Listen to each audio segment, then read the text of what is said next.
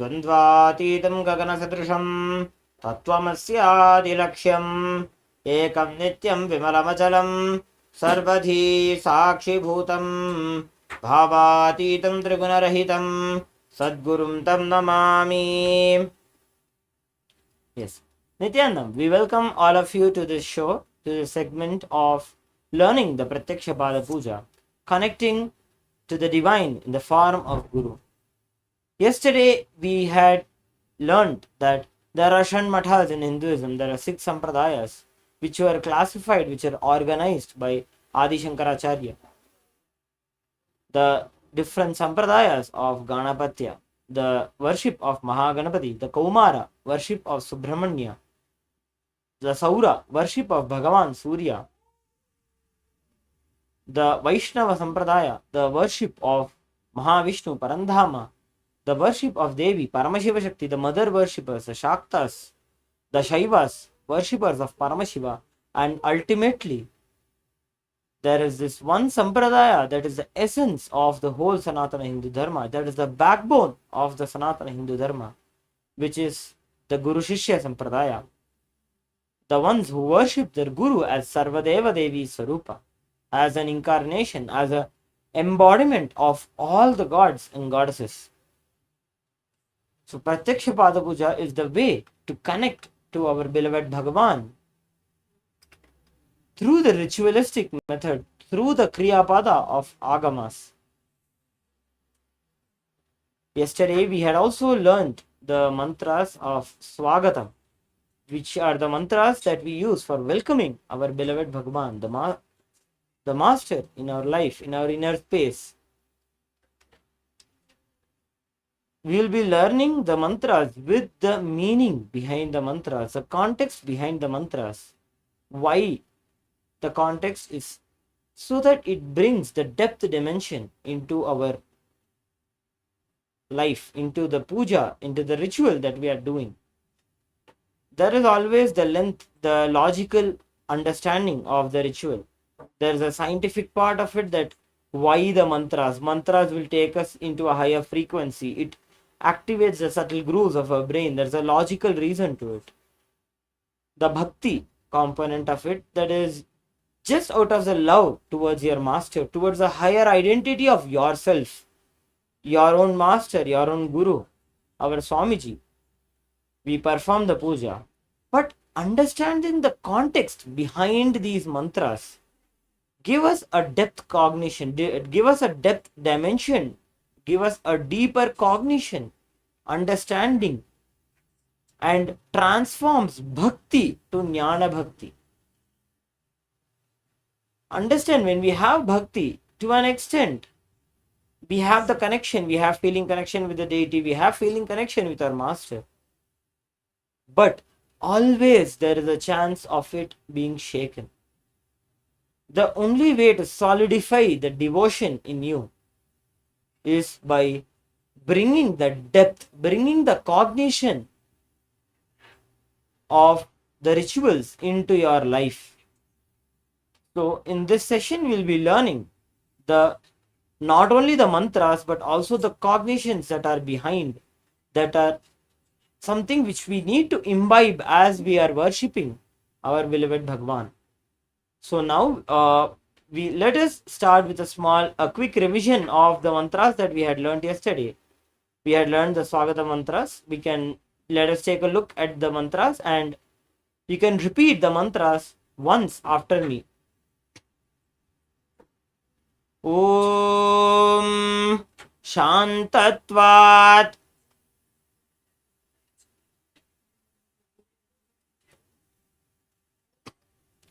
Sarvakartritvat Bhavo Parati Karanat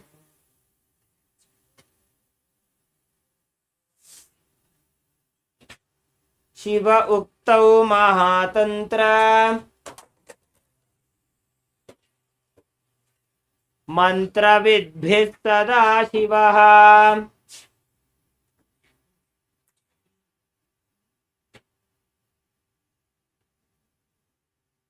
Tasmai Shivaya Gurave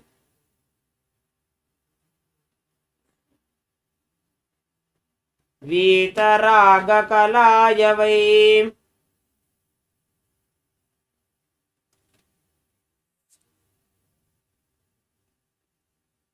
अमेयत्वात् अनन्तोऽयम्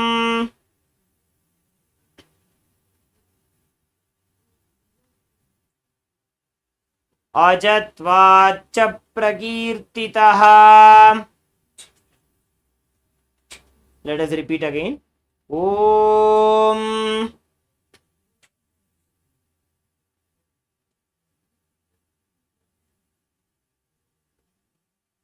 शान्तत्वात् सर्वकर्तृत्वात्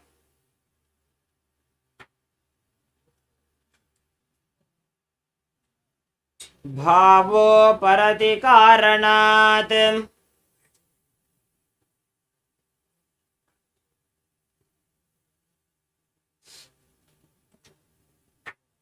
Shiv उक्तौ महातन्त्र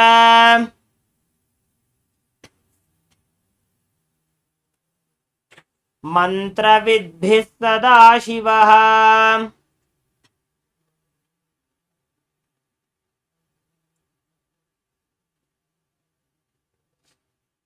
तस्मै शिवाय गुरवे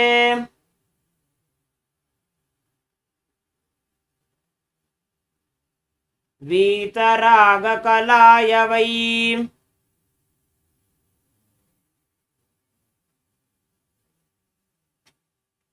अमेयत्वात् अनन्तोऽयम्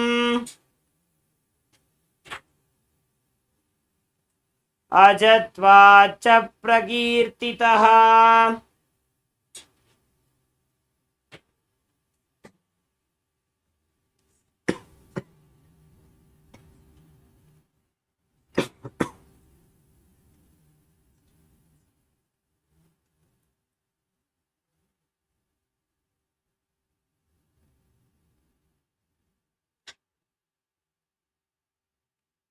यस्य दर्शनमिच्छन्ति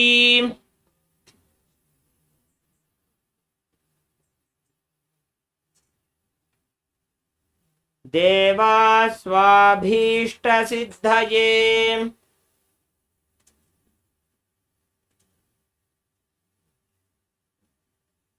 तस्मै ते परमेशान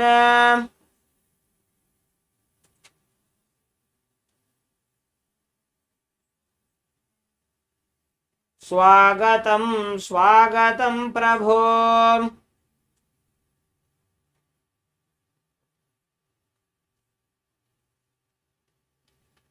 अद्य मे सफलं जन्म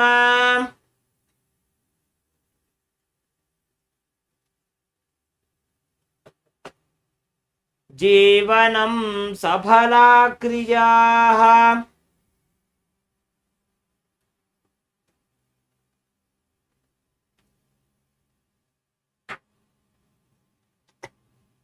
स्वागतं यत्त्वया तन्मे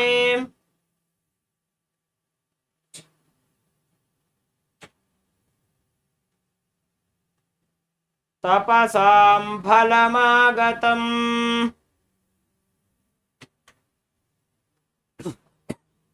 Let us repeat this part again. Yasya darshanamicchanti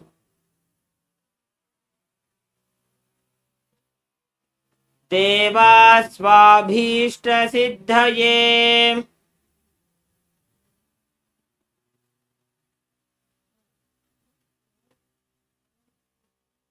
tasmai te parameshana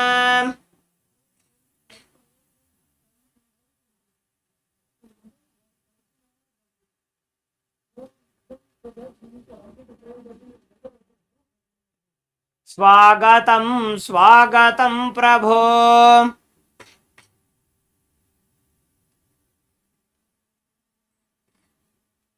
अद्य मे सफलं जन्म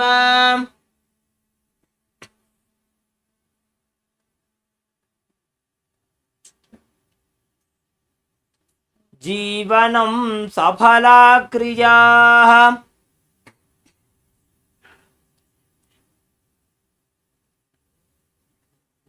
स्वागतं यत्त्वया तन्मे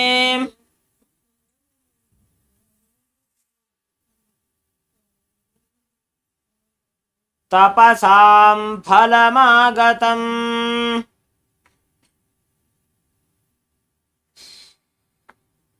ॐ ह्रीं सर्वदेवदेवी स्वरूपा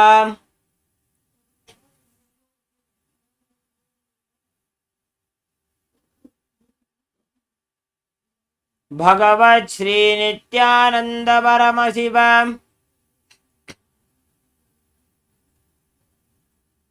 स्वागतं सुस्वागतं ते।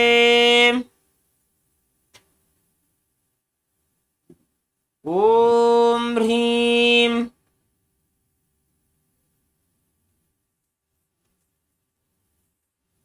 सर्वदेवदेवी स्वरूपा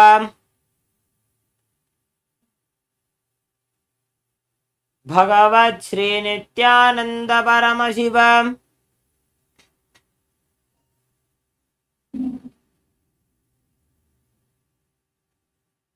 स्वागतं सुस्वागतं ते।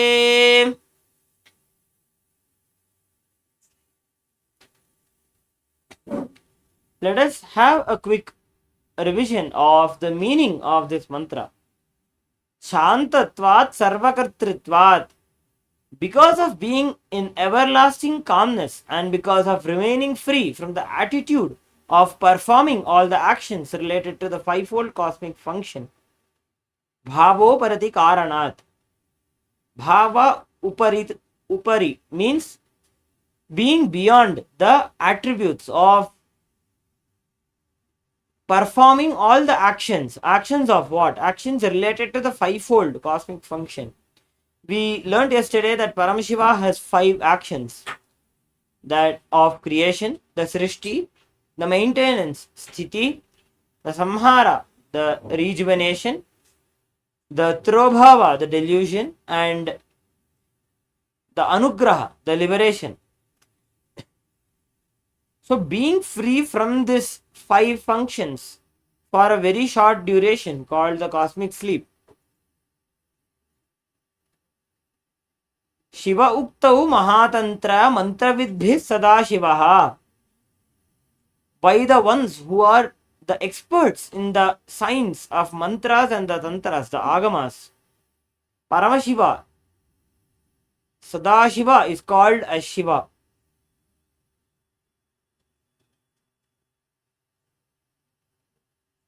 Tasmai Shivaya Gurave. Salutations to that. Salutations to such Shiva. Who is the Guru? Vita Raga Kalayavai. Who is eternally free from the attributes of Raga, which is the desire, and the attribute of being bound by a body. That was for the first part of the mantra. The second part, Yasya darshanam icchanti. For the darshan of whom? Deva swabhishta siddhaye. I would rather say by the darshan of whom even the desires of the gods are fulfilled. Deva swabhishta siddhaye. Abhishta means desires. Swa is like ours. So Deva swabhishta means the desires of the gods. Siddhaye means are fulfilled, are attained. Tasmai te parameshana. To that supreme lord, to that paramesha. Swagatam prabho. I welcome. Adyame saphalam janma. Today the purpose of my life itself is fulfilled. Jivanam saphala kriyaha. All the actions of my life, the kriyas that I have done, that is the actions, when we perform an action, we expect a result. So this welcoming the Bhagwan, welcoming our Guru, is the fruit of all our good deeds, all our actions. Swagatam yatvaya tanme, by welcoming you, by welcoming our Guru. Tapasam phalamagatam, our penance is rewarded. My penance is fructified.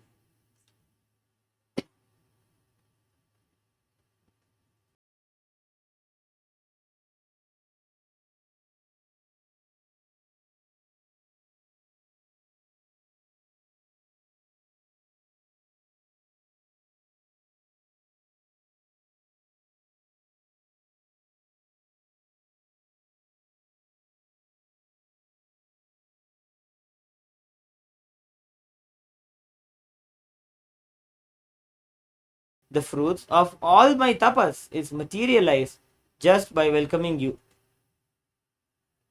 I will repeat, O the Lord of all gods, O the one whose darshan is awaited by the gods for the fulfillment of their desires. Welcome, welcome. Today, my birth, life, and all deeds are fructified. The fruits of my tapas are materialized just by welcoming you.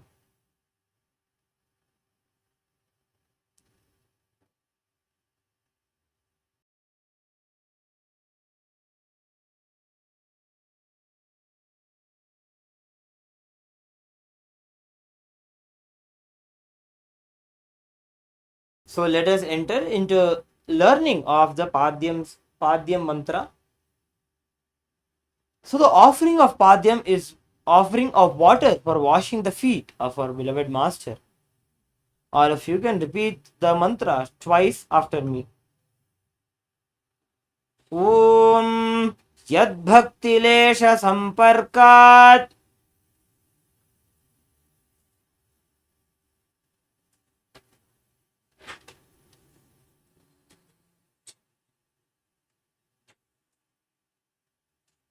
Paramananda Samplavaha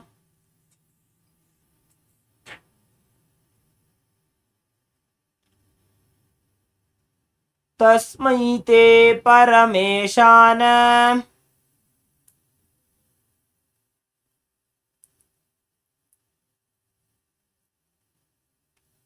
पाद्यं शुद्धाय कल्पये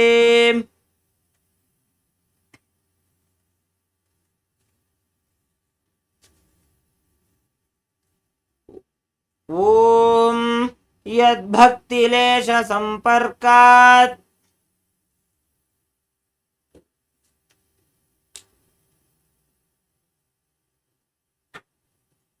परमानन्दसम्प्लवः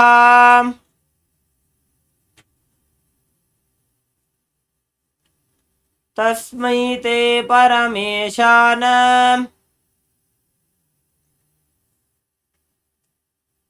पाद्यं शुद्धाय कल्पये.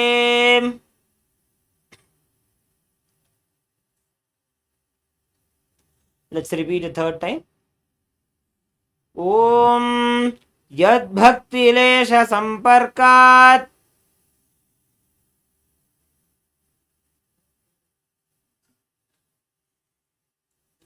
परमानन्दसम्प्लवः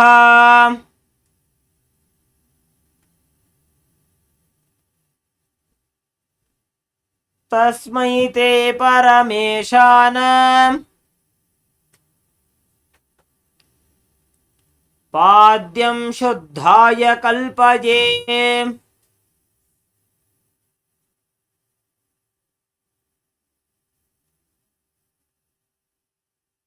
ॐ ह्रीं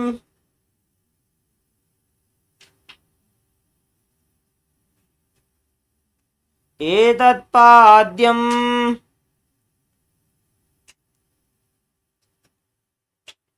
सर्वदेवदेवी स्वरूपाय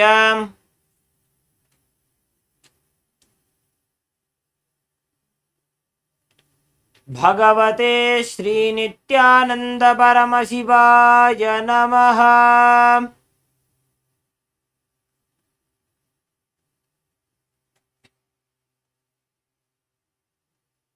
ॐ ह्रीं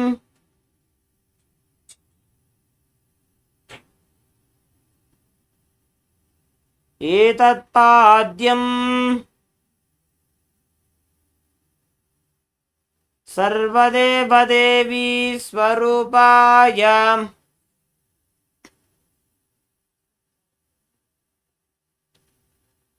भगवते श्रीनित्यानंद परमशिवाय नमः।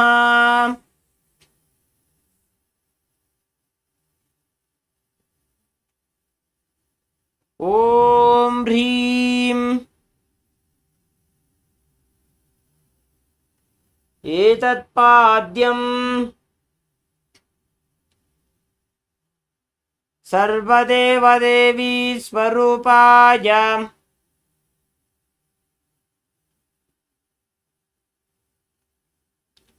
भगवते श्रीनित्यानंद परमशिवाय नमः।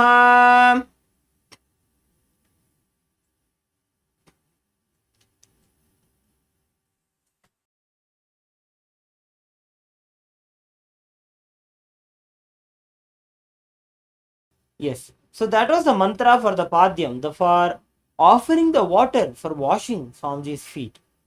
Now, before we get into the understanding of this mantra, learning the meaning behind this mantra, I take an opportunity to invite all of you for the Paramashivoham program, which is starting tomorrow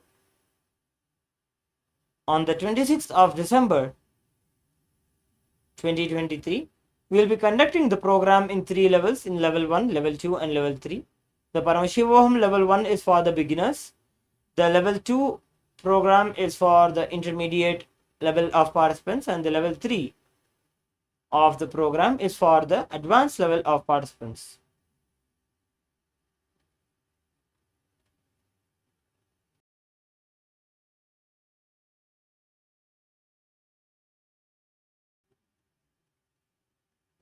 We will be taking a short break now. Please take this time for signing up for the program. You can scan the QR code which is being projected now. Also, you can log in. You can sign up for the program through the link that is projected.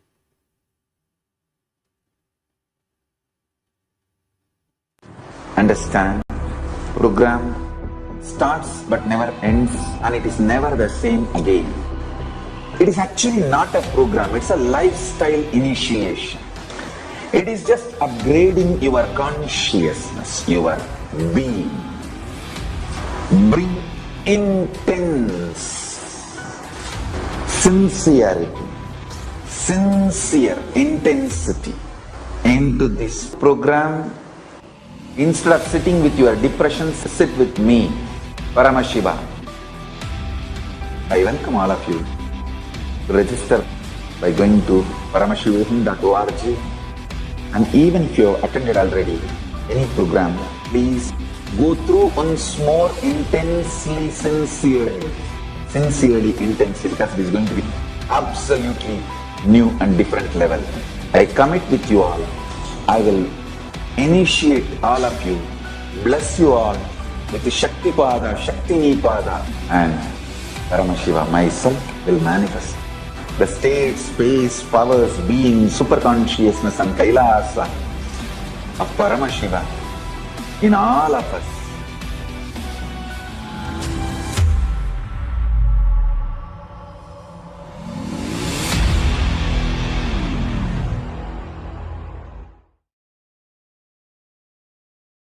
The various steps are used in yoga ultimately to awaken your Kundalini Shakti. Kundalini is the inner potential energy. Once it is awakened, you will experience extraordinary health, physically, mentally, and extraordinary powers, abilities. Starting, if you have started, even in a polluted, crude, raw, diluted form, it's okay. You are welcome. Nothing wrong. But now it is time you look into authentic scriptures. Please understand, not for any arrogance or pride, I have distilled the essence, the best of the 1 million yogic scriptures and compiled it and offered it to all of you in the form of Nithyananda Yoga. I've integrated Hatha Yoga asanas, pranayama, kriya, mudra, bandha, visualization, verbalization, shravana, dharana, jnana, samadhi, aushadha, mani, everything. Paramashiva revealed, and the Paramashiva's incarnations revealed in Vedic and Agamic scriptures. Understand? Fitness is a complete compilation. Nithyananda Yoga is a complete compilation for fitness to manifest the state, space, powers and being of Paramashiva.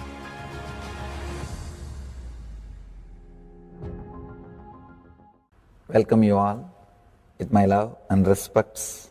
Before entering into the sutras, I want all of you to just sit for a few seconds. Sit straight and just prepare yourself. Because this understanding about which I am going to talk gave me the courage to leave the home. Today's subject is Maya. Actually, many times, the young age I used to think I should leave the home, go around, live a sannyas life. Suddenly, one day, when I was reading one of the Shankara's work on this Maya, somehow the concept clicked. The word Maya cannot be translated into English. Thinking the lesser reality as the higher reality is what we call Maya. What you are seeing, you can't say this is illusion. No, this is not ultimate. Your understanding this is ultimate is illusion. The moment the click happened, I was ready not only to leave the house, decided to live like a Shankara. In the Vedic tradition, anybody wants to become enlightened has to leave their home. They have to become homeless. It is a basic condition for enlightenment. You can't be in your hometown. You have to start wandering, studying, because to enter into the ultimate truth, you need to have the courage to go behind wherever it leads. There is a beautiful sutra in Brahma Sutra, the first sutra of Brahma Sutra. It says, Atato Brahma Jinyasat. Let us inquire into the reality. It says, only a courageous person who is ready to go behind wherever truth leads can enter into this science. In those days, we had a beautiful system. When somebody becomes enlightened, he will go around and sit with all other scholars, pandits, learned people.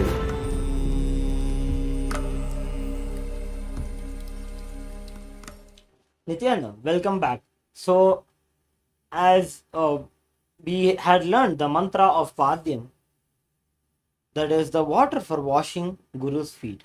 Now, all of us might think, why are we offering the puja to Guru's feet? Traditionally, the first initiation that happened was the initiation of Shiva Sutras that was given by Paramashiva to Devi, Paramashiva Shakti. The first ritual that happened was Guru Puja. When Guru showers us with everything that we want and something more beyond, the first thing that happens in us out of gratitude is we just drop everything at his feet. So that as a tradition has been a part of this Guru Shishya Sampradaya of worshipping the Guru's feet out of the gratitude of everything the Guru has given us. Everything, every single thing, may it be wealth, may it be health, may it be good relationships in our life, or may it even be the signs of enlightenment, may it be the initiations he has given, may it be the powerful cognitions he has given to us, out of which we have come out of so many problems in our lives. It is out of that single feeling of gratitude, or even if you might feel that I don't think I've got anything, like even to feel gratitude, even the very idea that you are able to think of Swamiji, you are able to think that you want to connect to him, even the fact that you are breathing is because of him. Having gratitude even for that, even for such a small thing, your ability to see, your ability to hear, your ability to feel, even having the gratitude for such small, intricate things in your life, you will offer it at Guru's feet. So, Padhyam is offering of water at Guru's feet. In the Shaivagamas, we have a tradition of how to have the darshan of a deity. There are two ways. One is Keshadi Padaparyantam, that is from the head to the feet. Another is from Padadi Keshaparyantam, that means from the feet to the head. In the Shaiva Sampradayas, usually we look from Padadi Keshaparyantam, from the feet to the crown, to the head of the deity of a guru. So first thing that we attend to is his feet. So let us look into the mantras. Let us look into the meaning behind these mantras.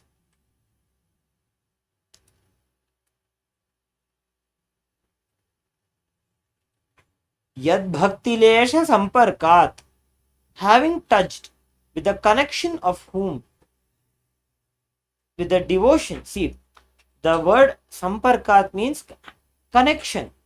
So having experienced the bhakti towards whom, Paramananda Samplavaha, when that connection happens, when the connection of devotion happens with the Guru, we experience a supreme bliss, the Paramananda. See, there are moments in our life when we are happy, but as a opposite of that, there are moments where we are sad. But the Paramananda, the experience of the supreme bliss, what we are talking about, comes from inside. So anything that comes from within you is permanent. Because the happiness that you experience from anything external is impermanent. Because anything external itself is impermanent. It is the consciousness within you is permanent. Experiencing the supreme bliss that flows from the consciousness. Tasmaite Parameshana, to that supreme Lord. Padyam Shuddhaya Kalpaye, I offer this pure water as Padya. Padya is water to wash the feet.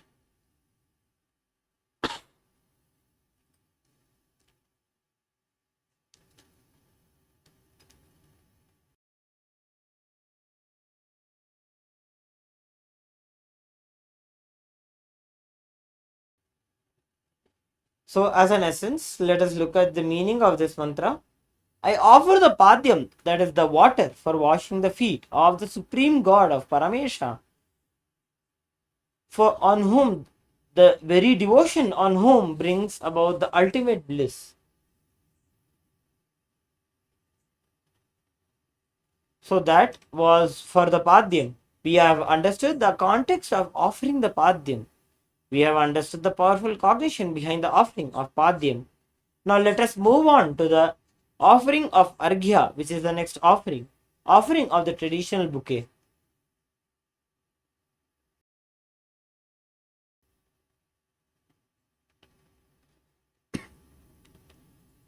We can repeat the mantra of Arghya after me. Let us learn the mantra before. So we learn the mantra, and when we are learning the meaning, we can relate the meaning to the mantra.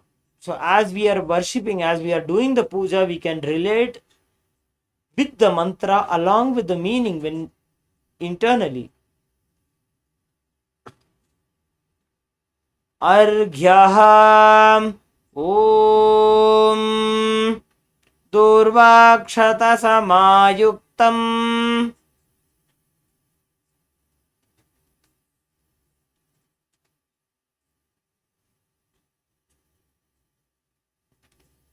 बिल्वपत्रं तथा परम्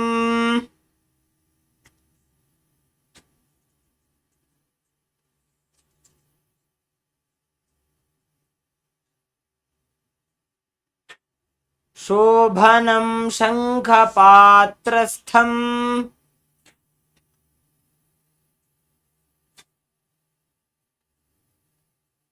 गृहाणार्घ्यं महेश्वर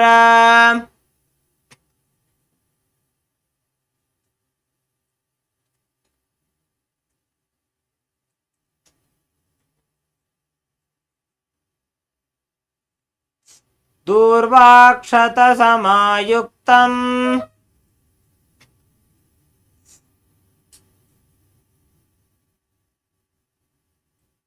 बिल्वपत्रं तथा परम्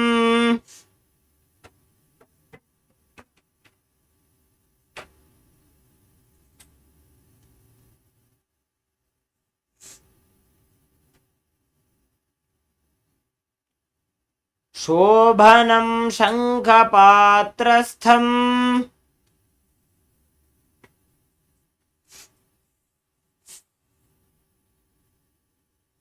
गृहाणार्घ्यं Maheshwar.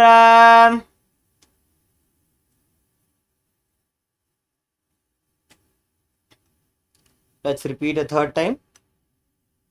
Om Durvakshatasamaayuktam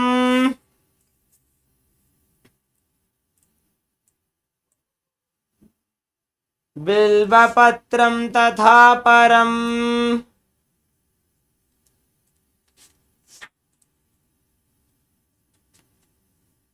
Shobhanam Shankhapatrastham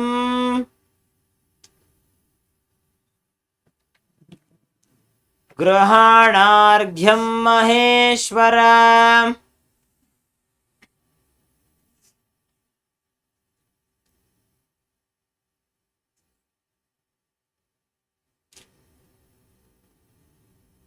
Let's repeat another time.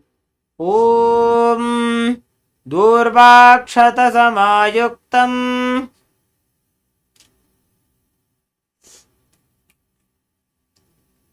Bilvapatram tatha param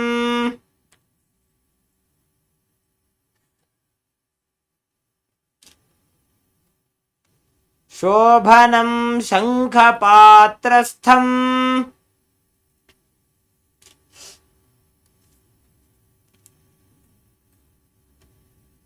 Grahanarghyam Maheshwara.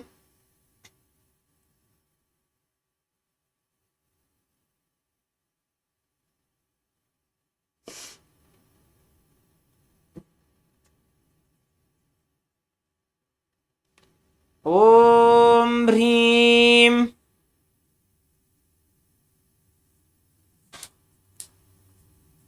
Esho Arghyaha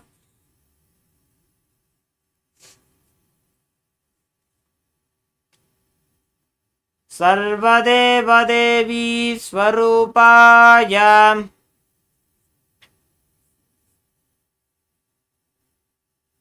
Bhagavate Shri Nithyananda Paramashivoham Namaha.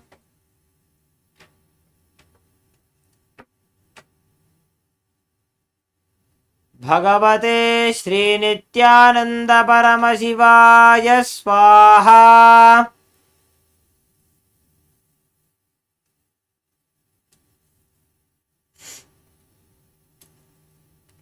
Om Bhreem Esho Arghyaha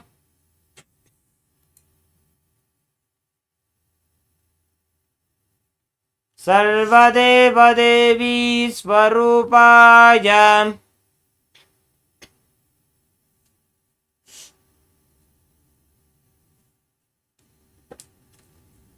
Bhagavate Sri Nithyananda Paramashivoham Swaha.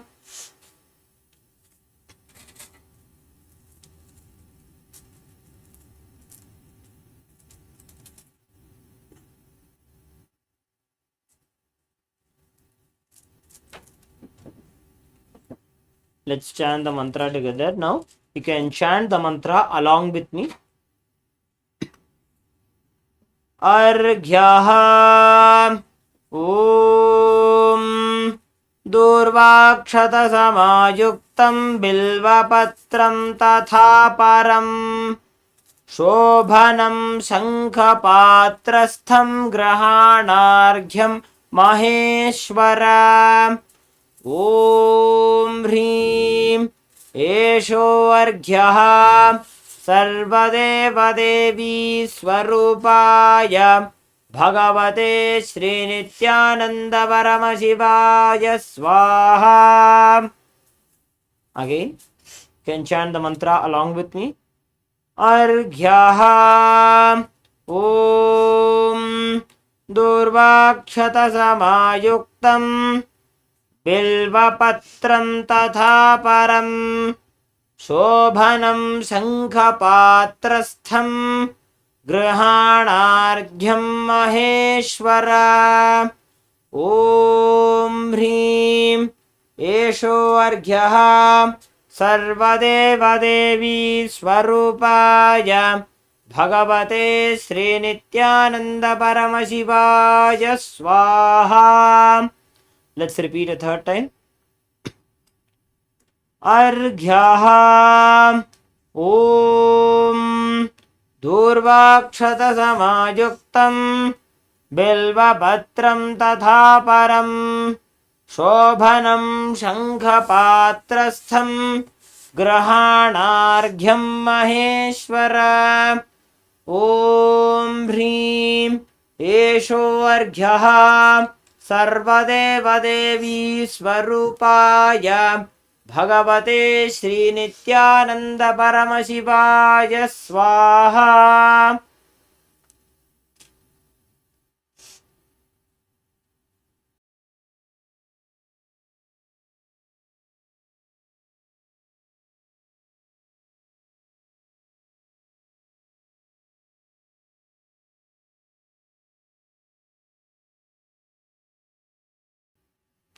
Yes. So let us now enter into understanding the meaning of this mantra. It's very simple.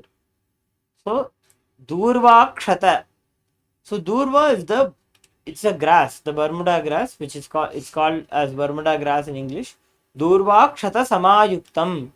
With the Durva grass and the Akshata. Akshata is the raw rice, the unbroken rice that is used for the rituals.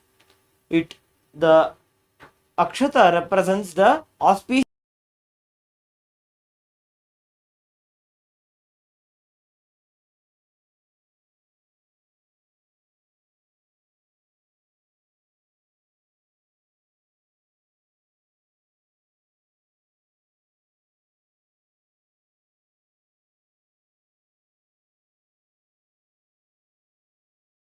grass with all of it tied together with some chandan, with the sandalwood paste smeared on the bilva leaf along with the rice pellet, the akshata.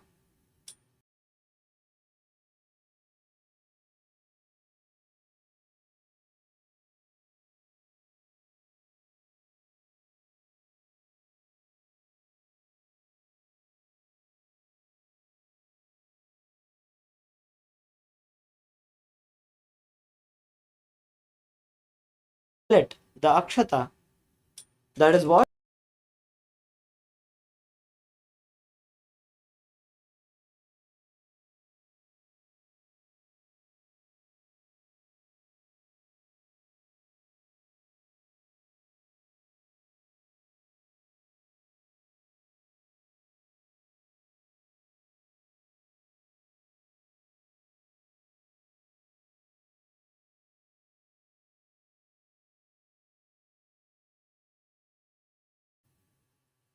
so the meaning of this mantra is very simple, that we are offering this traditional bouquet arranged with a flower, with a durva grass, with a bilva leaf and an akshata, arranged in a beautiful conch to Parameshwara, to Maheshwara, to the ultimate Lord.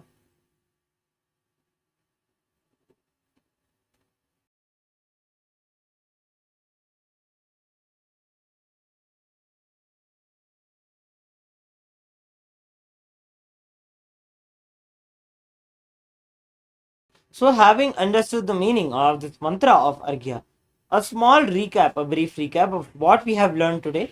We had revised the mantra and the meaning of the Swagatam, the Upachara of Swagatam, welcoming the master. After that, we had learned the Padya, the mantra of the Padya, the context behind why the offering of Padyam should be offered, why we worship Guru's feet, the Arghya. We learnt about offering of the traditional bouquet, about how it is prepared, what are the ingredients for the Arghya, and how it is beautifully arranged in a conch and offered to our beloved Bhagwan. And another thing, as I had mentioned while I was explaining about the offering of Padyam, here we are having the darshan, here we are worshipping Swamiji in the form of Padadi Kesha Paryantam, starting from the feet to the head. So the offering of Arghya is traditionally made at the hands of the deity. So when we offer a traditional bouquet, when we are offering a bouquet, we offer it in a person's hand. So traditionally the offering of Arghya is made to the hand. So from the feet, the first offering is the Padya, we offer it to the feet, and then to the hands, which is the Arghya. So having learned today's part of the Pada Puja, we take another opportunity to invite all of you to join us for the Paramashivoham program, which is starting tomorrow.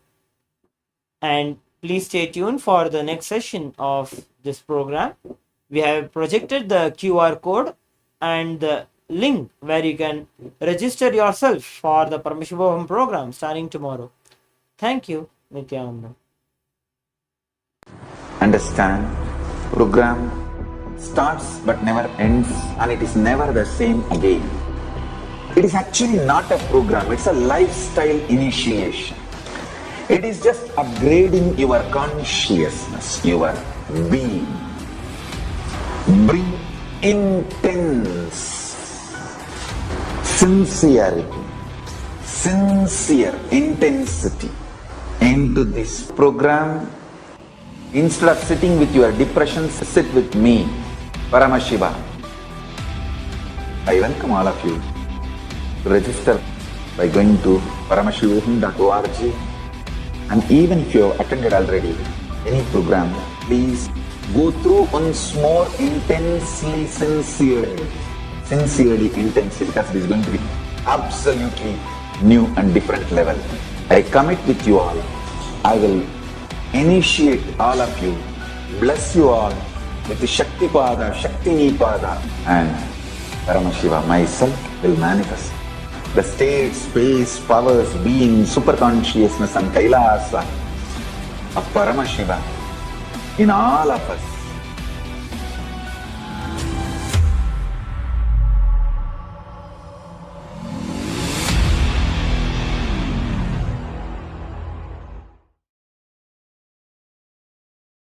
The various steps are used in yoga ultimately to awaken your Kundalini Shakti. Kundalini is the inner potential energy. Once it is awakened, you will experience extraordinary health, physically, mentally, and extraordinary powers, abilities. Starting, if you have started, even in a polluted, crude, raw, diluted form, it's okay. You are welcome. Nothing wrong. But now it is time you look into authentic scriptures. Please understand, not for any arrogance or pride, I have distilled the essence, the best of the 1 million yogic scriptures and compiled it and offered it to all of you in the form of Nithyananda Yoga.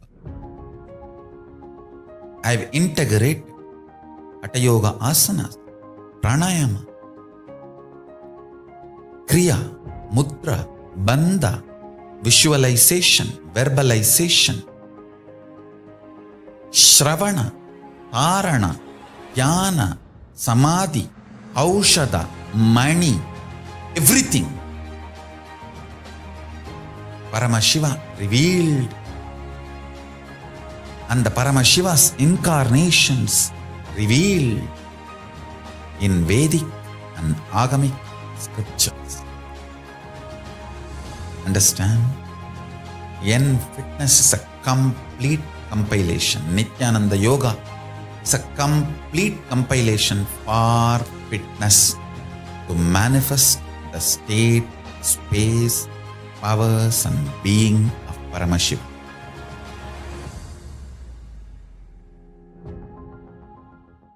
Welcome you all with my love and respects. Before entering into the sutras, I want all of you to just sit for a few seconds. Sit straight and just prepare yourself. Because this understanding about which I am going to talk gave me the courage to leave the home. Today's subject is Maya.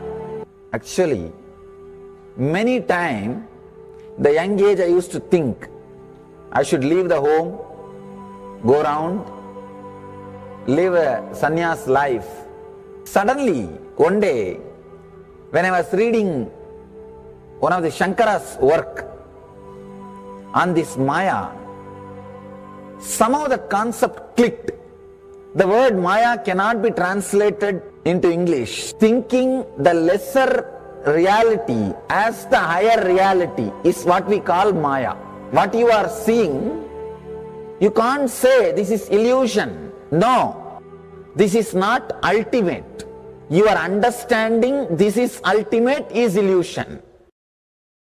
The moment the click happened, I was ready not only to leave the house, decided to live like a Shankara. In the Vedic tradition, anybody wants to become enlightened has to leave their home. They have to become homeless. It is a basic condition for enlightenment. You can't be in your hometown. You have to start wandering, studying, because to enter into the ultimate truth, you need to have the courage to go behind wherever it leads. There is a beautiful sutra in Brahma Sutra, the first sutra of Brahma Sutra. It says, Atato Brahma Jignasat. Let us inquire into the reality. It says, only a courageous person who is ready to go behind wherever truth leads can enter into this science. In those days, we had a beautiful system. When somebody becomes enlightened, he will go around and sit with all other scholars, pandits, learned people, and he will open up his understanding. The other person will open up his understanding. Whoever can take the other person to the deeper level of understanding will follow him. That's all. That is why exploring the truth into the deeper and deeper level has been made as a compulsory basic value for anybody who wants to explore the reality, explore into the truth. What we need to understand from this story, courage to go behind the truth, wherever it leads. Even they are ready to gamble with their life, but they are ready for truth.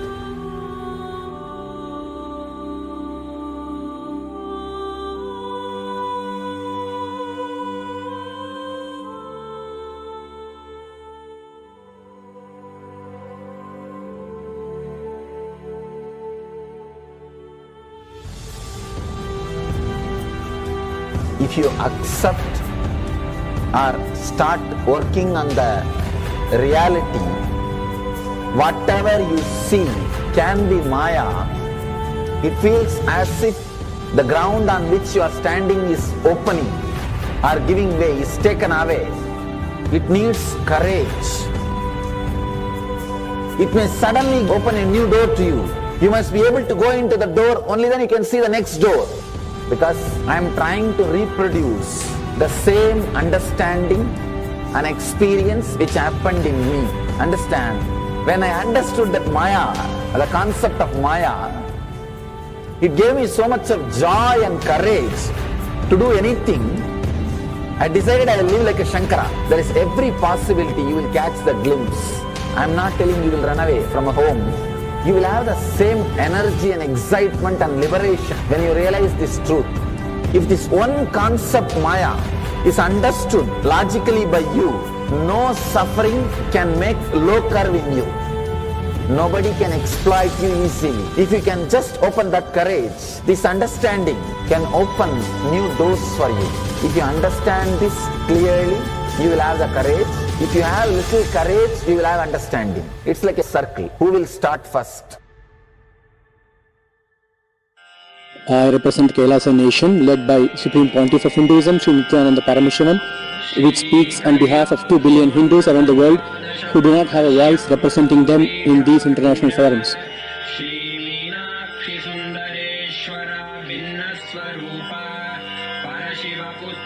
Alright, I'll start from my side first. I'll give the understanding. Let you add courage to it. Let's enter into the sutra. Illusions deceive, colors circumscribe, even divisibles are indivisible. Look becomes Shiva.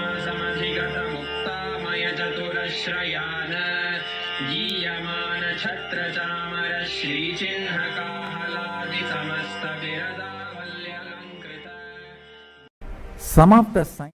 Yes, Nithyanandam, I welcome all the viewers on the YouTube where we'll be today in the class, we'll be seeing on the question and answers on Hinduism. The interview with Raju Malhotra, where we'll be understanding most of the misunderstood parts of Hinduism, where this future generation seeing the videos on YouTube, they whatever they imbibe and misunderstand. When we authentically listen to these powerful teachings on Hinduism, our whole understanding will change. And when we get the right understanding, we will surely start working towards it. So now let's enter into the video where Swamiji and Raju Malhotra interviews Swamiji on the Hinduism. Now I request all the viewers to be in the space.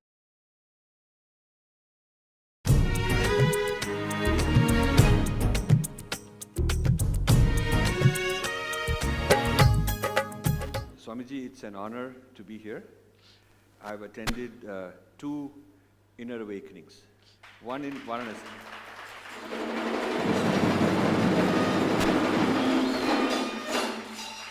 Including one in Varanasi also, and one in Bidadi. So I'm delighted to be here and meet so many wonderful people. So I wanted to take this opportunity to ask a few questions for our viewers, and I'd like to also put this up on Facebook page later.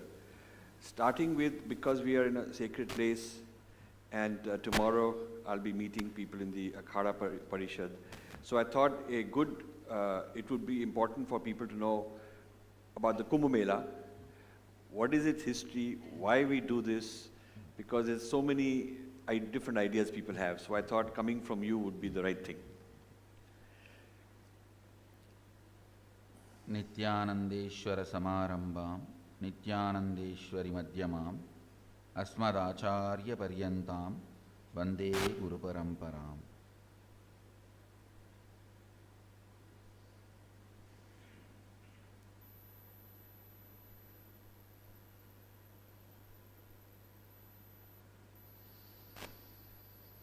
I welcome Rajuji first and every one of you.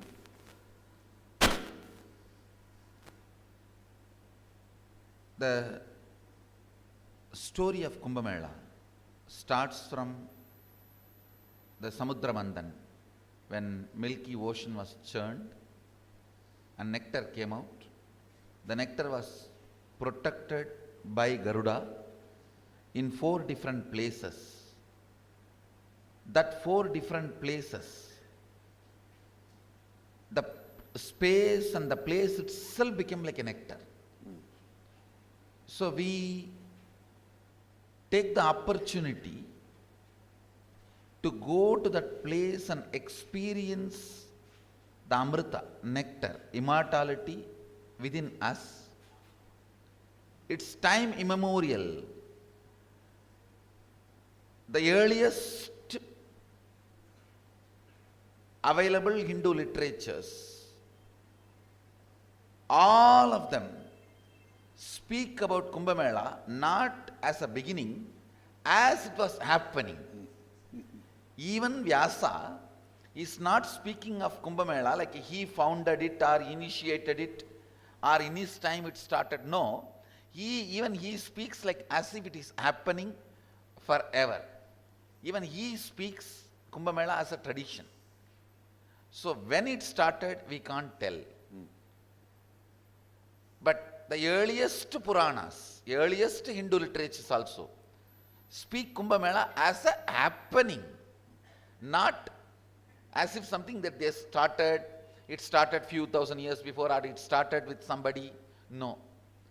So the modern day theories that it was started by Adi Shankara and all is not true. It was much, much before Adi Shankara. Maybe Adi Shankara organized it, So popularized it. So even during British times, I guess Surely, it was see, continuing. there was no time Kumbh Mela was disconnected or stopped. Our sadhus took care, even if they have given their lives. Sometimes 10,000 sadhus will start, only 200 will reach the Kumbh Ghat. Remaining all of them will be killed, diverted, arrested, but always that few hundred reached the Kumbh Ghat and did the holy snan, observed the tradition, kept it alive. Very good. Very good. It was unbroken tradition. We gave our lives just to keep this tradition alive. So Swamiji, related to this is the akhadas. Yes. So now I'd like to know who are the akhadas, how did they start, what do they do? Akhadas are basically founded by Sadashiva himself. Okay.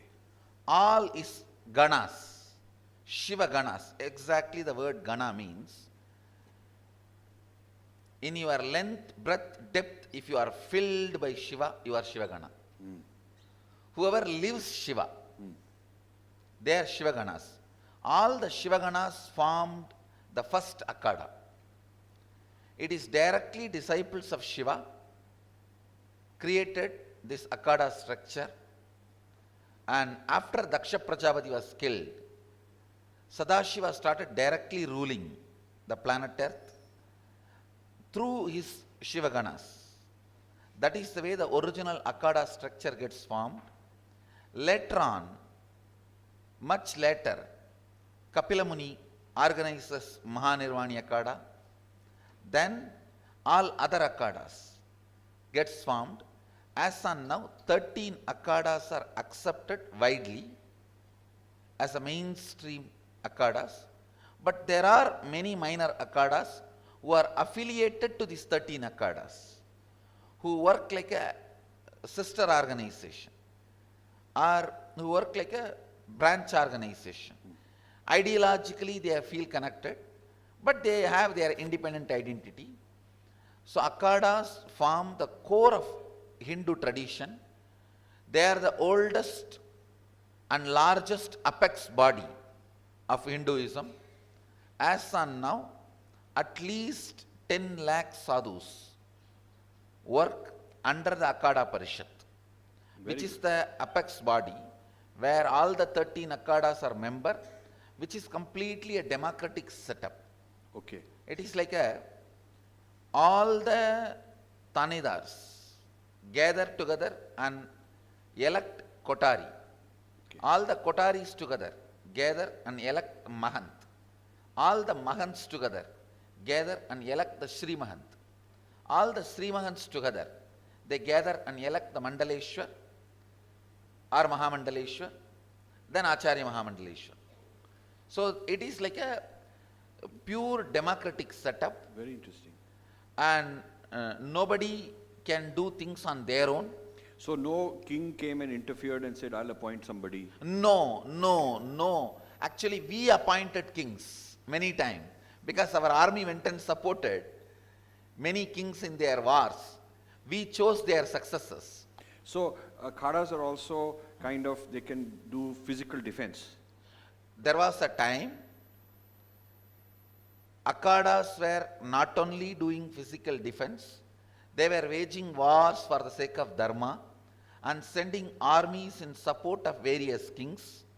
Akhadas were one of their main responsibility is teaching Shastra, using Astra to protect the Shastra. So Shastra and Shastra, yes, both were the main responsibilities of Akhada. very interesting. So sort of like modern commandos in one sense, but also intellectual Kshatriyas. Intellectual Kshatriyas. I think in the modern day we don't pick up weapon, Yes. because the war is not actually in the modern day with weapons. It is all about intellectual ideas. Right, right. So So is this Nirvani linked with Buddha's Nirvana idea? Buddha got initiated in Nirvani Akhada. In Nirvani Akhada? In Nirvani Akhada. You see, I can give you 5 points. Okay. The word Sakya Muni is actually the name of Kapila, Sankhya Muni. Okay. So Kapil Maharshi is the founder of Mahanirvani Akhada. And Sankhya became Sakya. Sankhya Muni. Kapil Muni is called Sankhya Muni. So because he took sannyas from this tradition, Buddha is called Sakya Muni. Okay. Second, the word Nirvana. Nirvani Pita, Nirvani Akhada is thousands of years older than Buddhism. Buddha picked up that word from Nirvani Pita. Very good. And third, this is the Kashi is the spiritual headquarters of Nirvani Pita, where Kapil Maharshi's Jiva Samadhi is there. This is where usually sannyas is given. So Buddha took sannyas from here. And next important thing you need to know, still Mahanirvani Akhada's 52 madis, 52 branches, Buddhism is one of the madi.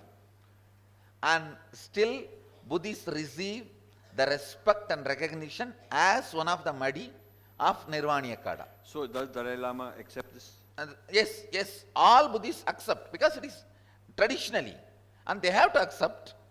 It is not something started yesterday or day before yesterday. Right. It is there forever, as they as one of the madis, and they do accept and attend many places, many ways. The name Nirvani and Sakya Muni, many of the teachings of Buddha is based on Sankhya philosophy. And one of the madi, 52 madis of Nirvani, Buddhism is one.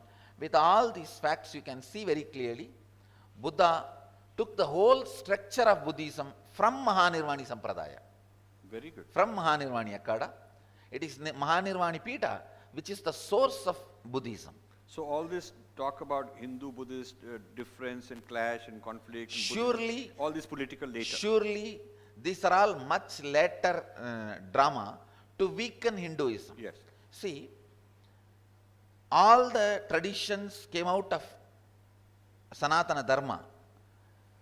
In the modern day, they are projected as if they are separate, just to weaken Sanatana Dharma. Right. Otherwise, Buddhism, Jainism, Sikhism, all of them are from Sanatana Dharma. This is the source. Yeah. So what Even about, the modern day Hinduism is from Sanatana Dharma. Sure. So what about the property where the 4 Kumbh Melas are held? Is there some special relationship the akhadas have? Yes. Till recent periods, all 4 used to be under the control of Mahanirvani. Even now, the many properties where the Kumbh Mela is held is in the hands of Mahanirvani Pita and Juna Pita. These 2 Pitas even now retain many of the properties. As you know, lot of the modern day illegal occupancy, all that goes. Other than that, even now, in Allahabad, in Haridwar, in Nasik, and in Ujjaini, the major places where the Kumbh Mela happens, Akhadas retain huge properties, and even those temples, Mahakaleshwar temple, used to be under Mahanirvani Pita completely till recent times, where the Ujjaini, where Kumbh Mela happens. Sure. Very recently, government has intervened, and even now some kind of a mid-level arrangement where Mahanirvani Akada's representative continues to be a major decision maker, kind of arrangement is done. So what about Har Ki Pauri in Haridwar? Har Ki Pauri, other than small bits given to different organization, it used to be owned by Mahanirvani Akada. Even now Mahanirvani Akada has a big say in all that land and area. Maybe recently some of the legal complications have raised. Other than that, originally it used to be under Mahanirvani Akada. Very interesting. So it is really the Akhadas have It's Akhadas conducted the Kumbh Mela, protected the Kumbh Mela, and the land. and the land where the Kumbh Mela is held. And one more thing, in the recent days, lot of illegal occupation and different interferences from the political powers, bureaucrats and all that, that took away many of the land holdings. Otherwise, in Haridwar, a major part of the Haridwar belongs to Mahanirvani Akada. So Akhadas were actually the official hosts of Kumbh Mela. I can very comfortably say, without any bias, It's a very big thing. without any bias, very comfortably I can say, till the modern government interference, Akhadas used to be the host of Kumbh Mela, and all the religious, spiritual traditions and the method of conducting, everything was under Akhada Parishad, means the under the Akhadas. So I would really like that to be restored because it will safeguard it. It will safeguard it. And it used to be under Akhadas. Even now the major chunk is under Akhadas. And as you know, the unsaid interferences, Yeah, the secularism and all those things have happened. everything. So, Swamiji, now Akhadas have been protectors, but now there is a global Kurukshetra. The game is changed. So now the threats are coming from all over the place. Also very sneaky. So for instance, there is a Harvard project to study the Kumbh Mela, but under the pretext of studying, they're looking for opportunities to intervene in the name of human rights. Either they're showing gender bias or caste bias or north-south divide or environmental pollution going on or people doing superstitious primitive things, all kind of stuff like that. So they're calling it data, and a very dangerous thing is that they're collecting a database of attendees on the Kumbh Mela, making a database of their mobile numbers, which village, district they come from, what caste, where, who they belong, which sampradaya. So then they can track these people. So they first use Sam and Dan to bring them on board and feel like they're helping. And later will come Bhed and Dand. This has been the strategy. So I'm studying this, and I find that unfortunately there is not much awareness, and a lot of people don't want to bother. I should accept Yes. what you said. As Mahamandaleshwar of Mahanirvani Akada, I can speak for me and the people whom I know. We are really not even aware of this Kurukshetra. To Yes. tell you honestly, Yes. we are in our happy slumber and happy cozy feeling. We get few people touch our feet and have few bandaras and have little dakshana. We are happily there. It is unfortunate that still we have not woken up to the reality. I have no right to criticize anybody, comment on anybody, but I can do self-criticism. Yes. To tell you honestly, still even I have not woken up to this reality of intellectual, international Kurukshetra going on. When you explain, I understand the gravity, but we have not woken up to the reality.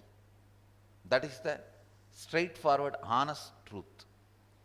Because I think I will be very sincere, working and trying to share and inspire my colleagues to wake up to this reality, to wake up to the war being waged on us. But as on now, we have not woken up. That's the truth. the beauty is the openness, but others can take advantage of it. Too much openness means we can also be inviting infiltrators who don't mean well. The problem is, actually openness does not need powerlessness. Yes. But in the name of openness, somewhere we become powerless. And openness does not need that we need to lose our identity. And authenticity. Authenticity. Rituals, practices, yeah. Somewhere in the name of openness, we even lost Ishtanishta. The Ishtanishta, Yes. the authenticity is getting diluted. We need to wake up to this reality. So, but it is very tempting and fashionable to say that in the name of openness, everything is invited. But then conversion can be happening, people can be doing their shnan and calling it baptism. Everyone should be invited to celebrate the core tradition, Our tradition. The which real was tradition. which is our tradition, Yes. the Hindu tradition. Yes. You see, Kumbh Mela is the celebration of Hindu tradition, Right. celebration of all the Hindu sampradayas, Yes. celebration of all the Sanatana Dharma sampradayas. Yes. So everyone should be invited to celebrate that, not to pollute that. Right. We come to celebrate Ganga, not to pollute Ganga. Yes. We come to celebrate Sanatana Dharma, not to pollute Sanatana Dharma. It's very unfortunate. There are sources, there are plans polluting the Sanatana Dharma, trying to hijack Kumbh Mela, but unfortunately, still we have not woken up to the truth. We have not woken up to the truth, and still it has not gone into our spine. I don't know. Yeah, because partly the public relations is so smooth. People feel that they're actually giving us a gift. They give us some free food or they give... So the average common man is very happy that all these people have come and they're doing this for us. And the risk is also the secularization of Kumbh Mela. So one day there might be a Coca-Cola tent and there might be a Reliance tent, and it could become like a commercial mela to generate sales, because if you have 100 million people, you can sell them a lot of things. So this is then it becomes not sacred. It just becomes like any other gathering which anybody can rent a tent and do what they want. So it could become like a big tamasha. That danger is there, and it is unfortunate we have not woken up to the danger. We have not woken up to the danger, and I cannot comment on other organizations. At least I can tell you, as Mahamandaleshwar of Mahanirvani Pita, we have not woken up to the danger. Can certain things be made legally mandated, like for instance, non-veg is not going to happen, and alcohol? Can there be, or is it a matter of somebody And saying, well, this is what I want to do? Actually, it should be done. If you ask my opinion, it should be done.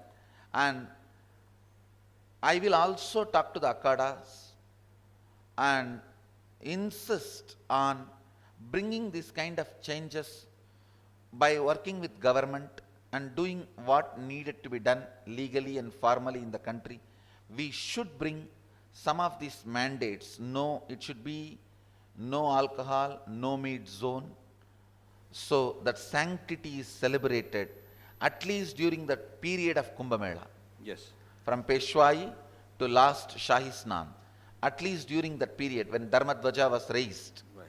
until the Dvaja comes down, traditionally Dharma Dvaja is raised the moment Peshwai happens, and only after the last Snan it is brought down. Until that Kumbh Mela period at least, we should keep that place dry, means without alcohol and without meat. That will maintain the sanctity.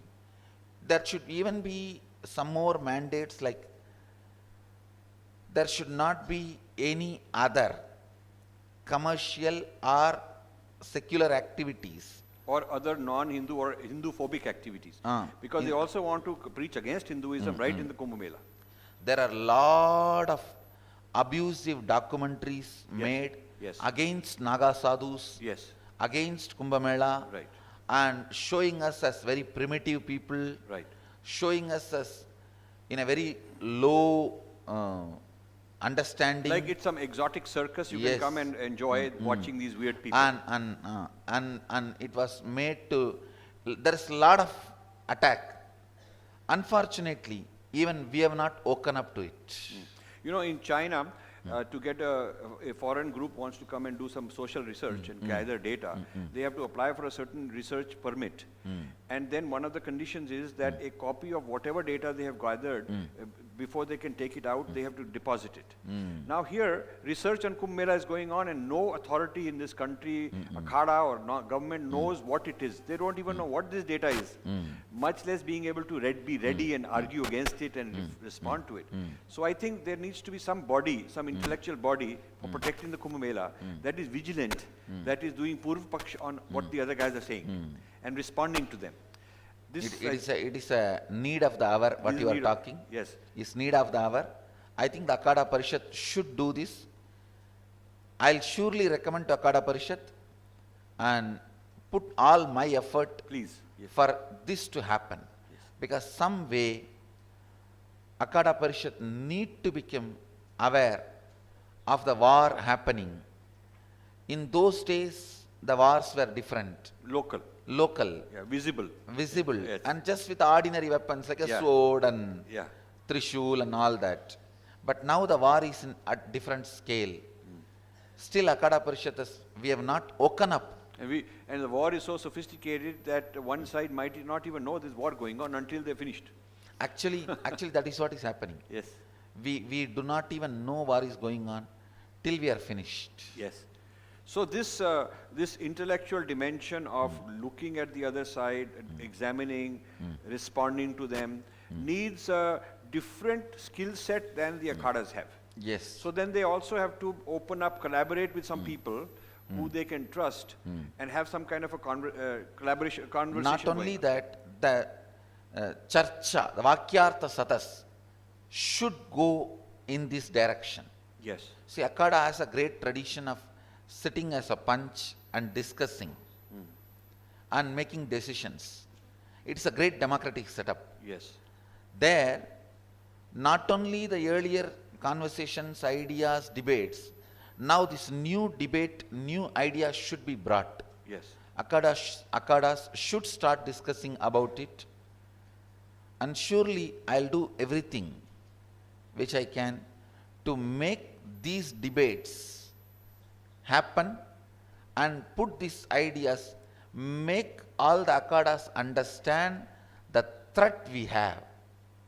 That's very good.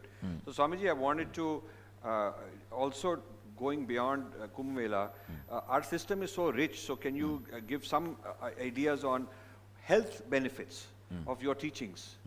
Physical, mental, all kind of health benefits. See, when it comes to the benefits, whether it is a prevention of disease or maintaining the health or curing or having the best mental setup, peace, joy or bliss or ecstasy, and being far away from depression, handling life, everything, including manifesting the extraordinary powers, everything is available in our original source texts, what we call Veda Agama, Vedas and Agamas of the Hindu tradition. Whatever I am doing is bringing life back, reviving the original science as expressed in Sanatana Hindu Dharma. Whatever experience, anubhuti I had by my Guru's grace, Atma Pramana, I compare with Apta Pramana, Shastra Pramana, the ancient masters' experiences. And I do acid wash all my Atma Pramana with Atta Pramana. Whatever my personal experience, Atma Pramana, I do acid wash them with Shastra Pramana, Apta Pramana. Whatever finally stands after the acid wash, I share it with the world as Sakshi Pramana, Very good. which becomes Sakshi Pramana.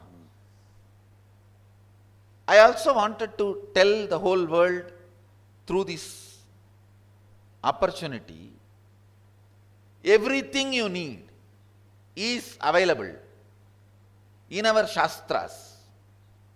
Always learn from the Gurus who have personal enlightenment and abide by the Shastra Pramana. Anybody who does not have personal enlightenment will not even understand the scriptures completely. They will be just pandits. They will not be able to give you experience. Some of the people who had few satori, one or two experience, but does not adhere to Shastra Pramana, there is a danger that their experience may be good for them but not for whole world. Yes. Even if somebody is enlightened, what they should share with the world and what they should not share with the world will be decided only by Shastra Pramana. Very good. Every person, whether he had enlightenment experience or not, what he shares with the world should be decided by Shastra Pramana. Shastras gives a complete view of what can be shared, what is good for the whole world. Some of the Gurus, by the way they are brought up, they will be vegetarian. They may not be drinking alcohol. So they will do some Sarasasana, the stomach cleansing techniques, all this. It will work for them. They will have experience. But because they do not refer the original scriptures, they don't understand the vegetarianism and no alcohol is a basic requirement for these kriyas to work. Yam, niyam are requirements for these other components of yoga to work. They start thinking these actions alone are enough. And they start teaching when somebody who drinks regularly alcohol, if he does Sarasasana, I guarantee he will have mental problems. I have done enough of research in this. So it cannot be dismissed as cultural frill. It cannot be taken out yes. in the name of cultural frills. Yes. Everything Patanjali mentions. That is why the word is Ashtanga Yoga, not even 8 steps, 8 parts. But altogether. Anga. The word Ashtanga Yoga is not 8 steps that you go to the second step, you leave the first step. You go to the third step, you leave the second step. You go to the 6th step, you leave all other steps. No. It is not steps, it is Anga. Right. Unfortunately, some gurus, when they do not read the scripture or respect the scriptures or revere the scripture, the source manuals,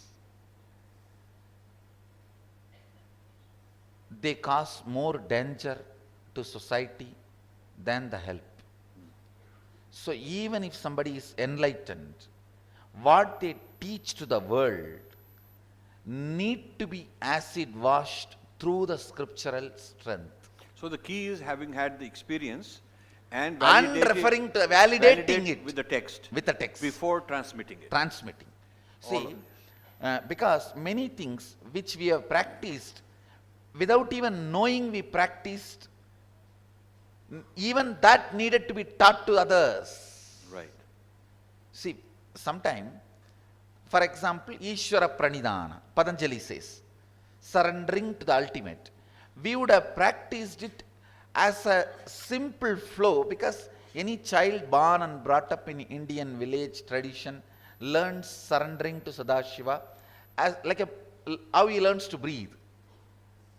But we forget, when we teach to the world, they may not have had this background and experience. They need to be taught this very systematically, scientifically. Yes. So even if we are enlightened, even if somebody is enlightened, he has to refer and adhere to the original scriptures when he wants to teach something.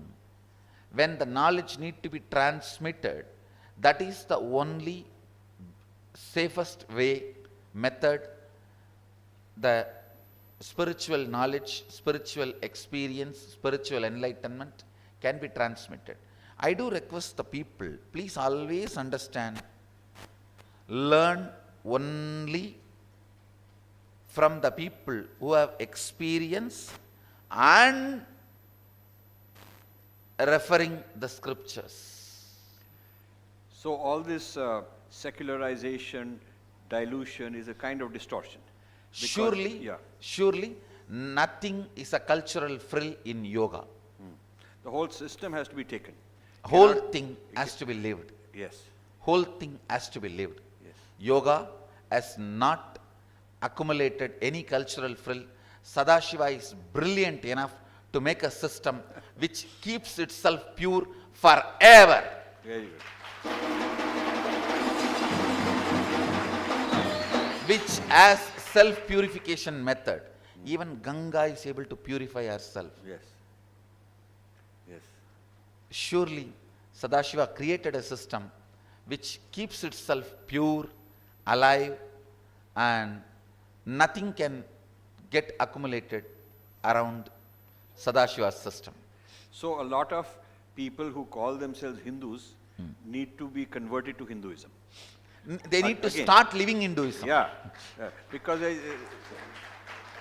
so They this are, is, see, they are only born Hindus, yeah, but they need to live Hinduism. just symbolically, just a kind of a name. Now this is where I wanted to discuss, I'm studying the whole influence of Indian dharmic traditions on the West. And I'm going to write a book on this whole thing. It seems that the Buddhists officially, formally said, okay, I'm converting you to be a Buddhist. Dalai Lama did that. But the early Hindu gurus in the 60s and 70s said everything is the same. Doesn't matter. You can learn this breathing or learn this asana and you can just continue who you are. So the people got mixed up. They, it's like you have a cup with tea in it and there's little tea left and now you pour coffee and you don't have either one, You have to clean it first. So that cleansing and reinstalling for the new idea didn't happen. So I think a lot of these people with good intentions did not get rooted. So it seems that there needs to be, for people who are outsiders, who are Westerners by birth, who want to be genuinely become Hindus, there needs to be a procedure where they can actually be made to feel that now you are a Hindu and you will claim that, you will officially call yourself, you will fight the battles of Hinduism and you will just live like that, no matter what anybody says. That way it's good for them. Do you feel that's the case? See, it is very unfortunate. People who are living Hindus were not inspired enough to become official Hindus. Yes. They are living Hindus. Yes. Unfortunately, people who don't have clear route did not guide them to be official Hindus. It is time we open our doors for living Hindus to become official Hindus. Very important. And this is For what living Hindus to Yes. become official Hindus. This is why what I call the U-turn, where people make this U-turn back to their tradition, does not happen so much with Buddhists. Westerners who are Buddhists, they stay. Because they've been told, now you are a Buddhist, and you are part of our Sangha. So we need to do that as Hindus also. Welcome anybody and make sure that they're living the life and give them responsibility as leaders. I think they want it also. And it is time that we open our doors for the people who are living Hindus to become Hindus. Yes. And I tell you, the moment you bend your body for Surya Namaskar, you are a living Hindu. Yes. And the moment even you decide to do yoga, yoga means what? It has already two presumption. There is cosmos, and you are a jiva with multiple life, and you have to unite with the cosmos and reach the oneness. That is yoga. So the moment you start practicing yoga, you understand the oneness, you understand multiple lives, you decide to become one with that cosmic oneness.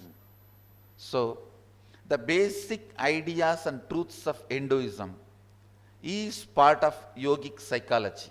Very true. This cannot be separated. Basically, the moment you bend to do Surya Namaskar, you are a living Hindu. Yes, very good. So the courage and the clarity required is that certain things are not going to mix. Like idea of sin, original sin, that this is how I'm born. In yogic tradition, there is no idea of original sin. Yes, that's a very There important. is no idea of original sin. We're originally divine. You are Amritasya Putraha. Yeah. Upanishad very clearly says, Shrunvandu Vishwe Amritasya Putraha. O sons of immortality, please listen to me. Yes, yes. So basically our first declaration is Shrunvandu Vishwe Amritasya Putraha. O sons of immortality. There is no question of original sin in yogic tradition or Hindu tradition. So this whole project that your problem is original sin and your solution is one exclusive solution, that whole thing has to be dismantled. No, Because that it's is creating a lot not of there things. in yoga tradition, in yogic tradition. Yes. The moment you bend for yoga, naturally that is no more part of your being. This is why I was disappointed when somebody goes to the United Nations and says that yoga had nothing to do with Hinduism and in India, because it seemed like a bit making a joke out of it. And that's unfortunate. No comments. Yeah, no comments. I'm happy. Yeah. So the next thing I wanted to discuss is this whole idea of siddhis. People are skeptical and afraid of siddhis. So for instance, third eye awakening, even though it's empirically shown, because I think they feel that either it is some kind of black magic and something wrong must be going on, or they're somehow uncomfortable with it.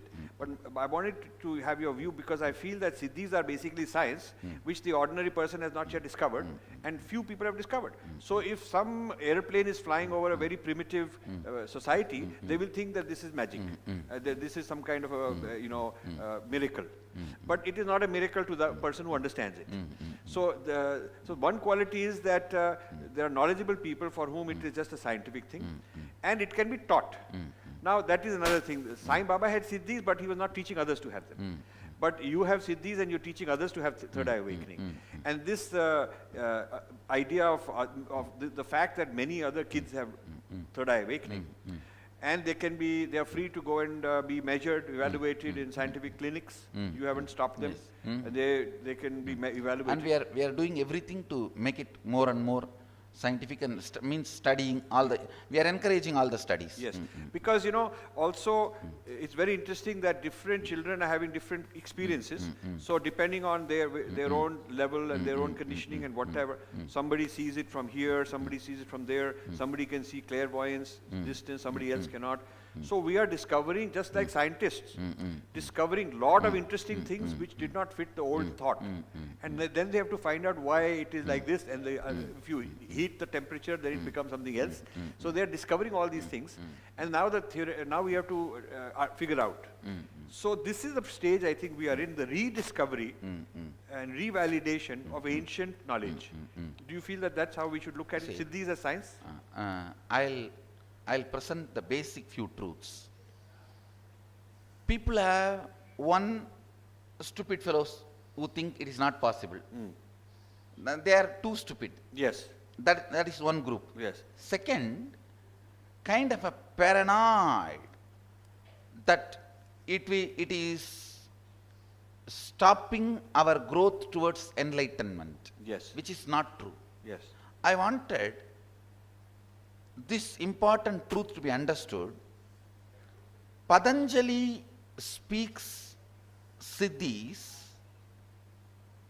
as destruction for enlightenment because the methodology he provides is when you are traveling towards enlightenment, you will manifest these powers. That is the science based on what Patanjali is offering. Right. There is one more science by Sadashiva much before Patanjali called Shashtanga Yoga. In Yogapada, there siddhis manifest only from the space of oneness. They do not manifest on the way to enlightenment. So Sadashiva calls them as Shaktis, not Siddhis. Okay. So the science I am following is from the Yogapada of Sadashiva.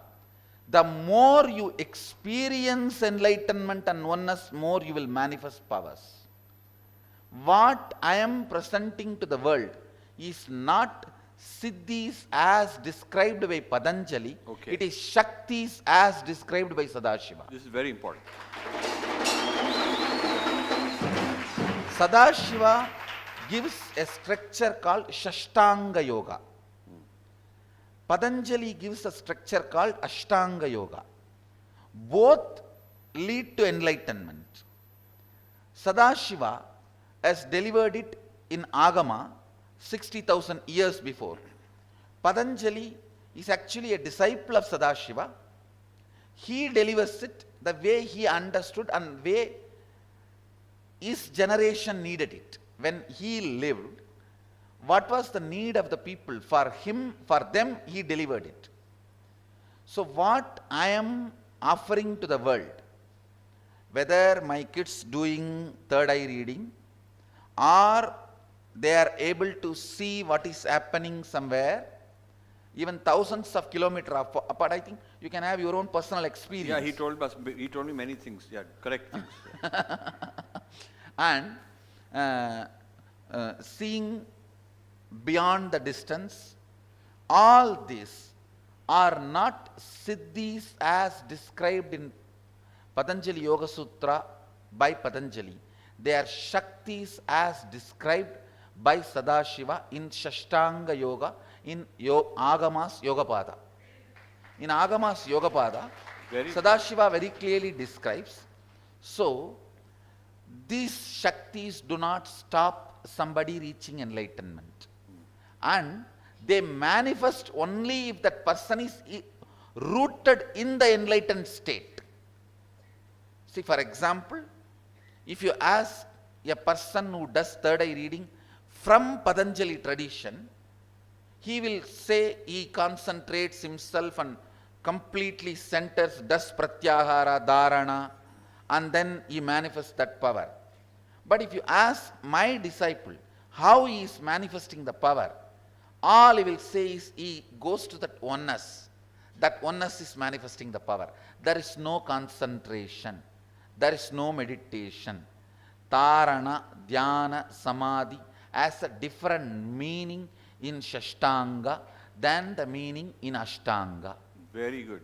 The tradition I am following, I have been taught by my gurus, is the tradition of Sadashiva's Agamas. Very good. It is based on Upanishads, practiced as Agama. So the whole idea is different. It is not Siddhi, it is Shakti. And it is not before enlightenment, it is after enlightenment. That's it is the not difference. towards the oneness, it is from oneness. It is not of enlightenment, it is from enlightenment. That's very, very impressive. That is the major difference. That is one. Second, when we do not analyze the Shastras thoroughly, many gurus criticize my initiating people into healing. They do even openly declare healing should not be done. These powers should not be manifested. And some gurus even openly declare, when they were asked about third eye, for God's sake, don't try to open it. I do not know what is the reason and what is the context, and I have nothing to comment, but one thing I can be sure, whatever I am saying now, I am responsible. What I am teaching is from original Agamas Yogapada. The science very clearly declares, Sadashiva is very clear, manifestation of these powers happen when you experience oneness with Sadashiva, not on the way to experience oneness with Sadashiva. Patanjali declares all these siddhis are experienced on the way to Nirvikalpa Samadhi. So they can be distraction to Nirvikalpa Samadhi. Sadashiva very clearly declares these are manifesting in his tradition. You see, each tradition has a...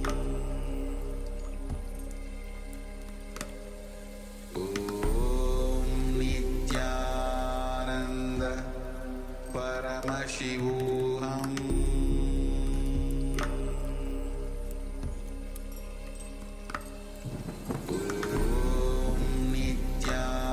Nithyananda Paramashivoham.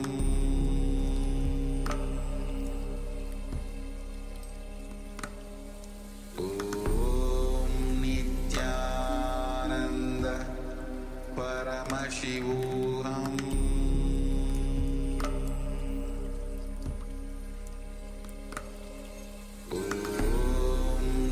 Nithyananda Paramashivoham.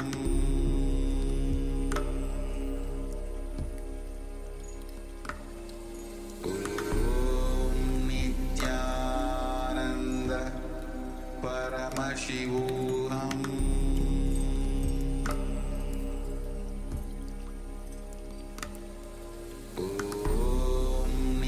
Nithyananda Paramashivoham.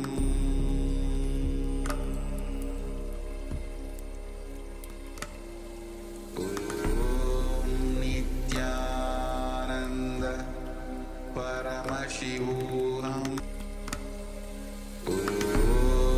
Nithyananda Paramashivoham.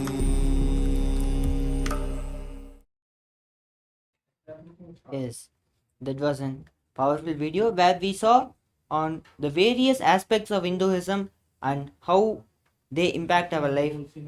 And when we are going, also we saw about the Kumbh Mela, where the origins of Kumbh Mela were, where even Veda Vyasa, when he wrote the Mahabharata, he wrote it as though it was happening from time immemorial.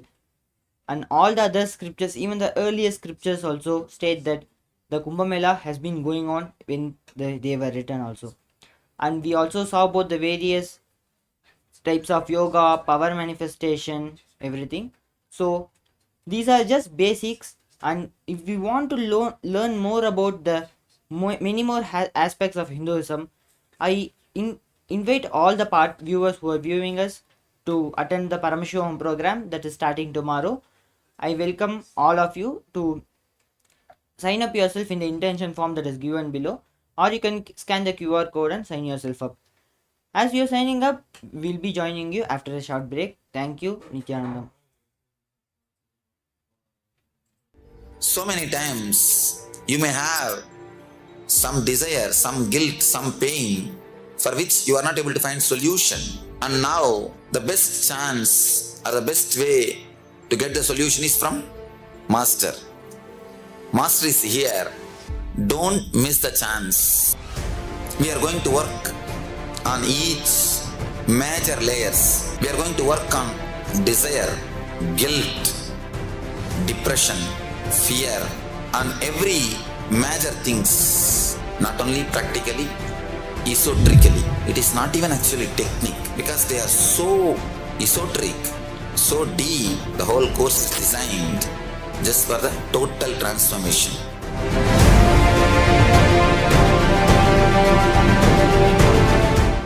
Welcome you all with my love and respects. Before entering into the sutras, I want all of you to just sit for a few seconds. Sit straight and just prepare yourself. Because this understanding about which I am going to talk gave me the courage to leave the home. Today's subject is Maya.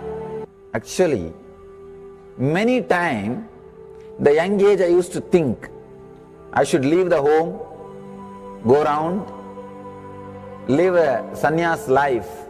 Suddenly, one day, when I was reading one of the Shankara's work on this Maya, somehow the concept clicked. The word Maya cannot be translated into English. Thinking the lesser reality as the higher reality is what we call Maya. What you are seeing, you can't say this is illusion. No, this is not ultimate. Your understanding this is ultimate is illusion. The moment the click happened, I was ready not only to leave the house, decided to live like a Shankara. In the Vedic tradition, anybody wants to become enlightened has to leave their home. They have to become homeless. It is a basic condition for enlightenment. You can't be in your hometown. You have to start wandering, studying, because to enter into the ultimate truth, you need to have the courage to go behind wherever it leads. There is a beautiful sutra in Brahma Sutra, the first sutra of Brahma Sutra. It says, Atato Brahma Jignasat. Let us inquire into the reality. It says, only a courageous person who is ready to go behind wherever truth leads can enter into this science. In those days, we had a beautiful system. When somebody becomes enlightened, he will go around and sit with all other scholars, pandits, learned people, and he will open up his understanding. The other person will open up his understanding. Whoever can take the other person to the deeper level of understanding will follow him. That's all. That is why exploring the truth into the deeper and deeper level has been made as a compulsory basic value for anybody who wants to explore the reality, explore into the truth. What we need to understand from this story, courage to go behind the truth, wherever it leads. Even they are ready to gamble with their life, but they are ready for truth.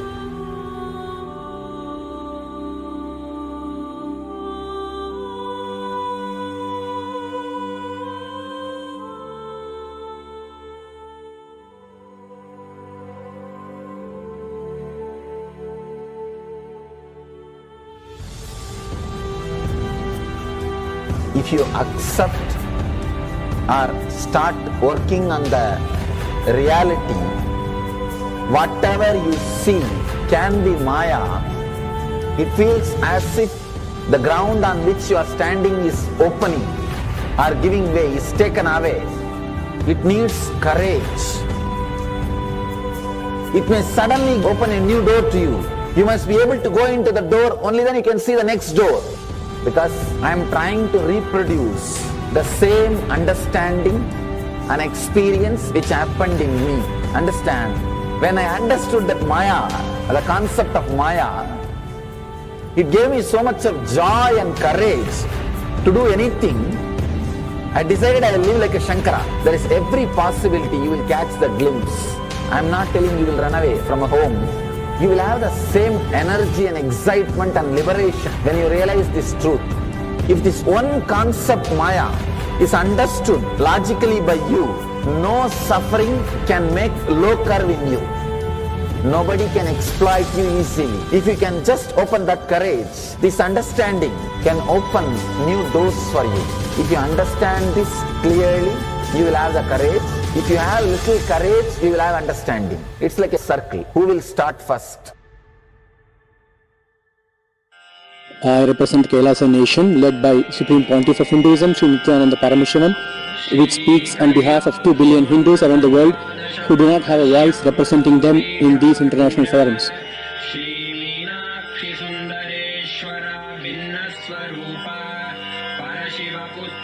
Alright, I'll start from my side first. I'll give the understanding. Let you add courage to it. Let's enter into the sutra. Illusions deceive, colors circumscribe, even divisibles are indivisible. Look becomes Shiva.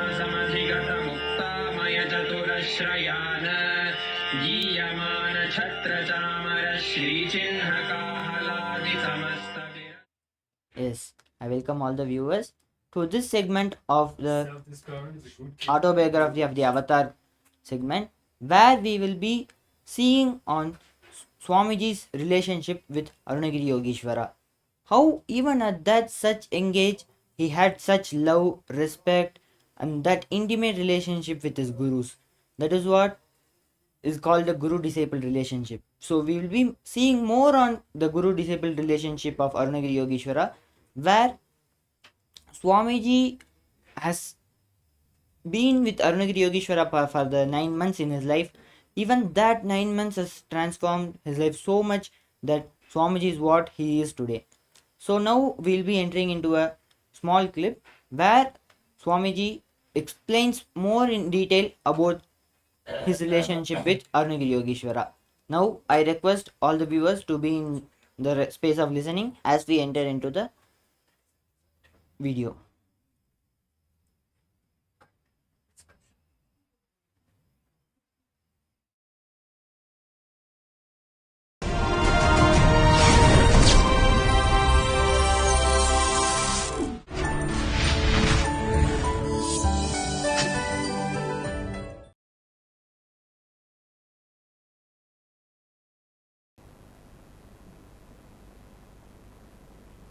You all have reached enough level of completion to mirror exact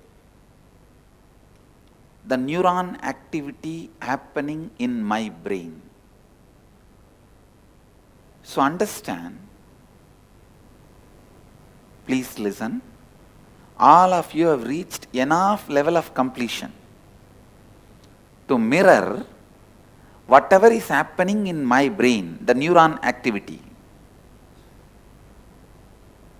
Now, when I am narrating this experience, I wanted to tell you with integrity, authenticity, responsibility, enriching and causing.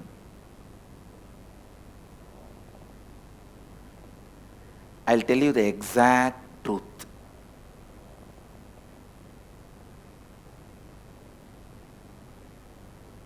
As it happened, authentically. When I am going to narrate, that same experience I will be letting it happen in my brain. I will be letting that same experience, that same neuron activity happen in my brain. So just sit and listen from the space of feeling connection. You will see the same neuron activity just mirroring in your brain. Understand? All of you are clear?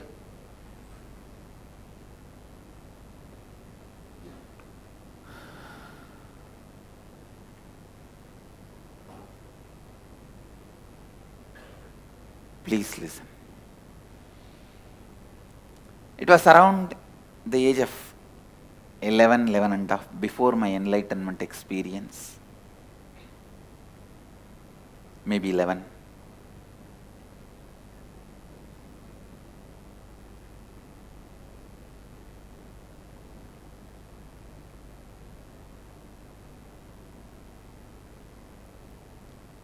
One day, as usual, I was going around the temple.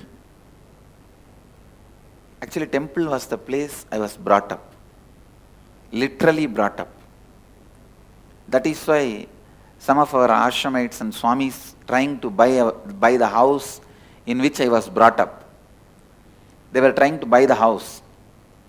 I said, if you have to make a memorial for the place where I was brought up, where I was born can never be bought because it is a government hospital. If you have to make a memorial in the place where I was brought up, you should make the memorial in the temple, not in the house I was brought up, because I spent more time in the temple than the house I was supposed to be brought up, the house where my parents were staying.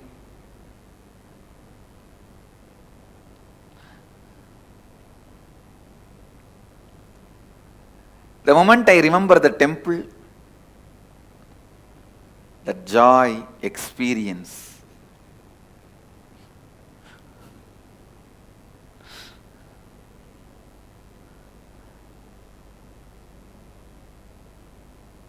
I can say that the temple was the place,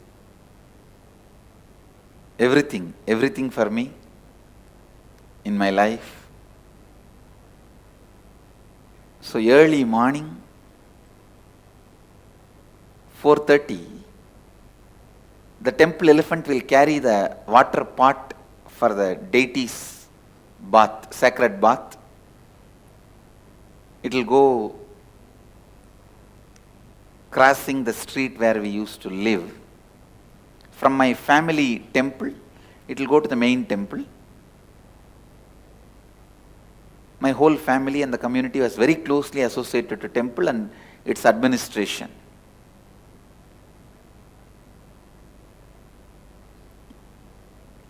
So from my family temple, that water pot will go every morning on the elephant.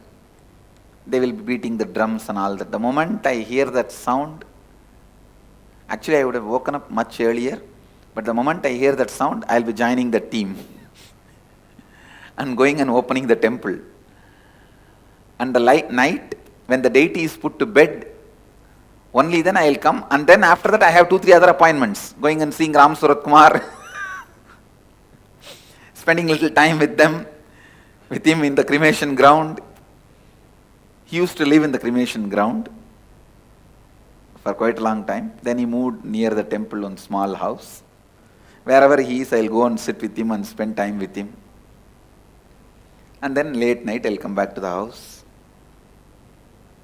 So one day,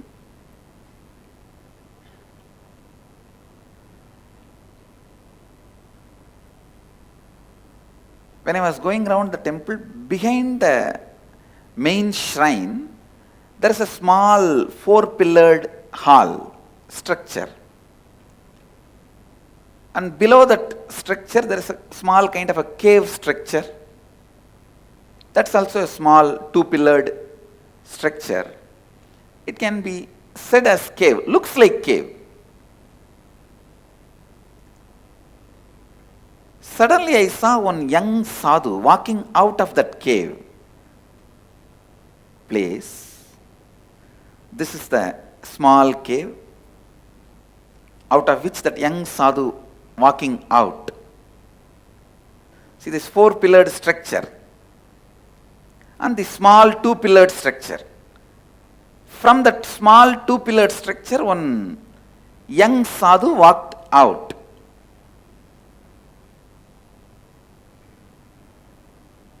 I used to think it was a cave because of the darkness inside. Young sadhu walked out. If I have to describe his beauty and grace, young, well built, a long hair with the sacred ash on the face and kumkum and rudraksha, only one dhoti in the hip and only one towel on the shoulder,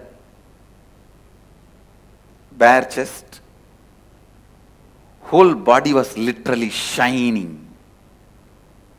Shining means really shining.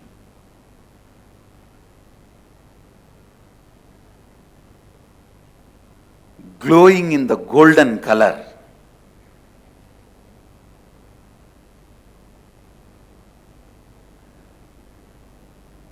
Maybe I can equate this photograph. I can't say exactly like this photograph because in this photograph they painted him more bluish. When I saw him, it was not bluish. It was more a golden color. And there was no snake around his neck or a moon around his neck. Just a very normal human form. But an extraordinary grace. The towel was only up to the lower knee level, not the whole dhoti, lower knee level, and one towel on the, you can't call that as a full dhoti,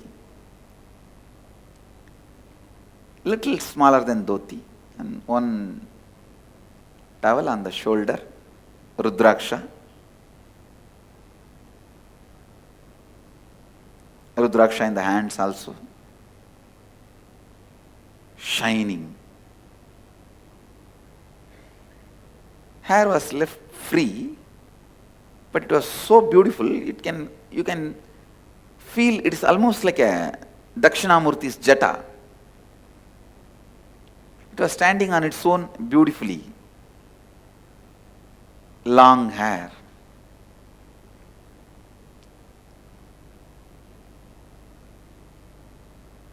And the main thing I have to tell, wide smile. The moment I saw him, I went and touched his feet. Any sadhu I see, I'll go and touch the feet, and now such a graceful sadhu. I ran and touched his feet. He smiled at me and very loving way just put his hand on my head.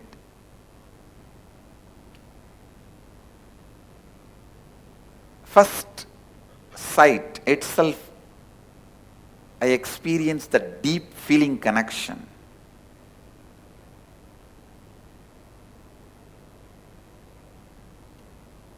Such a strong, deep feeling connection.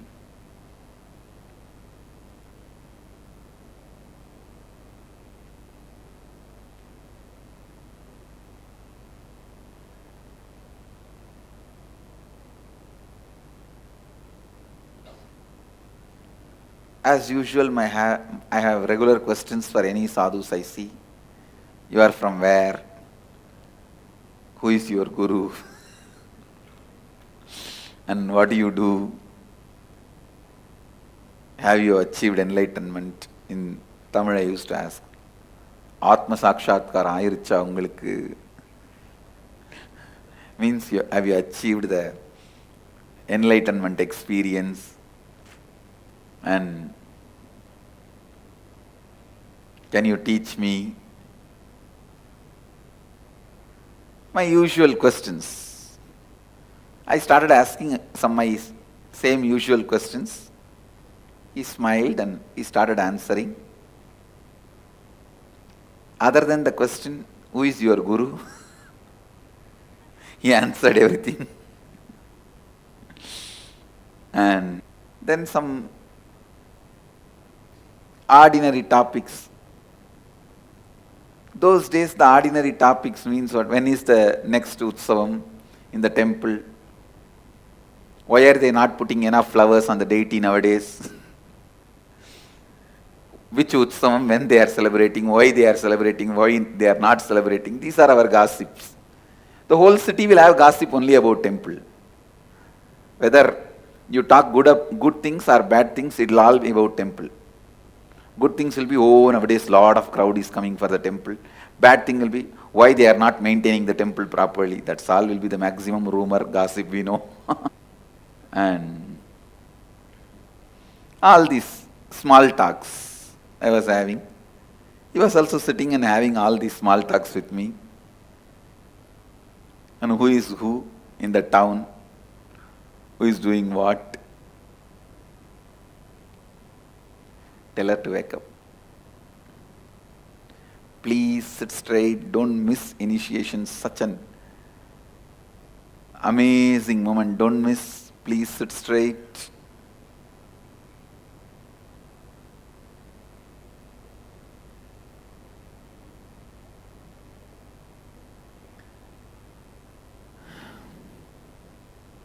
So he was having all small talks with me. I was also having small talks. I still remember, I even spoke about one temple priest having an affair with a temple dancer girl. No. He sat, he spoke even about those things to me. I still remember. He was telling, do you see this big street Brahmin continuously going to that 4th street? Why is he all the time going there to her house? I said, yes. And he goes there and directly comes to temple also. Doesn't even go to house and takes bath. We were having all these small talks. I still remember in Tamil he was telling, Patya, அந்த பெரிய தெரு குருக்கள் ஒத்த வாரத்திற்கு வாரம் போயிட்டு வரார் பத்தியா. So, all these small talks were also we were having. I don't know how, the day one itself we became so intimate, so close. It's not that he spoke only about Vedanta, enlightenment, the techniques to achieve enlightenment and science of enlightenment, Advaita. He even spoke who is going with whom, who is doing what.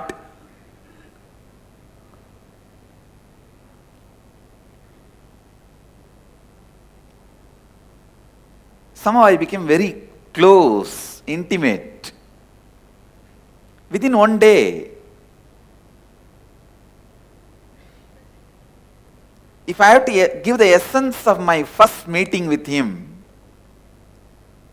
I won't call Advaita, I won't call enlightenment, I won't call spirituality, I won't call I met a guru and all that. I will only say, essence of that first day meeting is friendliness. He radiated. God. The amount of friendliness I felt with him, that love I felt with him. Love is a too poor word, stupid word sometimes. Friendliness, that seems to be more right word.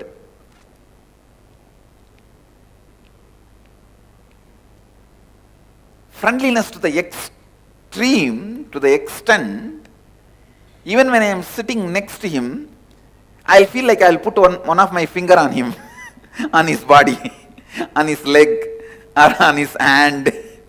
I'll just put one of my finger on him. Just want to be touching him.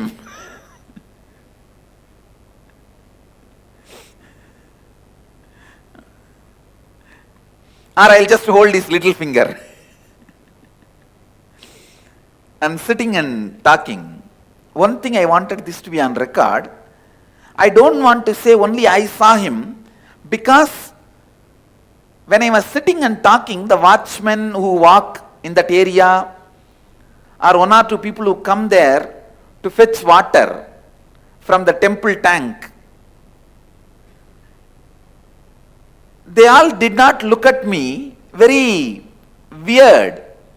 See, if I was sitting and talking alone, they would have looked at me very weird.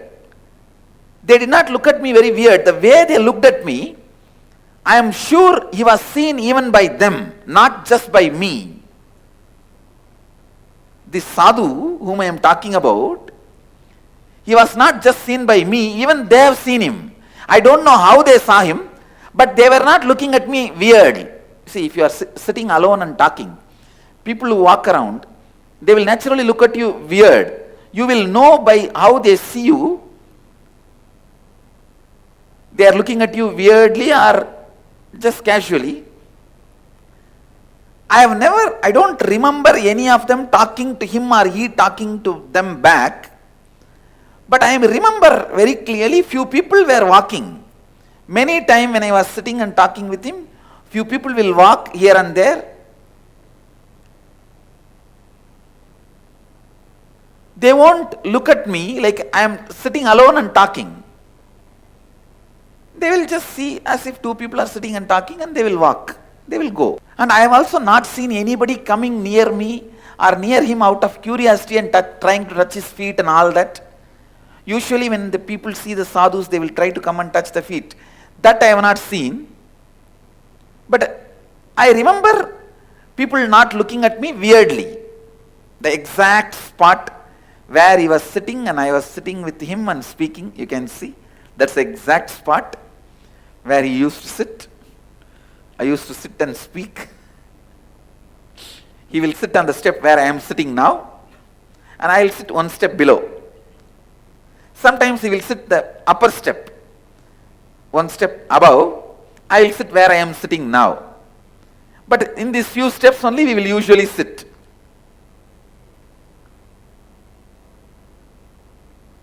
And those days that grill gate was not there. The gate was, I think, different, maybe wood. I don't know. I don't remember now. But I don't think it was a grill gate. Anyhow, this is where we used to sit.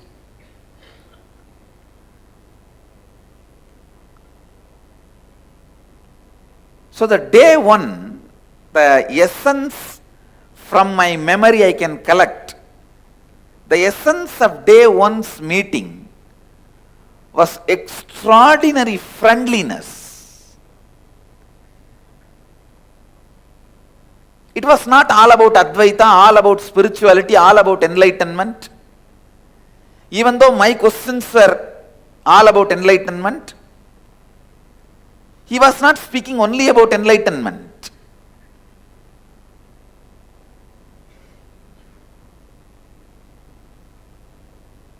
He was making jokes, comments, funny observations about various things.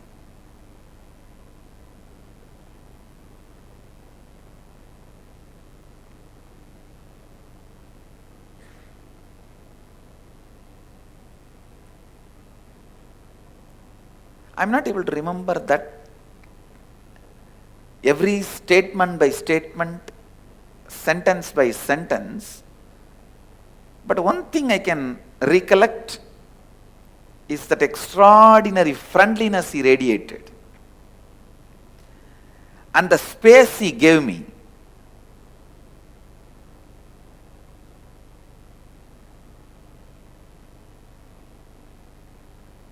I did not even feel like asking him when I started holding his toe or his little finger. I slowly put my hand on his toe and see how he responds. And I have never seen him resisting, so I'll just hold his toe. I used to think the more you are touching his body, more energy will pass. Like electricity connection. That's the belief I had, and he was so friendly. Not only he did not resist, he entertained. That's the exact word I should say, he entertained.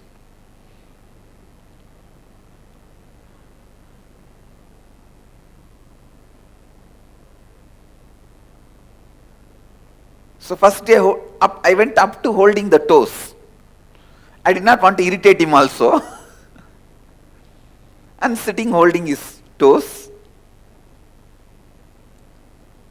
I think I was sitting his right side. So I was holding his left toe. He was sitting folded legs. I was holding his left toe.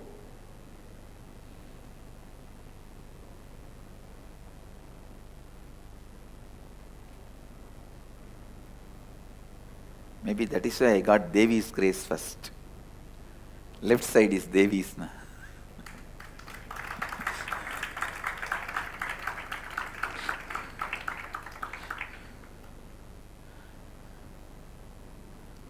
But the amount of hair he had, still I am wondering.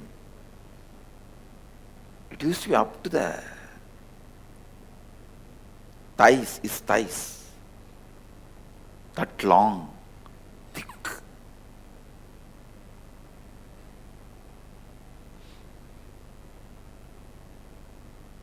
Whenever I see long hair, I'll remember him only.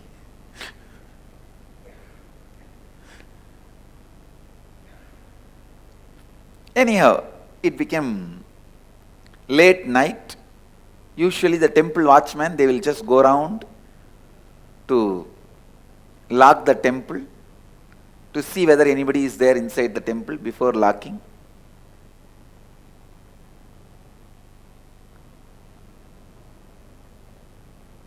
Those days, I was very close to the watchmen, so they will say, sometime, if I am sitting, hey, if you want to sleep here itself, sleep, but don't come in between the night and ask us to open the door to go out. If you want to leave, leave now, or you sleep here with us itself. But don't ask us in the middle of the night, you want to go to the house, open the door. What do you want to do? They'll give me the option. Sometime I'll go out and sometime I'll sleep there itself. Usually I'll go out because early morning to take bath, again I have to go to the house only. The temple, inside temple, the bathroom and the restroom, we will not be able to use. So we will have to go to the house only to take bath and get ready. And I also had deities, I have to do puja, my personal deities. So I have to go to the house only. So it became late night. And I remember the watchman telling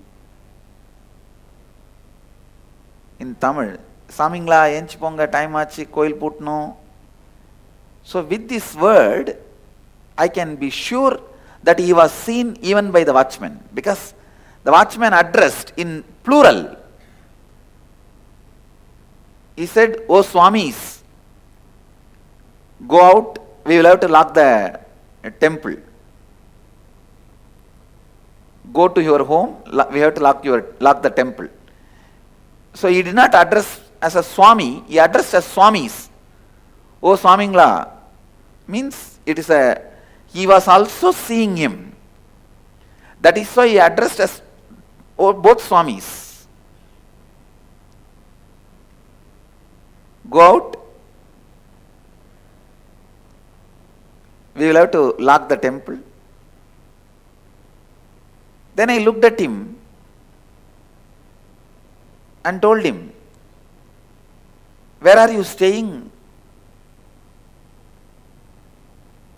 He said, "I am staying in the temple only." But actually, some of the sadhus were staying in the temple at that time. They were all having their own small caves. I thought, he is also staying here in one cave. I said, "Okay, then I am going to the..." He said, "All right, go to the house and take bath and sleep and do your puja and come back tomorrow." I told him, "If I come back tomorrow, can I see you?" He said, yes, anytime come here and call my name, I will come out. I am here only. And he showed the cave. I was thinking that as a cave at that time. So I went to the house. I tell you, just visualize when you fall in love first time and you are waiting to meet the person again next day morning, how the clock will not move. That is exactly I was feeling. I was sitting, every 10 minutes I will see the clock. I had one small alarm clock for me to get up and go to the temple. That clock will make such a noise. Everyone will in the house will curse that clock and me early morning every day.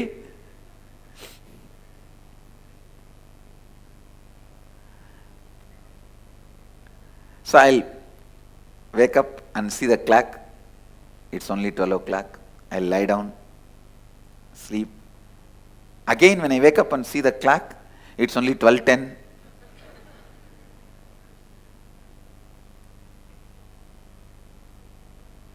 Actually, I moved the needle. I wanted to make it as a 4 o'clock. Because 4 o'clock they'll open the temple door. Then I thought, if I move only my clock, how can I make them open the temple? I waited. Around 2:30, 3 o'clock, I could not handle anymore. I ran and took bath, did all my puja. 4 o'clock, I came and stood in the street for the elephant to come to the temple. An elephant came as usual. It came around 4-5. But that 5 minutes I cannot tolerate. I can't handle. What happened to the elephant fellows? Nowadays they are not following the tradition properly. I cursed his father, his grandfather, his great-grandfather, his whole Vamsa. These fellows don't do anything properly nowadays. Finally, that elephant and all the team came. Only that day I was feeling this elephant is walking very slow.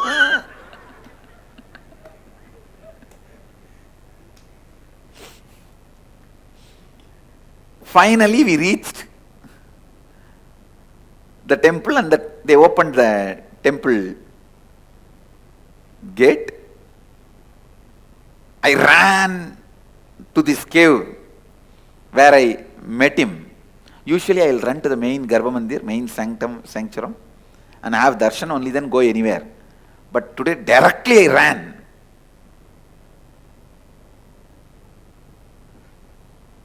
I called him Swami, Swami.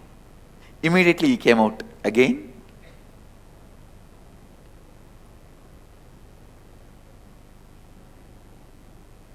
He sat. I was sitting and talking to him. I told him whole night I was thinking about you only. I saw his face expression. He was pleased, I think. He was smiling. And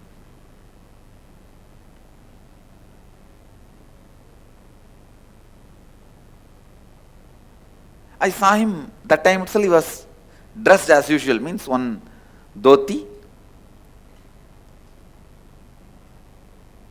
saffron color, not the color exactly I am wearing, little light color,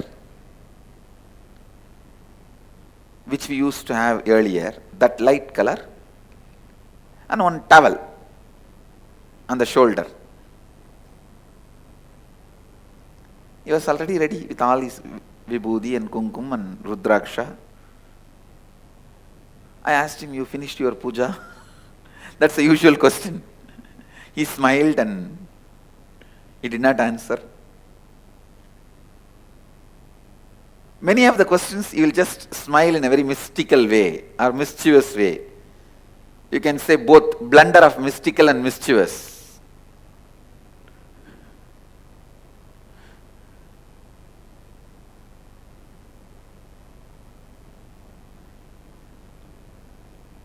Mischievous, mystical.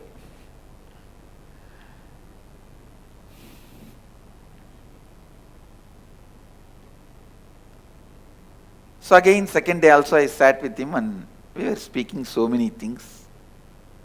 I remember whole day passed, and I also remember in a carrier, a single carrier vessel, in Tamil they called it Tukuvali. In that vessel he brought food and gave me the temple prasadam. It was a copper vessel, I still remember, with the cover. I ate. He also ate with me.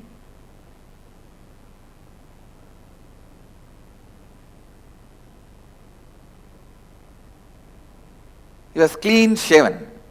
Only hair in the head, long hair, but no moustache or beard.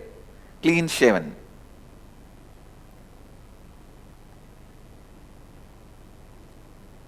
was looking very young. If I have to assess his age, it will be, I'll surely assess less than 30. I can say 25 to 30. That is what I will assess. But well built and graceful.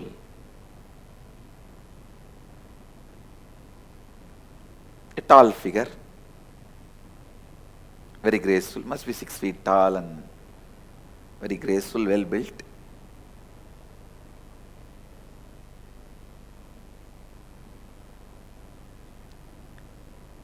Again we were sitting and talking. More than talking, I know it was just spending time together.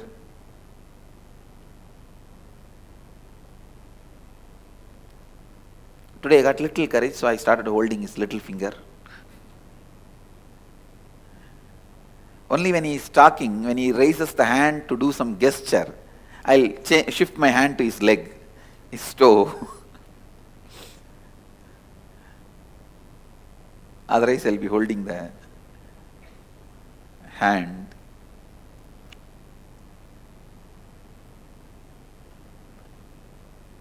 It went on for many days, weeks.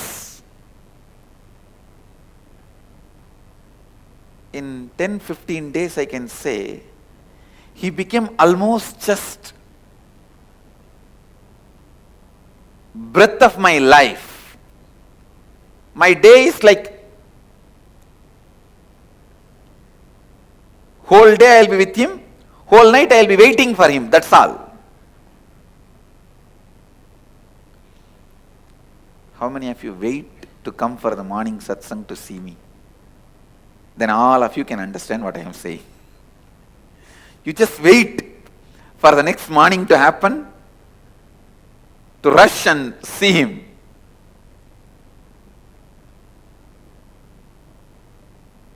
I know, I wake up only to see him. When I wake up, he is there in my eyes. When I open my eyes, I want to see his form. When I close my eyes, his photo is there inside.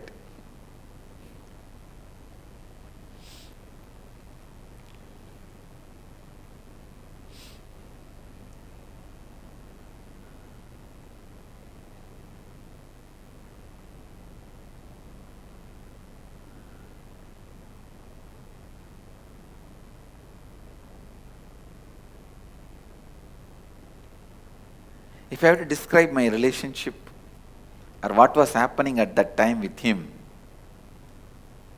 I should tell you this story.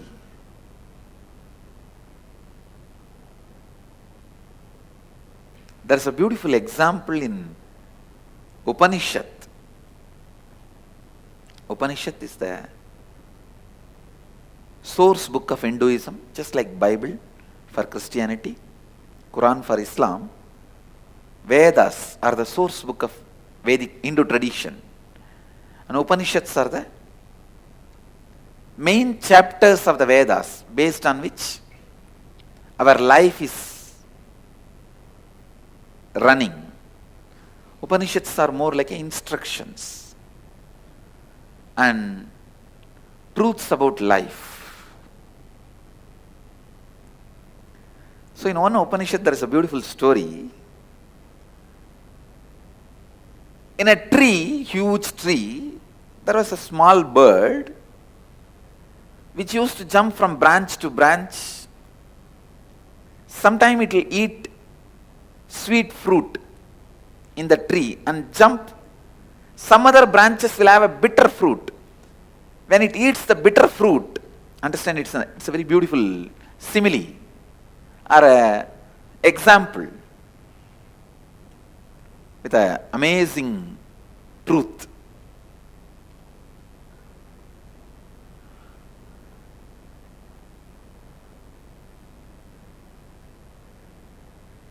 When that small bird eats the bitter fruit, it will feel pain. On that same tree, on the top of the tree, there was a big bird sitting, golden color, shining. That big bird neither eats bitter fruit nor eats the sweet fruit. It just sits in the peace and silence, complete completion. It's radiating its glory. This small bird, which is running between these lower level branches, sometime when it eats the sweet fruit, it feels joyful, and bitter fruit, it feels bad. When it feels bad, it look up and see the big bird and think, see that bird, so beautiful, is so graceful, he doesn't have any pain, any suffering. Why not me also become like that? So it will think, yes, let me go near that bird and become like that bird. It will start jumping towards that bird. But when it is going towards that bird, suddenly on the way, it will eat some fruit which is very sweet. The moment it eats the sweet fruit, it will forget that big bird and it will start eating more fruit till it lands on the bitter fruit again. The moment it eats the bitter fruit again, it will look up and say, I should become like that bird. And then again it will start going towards that big bird. This small bird is spending all his life like this, jumping here, there, here, there, here, there, suddenly looking up when it eats the bitter fruit. But when it eats the sweet fruit, forgetting the big bird, forgetting everything, just eating the sweet fruits. Finally one day, by jumping like this small bird has somehow reached very near the big bird. And one fruit which that small bird ate was so bitter, it decided not to look this side and that side, it just locked its mouth and straight went near that big bird. When it went near that big bird, the more it went near, it felt he himself is the reflection of that big bird. And more and more and more when he went, he just merged and became one with that big bird.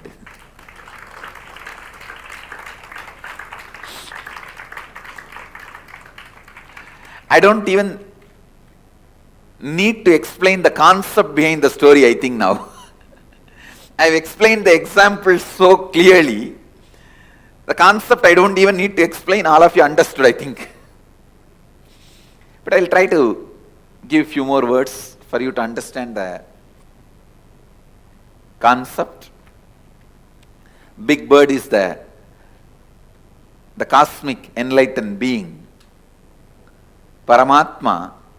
Small bird is you, the individual soul. The bitter fruit is the incompletions and pains and sufferings. Sweet fruit is the once in a while small joys, completions you experience. When you experience little sweet things in the life, kind of a fulfillment, you forget about Paramatma. But when you get into the bitter fruit, you immediately remember and look up. And here, there, jumping. Somehow, when you really eat a bitterest fruit, and you decide after that you will never open the mouth again, means you will never allow any more incompletions, and straight look up and move near him, you will understand first you will understand you are his extension. Next you will understand you are just his shadow. Third you will understand you are just his presence. Fourth you will understand you are he. Exactly. This is the exact relationship I had with him. I can say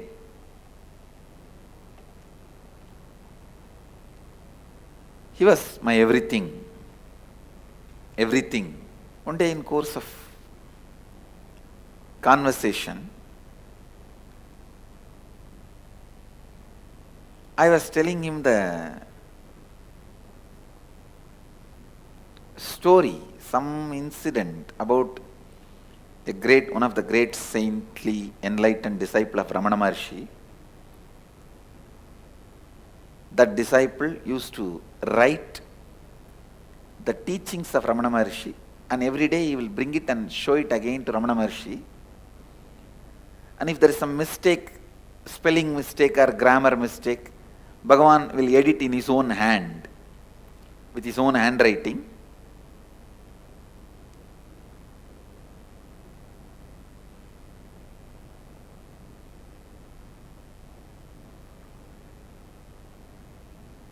So, that sadhu,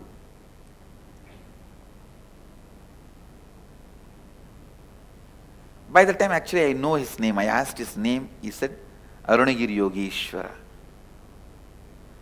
I know his name by then.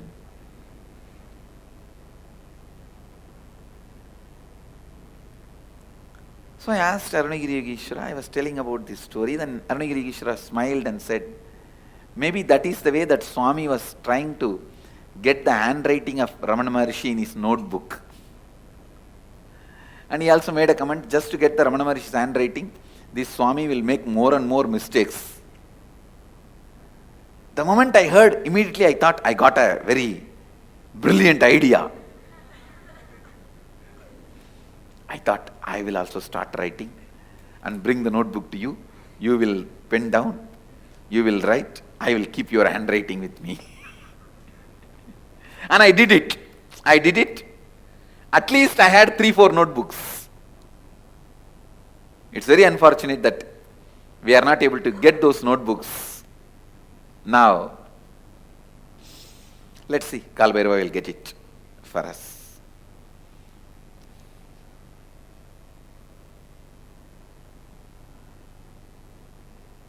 Two, three notebooks and 1 or 2 diaries where I will try to pen down in the night whatever I could remember we spoke, and then purposely make mistakes in writing and bring it to him next day. He will also read and smile, and purposely he knows I have done mistake purposely and he will write few lines, few words on it, and he will do editing, means like a crossing or adding. And I very clearly remember, he has signed even once, Arunagiri Yogeshwara.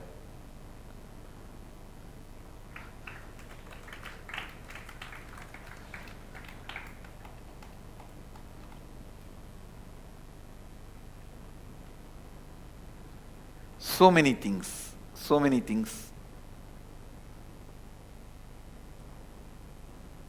We used to speak. Once I remember he told me that don't go around and tell everyone that you are every day meeting me and talking to me. I took that as an instruction. I never asked why. That was one good thing I had. If I accept somebody as my guru, that's all, I will simply surrender. No question of why, what and all that. Before accepting, I will ask all the questions. The moment I accept, after that no questions asked. That was my lifestyle.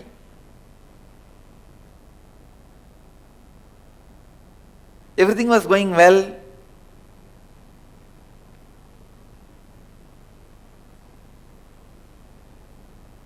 I remember him talking to me about various subjects.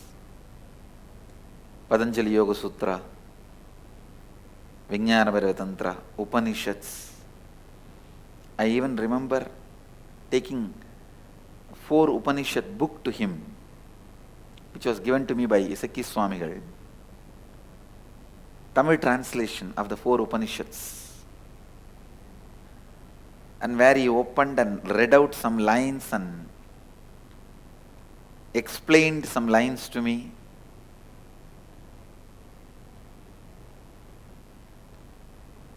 And I had the fortune of directly singing the Devarams of Jnana Sambandar to me. I have heard some of the great songs, Devarams, from his own mouth. I even asked him once, how do you know all this? He said in Tamil, இங்கேயே தானே இருக்கேன், இங்கேயே தானே பாடிட்டு இருக்காங்க, அதனால கேட்குறேன், அதனால தெரியுது. He said, I am here only all the time, na, and they are singing all the time here, na. So I am listening, so I know. These are all that mystical, mischievous answers. With more time passing, I got more comfortable with him. I ate with him. I have slept in his lap.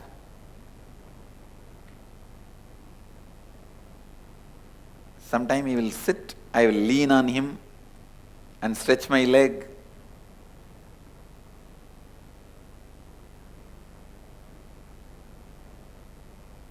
He was never just a guru. He was far more than that. Far, far, far more.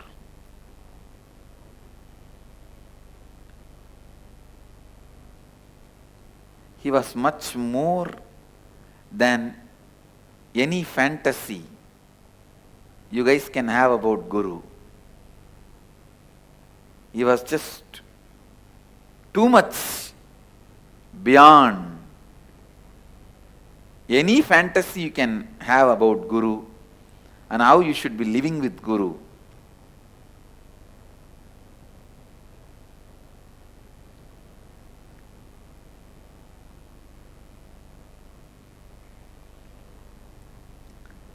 Whatever fantasy you guys may be having, how you should be living with Guru, I have lived 1,000 times more and beyond with him.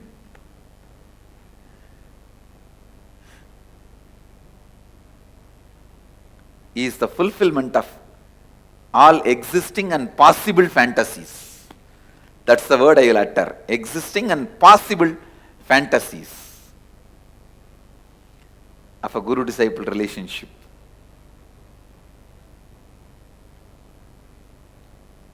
I have seen him materializing.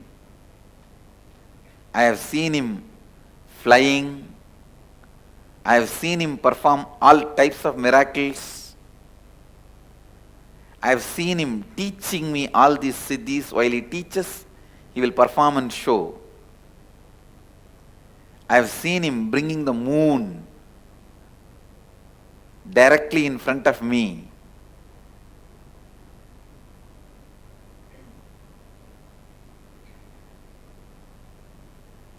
Understand, I am neither lying nor I am a brain deranged person.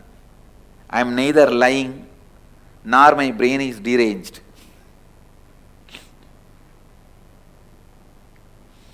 I am not telling you any stories. I am telling you the truth as it happened.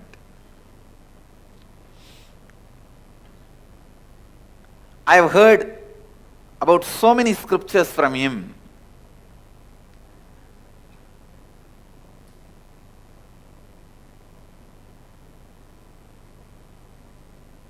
Never he will take more than few minutes to explain any scriptures to me.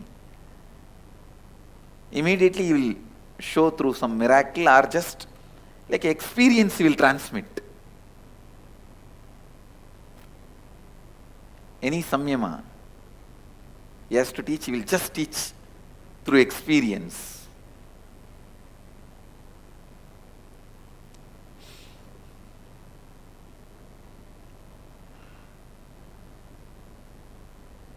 Whether the way he looks, sits, carries himself, or the words he utters, or the joy he radiates, or the friendliness he radiates,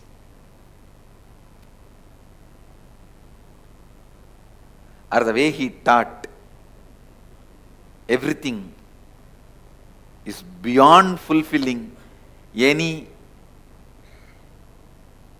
possible fantasies.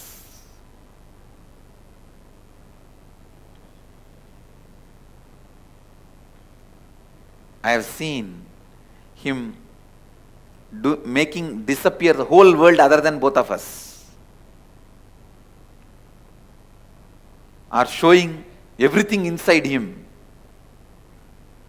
I have seen him showing Vishwarupa, that everything is he. So much he has transmitted to me. I don't know whether I will be able to transmit all that to humanity, at least put it in record. The time of next 126 years, I am going to be using this body.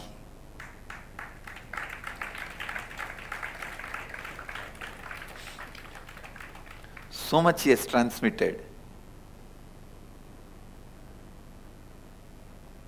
So much he has taught.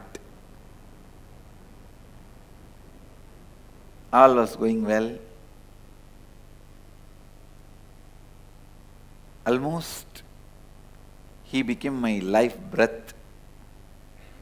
And I will even carry food from the house and he will eat. One great thing with my mother, she is such a sweet person, never, ever, she will say no to people, food.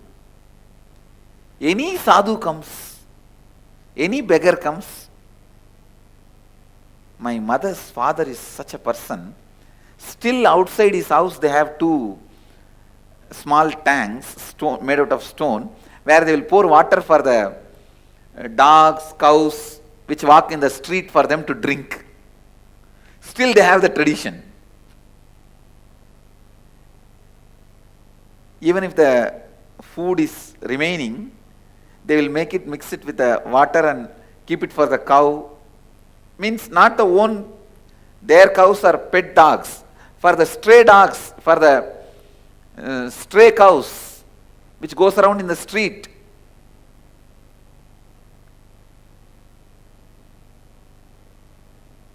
And I remember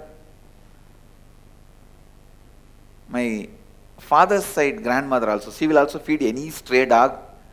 She will get them. Somehow she will become friends with them and feed them. If they have some skin disease, she will take them to the hospital. Whether it is a sadhus or pets or beggars, my house was always open. My mother was a typical village lady waiting to feed people. So whenever I wanted to take food for some sadhus, she will immediately pack and give. She will never have a second word. She will never grumble, grudge, nothing. She will immediately pack and give. She will only ask, Swami, what do you want? You want idli or you want rice? Idli means breakfast, rice means lunch and dinner, both. That is the only two menu.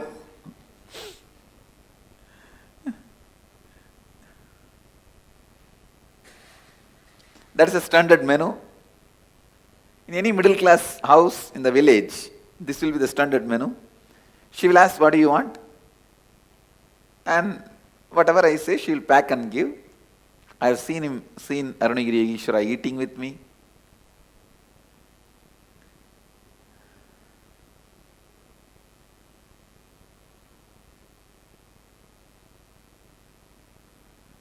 One day I told him, please you come to the house, my house.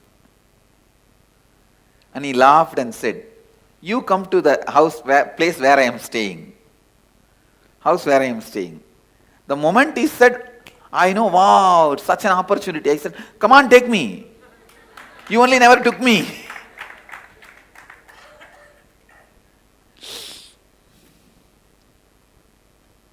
I told him, come on, take me. You never took me to the house where you are staying. Take me to your room. I thought inside that cave only he is staying. I know in Tiruvannamalai temple there are so many caves, and I have seen the cave size of where 1,000 people can sit. Please understand, in Tiruvannamalai I have seen the caves, such huge, large size caves, 1,000 people can sit. That size caves I have seen, with water facility and lighting, the natural lighting and water. I have seen the caves. So I thought maybe this cave will lead to his cave where he is staying. And I also know in Tiruvannamalai temple there are many underground paths, subways. So I asked him, take me to the place where you are staying.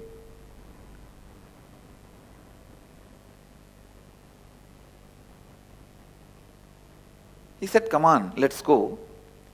He entered into that cave by bending, and I remember he just held my hand and pressed. Please understand, now I wanted to put this on record. First time when he pressed the hand, I lost body consciousness. All these days I was with him, I never lost body consciousness. First time I lost body consciousness. So, from this moment, whatever I am describing, I do not know whether physically I was part of that scene or I was taken out of my body and this experience happened. I am not able to be clear. Because the moment he pressed my hand to pull me inside the cave along with him, I lost the body consciousness. And even the scenes I remember after this were not like this worldly. He just walked into a cave and I also walked with him, and suddenly the cave opened and we came out and I saw a huge banyan tree, little bigger than our Bididi banyan tree. It was Arunachala hill, that much I can very clearly say. And the huge banyan tree.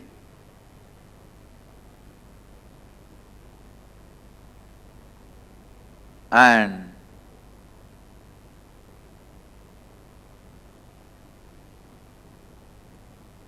maybe some 20-30 sadhus were sitting around the seat of the Guru. The seat of the Guru was empty. They were all sitting down, meditating. The moment he walked in, all of them got up and stood and did namaskar. The way they bowed down, I know he is the Guru of that area, means Guru of that group. He went and straight sat on the Guru's seat. The way he went and sat authoritatively, I know he is the Guru. And all of them are his disciples, very elderly sadhus with a long beard, just like you listen and see in the stories. How the Dakshinamurti used to be sitting under the banyan tree and all his old disciples used to sit. That's exactly the scene.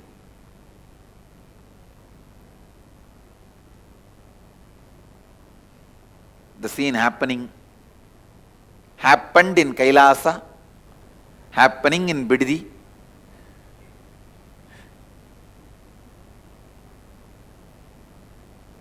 Was literally happening. I saw.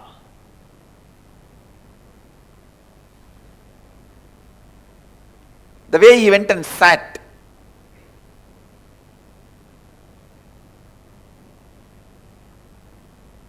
Literally he sat like Dakshinamurti only. He just went and put his leg little this way, that's all. That's the way he sat. Where he put the left leg on the right leg and little closer he kept than usual posture of Dakshinamurti, you see. This is exactly the way he sat. And he started answering some of the questions they all asked.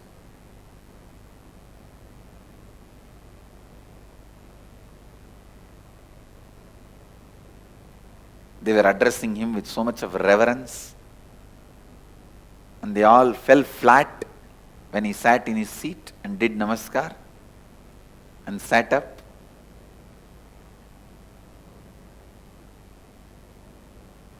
I was the only small boy in that group, but I was looking around and seeing all of them. Maybe after some time, they are attention turned on me and one person said, who is this person? Who is the only person without kavi here? Who is not a Swami, sannyasi? That kind of it did not exactly meant I am not a sannyasi, or a person without having kavi, something like that. Because I was with my school uniform. I remember very clearly that dark blue and light blue.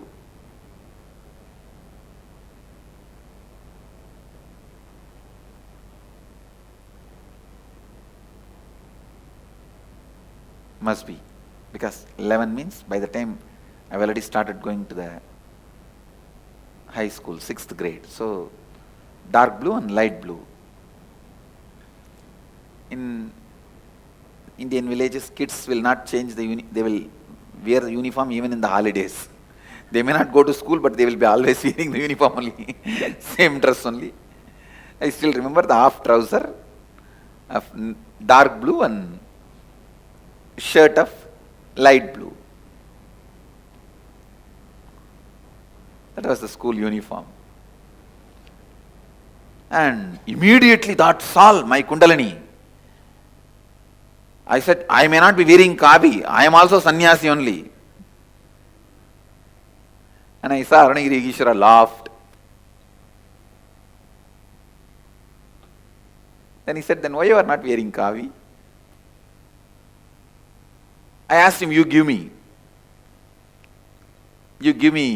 kavi. He laughed and he looked. Immediately I saw one sadhu brought kavi clothes. And I did not even have a second thought to remove and throw my dress. I just removed all my dress, naked I walked near him without even having a second thought.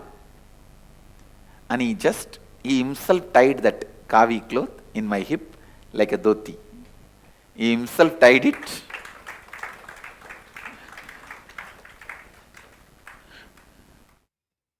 Yes, that was a powerful clip where we saw the direct experience of Swamiji himself receiving the kavi from Aruණagiri Yogeshwara in the metaphysical plane. All the small details to the details where Swamiji goes in the relationship, they're just so beautiful and so amazing. Not only Swamiji received the kavi in the metaphysical plane, he is wanting to reproduce the same experience to everyone of going to other lokas, meeting the people from other lokas, the rishis, Gandharvas, everyone. So that is why this 21-day yoga meditation retreat is programmed for, where we get we get initiations to travel to the other lokas and receive the other powerful experiences that are not possible in this loka. So now I sincerely welcome all the viewers who are viewing us to join the Paramashivoham program that is starting tomorrow. The link is there given below, the intention link, where you can sign yourself up or you can scan the QR code and sign yourself up.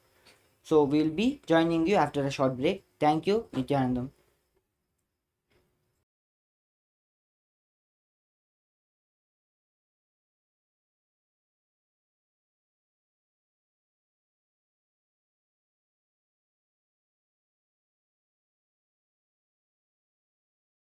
Since the beginning of time and space, Bhagwan Paramashiva, the all-powerful, all-pervasive, and all-knowing ultimate superconscious existence, revealed in the Vedas and Agamas, the source scriptures of Hinduism, the truths about himself and the manifested universe and its multidimensional and simultaneously existing dimensions and worlds, also known as parallel universes or vertical time zones.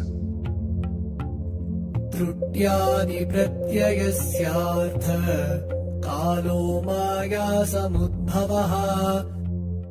The Kala Tattva, which gives rise to the knowledge of various time zones and parallel universes such as Truti and others, is originated by Ananteshwara from the impure Maya. Bhagwan Paramashiva mentions that as we experience the various higher states of consciousness, we simultaneously experience the various time zones associated with them. We get transported to the parallel universes and experience the other dimensions of our own existence, of our own personality. Listen. Subarloka is all about stable bliss, absolute health and stable bliss. Maharloka is all about the highest peak possibilities. Janaloka is the place where you can exist in multiple bodies at a time. You experience oneness as the super reality. Tapaloka is that last struggle you go through. Sometimes you know you are Paramashiva, sometimes you just slip off, but again you say, I am Paramashiva. That space is the Tapoloka, an absolute surrender. Whether I am remembering, I am manifesting Paramashivatva, or I am deluded, I surrender both to Paramashiva. When you take that decision, you are lifted to Brahmaloka. You move to the Brahmaloka. The deep surrender lifts you to Brahmaloka. Then from there you move to Parandama, Vaikunta, and Kailasa, then Mahakailasa itself. The key to unlock these parallel universes is hidden in the spine of the human body. Human beings, only human beings on this planet Earth are empowered, hardwired, capable of migrating to parallel universe. Understand? Your spine is not only hardwired, capable of fuel, charged to lift you off to different parallel universes. Sukritan manavo bhutva jnani chen mokshamapnuyat chaturashita-laksheshu sharireshu sharirinam Namanushyam vina yatra tattvahanantu labhyate. Of the 8.4 million bodily forms, the human body is the most important, for it is this form in which one gets knowledge of the essence. This knowledge of essence cannot be attained in any other form other than human. The possibility you have need to be told to you. Understand? Even though animals have spine, because the majority of the time they spend horizontally, the spine is not capable of getting fuel with a subtle fuel called ojas.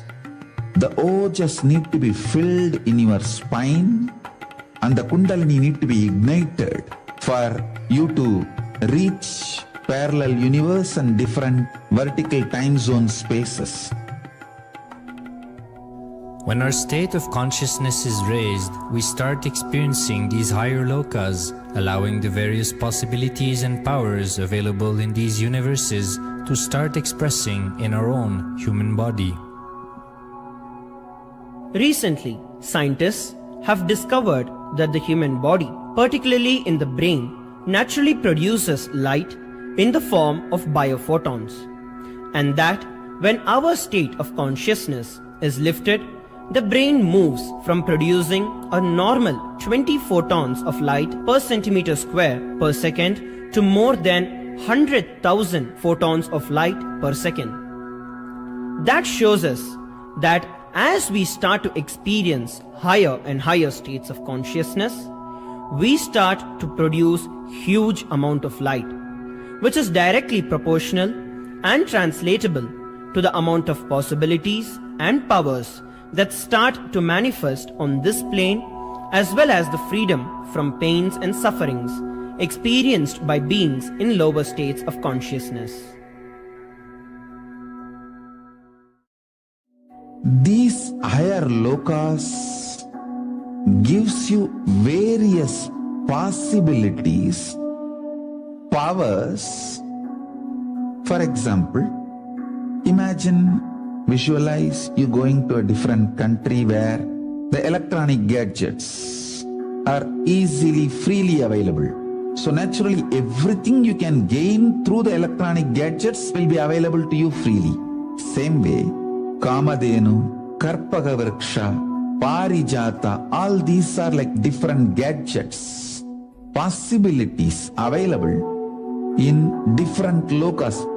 Please understand, a permanent, irreversible power manifestation from the upper lokas is possible. Once these possibilities and powers start to express in the human body on the Bhuloka, our present plane, we reach a point of no return, where the cognitive shift which happens in us about who we are and what is the reality hidden behind this perceivable world frees us from the deluded ideas we have about ourselves and the life in the cosmos. The moment your consciousness is empowered to access and to exist in the parallel universe, no force in this Bhuloka, planet Earth, can torture you, abuse you, suffocate you. It is irreversible, permanent enlightenment, irreversible, permanent empowerment. In the source scriptures of Hinduism, the Vedas and Agamas, Bhagwan Paramashiva reveals about the importance of being initiated by a guru who is fit of giving initiation for us to raise into the various states of consciousness and experience the higher time zones.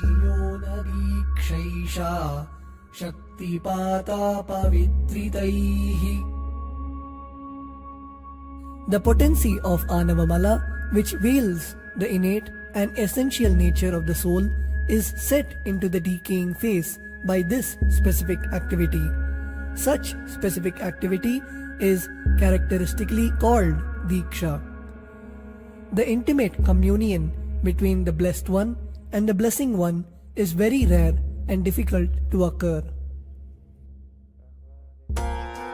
The Supreme Pontiff of Hinduism, Jagat Guru Mahasannidhanam, His Divine Holiness Bhagwan Nithyananda Paramashivoham, is the 1008th incarnation of Paramashiva as per Hinduism, living amidst us today. Starting out at a young age and enduring years of intense penance, he persevered with the single-pointed vision of experiencing the ultimate oneness with Paramashiva, known as Paramadvaita. He traversed the length and breadth of India, initiated by his gurus into yoga, tantra, and other Eastern metaphysical sciences.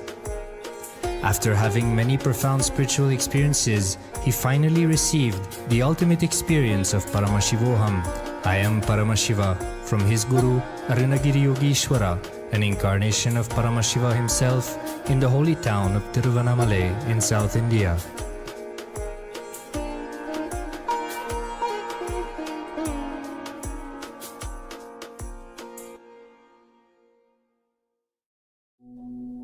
The brain is the body's most complex organ, containing more than 100 billion neurons, each of them in chemical and electrical conversation with up to 10,000 other neurons.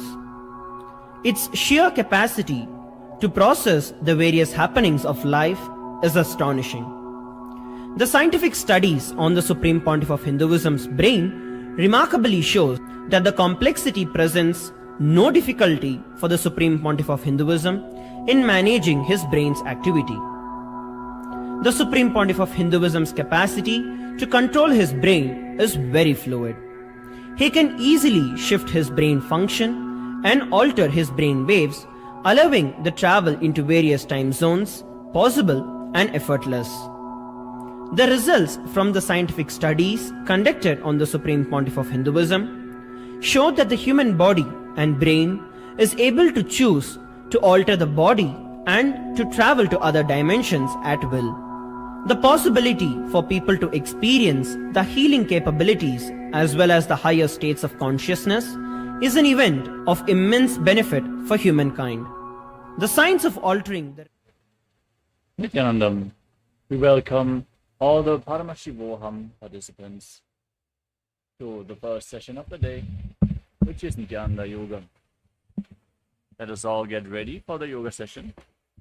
Settle down on our yoga mats with a panchapatram and a dharni ready. A cup with a spoon with some water for the ritualistic cleansing. All the male bodies, please remove your upper cloth. Apply the vibhuti on the 16 places over your body. All the female bodies, you apply the vibhuti on the forehead. Apply kumkum, wear your rudrakshamala. As we settle down in a meditative space with our head, neck and spine in a straight line. Keep your hands in Namaskara Mudra in front of your heart center. Close your eyes. Take a deep breath. Visualize Swamiji as we open the session with a Sadguru Vandanam.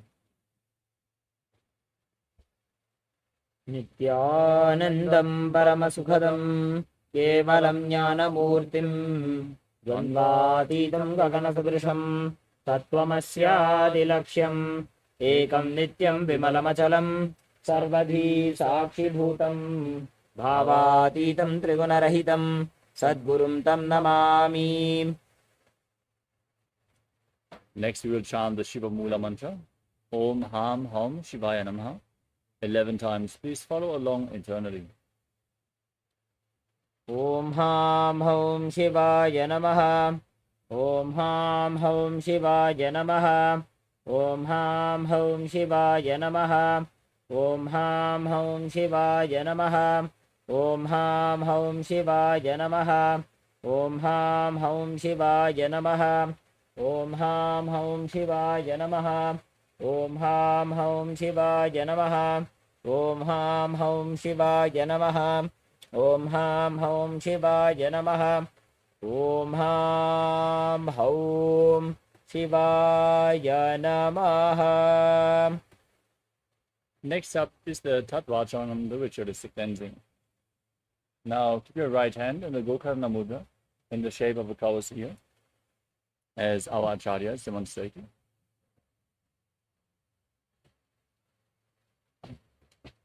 Then take one udani, 1 spoon of water, and pour it into your right palm.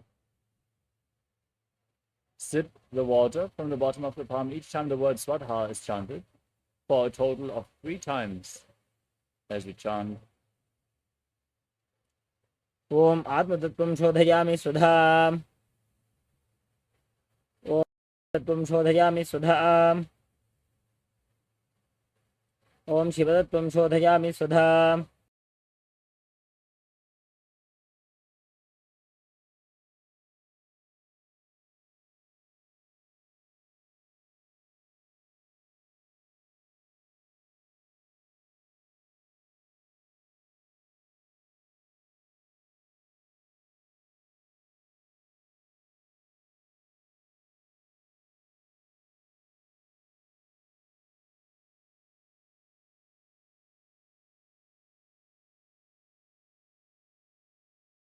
Now wash your right hand with the water from the Panchapatram and wipe your lips twice with the bottom of your right thumb as we chant.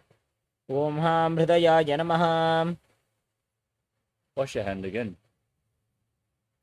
With index, middle and ring finger joined together, touch above your upper lip and below the lower lip. Then wash your hand again. With your index finger and thumb joined together, touch your right nostril and then your left nostril. With your ring finger and thumb, touch your right eye, left eye, right ear, and left ear. Wash your hand again.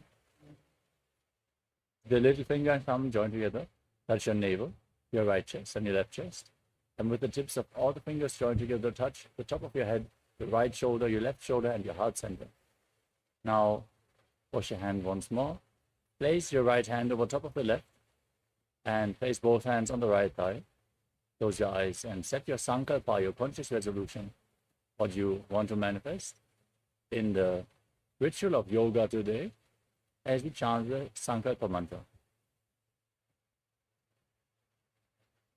ओम ममोपात्त समस्त दुरितक्षय द्वारा भगवत् श्री नित्यानंद परमशिव प्रीत्यर्थम श्री नित्यानंदेश्वरी परमशिव शक्ति समेत श्री नित्यानंदेश्वर परमशिव प्रीत्यर्थम च अद्य पूर्वोक्त एवं गुणविशेषेण विशिष्टायाम् अस्यां शुभतिथौ पूर्णारोग्ययुक्त दृढगात्र योगिक शरीर सिद्ध्यर्थम परमशिव शक्त्याविष्करणार्थम नित्यानंद योगाभ्यासं करिष्ये.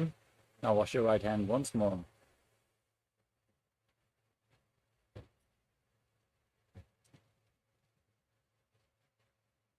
ओम अपौपस्पृश्य. And keep your Panchapatram and Udani aside, out of harm's way, as we briefly cover the components of KAILASA Nithyananda Yoga. Nithyananda Yoga is the science of leading you to the realization that you are Paramashiva. Paramashivatva, Paramashivoham. For this, we prepare our bodies through asanas, the physical postures, aligning our bodies to Paramashiva. The breathing techniques, pranayama, as we control the flow of the inhalation, retention, and exhalation. We align our breathing to Paramashiva. With mudras, we prevent the prana from seeping out of the body again and lead the prana up to awaken the non-mechanical parts of the brain. We perform mudras by aligning our fingers, limbs, and various other body parts.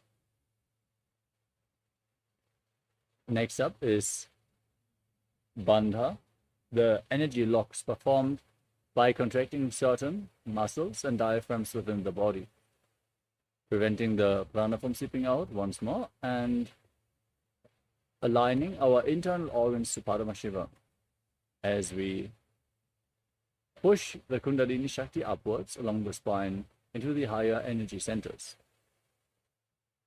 We are going to perform the Mula Bandha, the root lock, contracting the perineal floor and pulling it up, the Uddiyana Bandha, the abdominal lock, as you contract your muscles above and below your navel and pull your stomach in and up towards your spine. The Jalandhara Bandha, the throat lock, tucking your chin to the chest and internally locking your throat muscles. If you perform all the three bandhas at the same time, then make Mahamudra Bandha.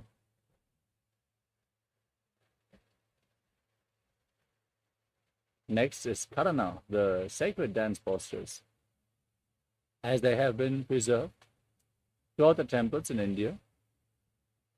Moving your limbs in synchronicity, aligning your movements to the cosmic body movements. The Karanas lead to intense awareness within your body and to a subtle but intense breathing flow, which intensely infuses prana into your system. Next up is the visualization. As you visualize whatever is projected in the top right corner of the screen, you embody the essence of the asanas even more intensely, aligning your thinking to Paramashiva and manifesting Mano Shakti, the power of thought. The next component is Japa, the internal repetition of mantras.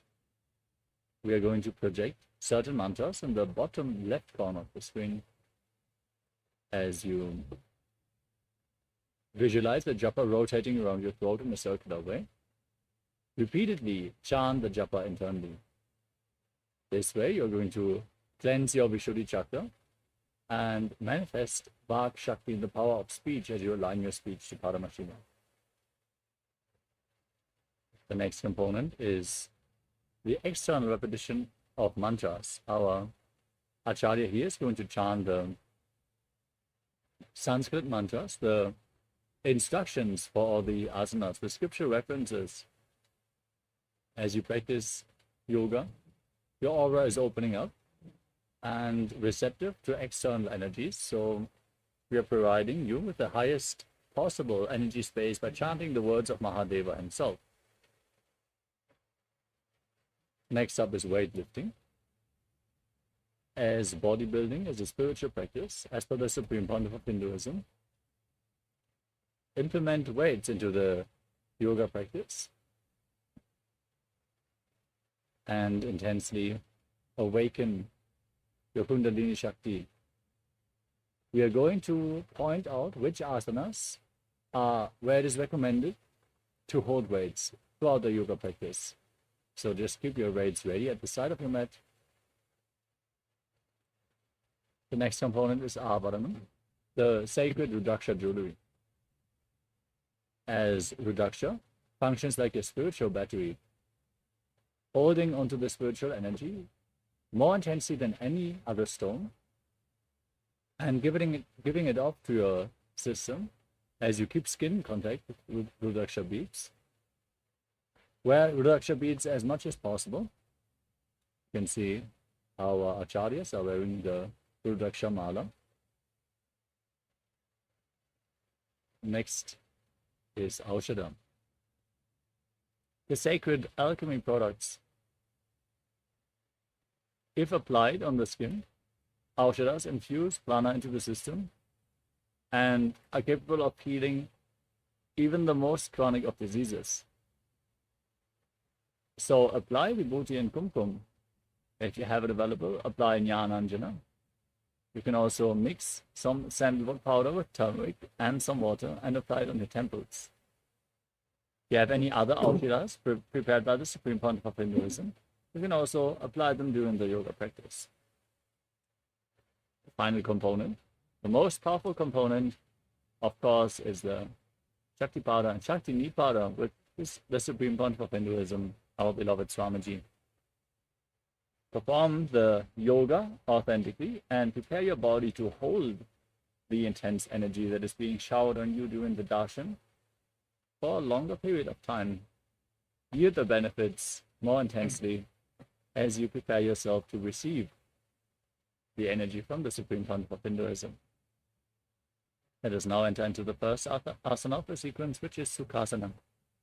Now, sit in a comfortable cross-set position with your head, neck, and spine in a straight line. Keep your hands on top of the knees in Bindu Mudra. Visualize Lord Shiva in your inner space as you breathe in Samana Kumbhaka. Inhale deeply and hold the breath as you visualize the fire being kindled in your stomach, rising up your spine. Engage all Tribandhas, Mahamudra Bandha, root lock, abdominal lock, and throat lock as you internally chant the Japa Soham in Sukhasana. तत्सुखासनमित्युक्तमशक्तस्तत्समाचरेत् आसनं विजितं येन जितं तेन जगत्त्रयम्.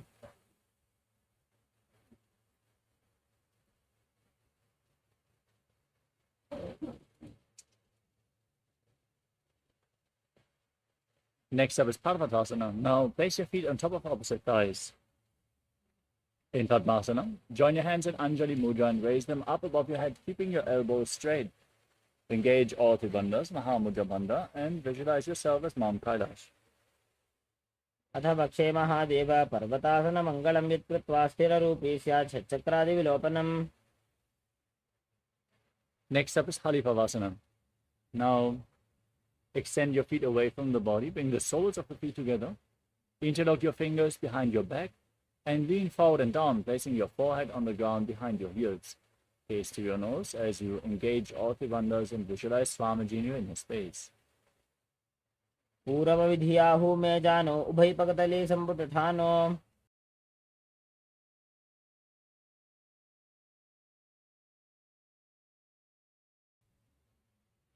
Next up is Nagi Pavasana.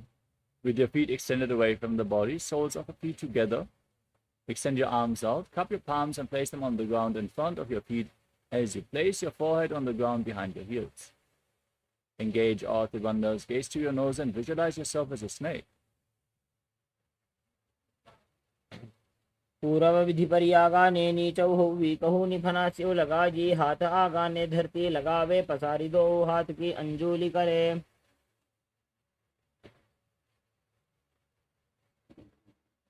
Next up is KAILASA. Now hold onto the big toes in Prana Mudra with index and middle fingers together. Extend your legs forward and up and then cross them into Padmasana. Lean forward and down, place your elbows on the ground and engage all the bandhas as you visualize yourself as a bird. अथान्यदासनं वक्षे येन सिद्धो भवे नरः अकस्मात् वायुसञ्चारं कोकिलाख्यासनेन च. Next up is Nithyananda. Now stack your knees and ankles in Ardha Padmasana. Hold on to opposite elbows, gaze to your nose, and start rotating your arms in a circular way, engaging all the bandhas, visualizing Swamiji, and after some time changing the direction of the movement. घोड़ा बामा पादगी आशा माहिली सोज दश चरण को बार लोता परिकुल्फ समोज. Next up is Gajasana. Now place your hands flat on the ground and lift your hips up high. Then scoop your head and chest forward and down again and again, visualizing yourself as an elephant and keeping the Uddiyana Bandha, the abdominal lock, and the Mula Bandha, the root lock, engaged. निजं पादाग्रे भूमौ कृत्वा लंबी भुजा मस्तकाग्रे निधाय.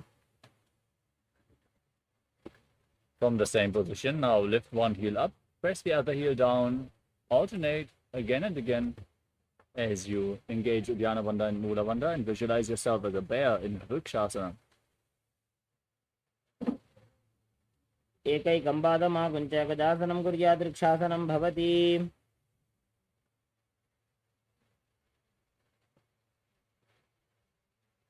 Next up is Vaishyasana. Now raise up, stand on the tips of the big toes if you can, and bring your hands to the chest in Hridaya Mudra, index, middle, and ring fingers joined together. Now visualize Swamiji in your inner space and engage Uddiyana Bandha and Mula Bandha. केशेन पादयुगलं बद्ध्वा तिष्ठेत अधोमुखः.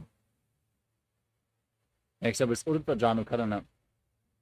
Now stand in Arimandi posture. Your heels together, toes pointing outwards and knees bent. We are going to perform Arimandi various times throughout this asana sequence. So remember this posture. Raise your hands to the chest and lift one knee up along the center of the body in a circular way as you follow along with the respective hand again and again.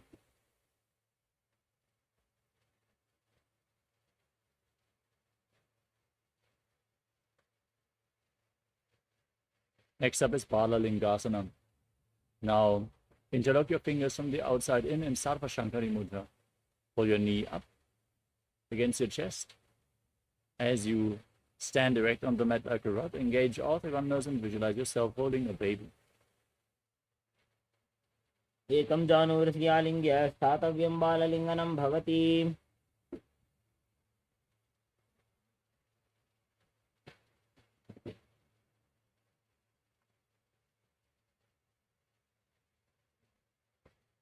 Next up is Parapidanasana. Now pull the foot behind towards your buttocks.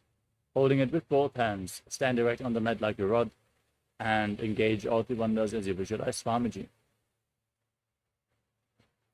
चित्तैकस्मिन् पादतले कराभ्यां वेष्टयेत् तनुम्. Now hold the sole of the foot from the inside as you lean forward and down. Extend your front arm. Kick the leg back and up. And keep the front hand in Bindu Mudra, index finger and thumb together as you visualize yourself as Lord Nataraja in Natarajasana.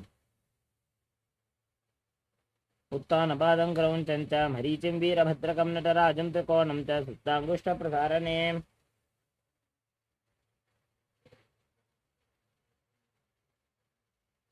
Next up is Balalingasana on the other side. Pull the other knee up towards your chest with your fingers interlocked. All three bandhas engaged, visualizing yourself holding a baby.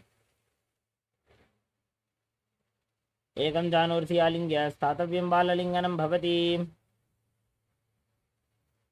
We move on to Parapidanasana on the other side. Pull the foot behind towards your buttocks and visualize Swamiji as you engage all the bandhas.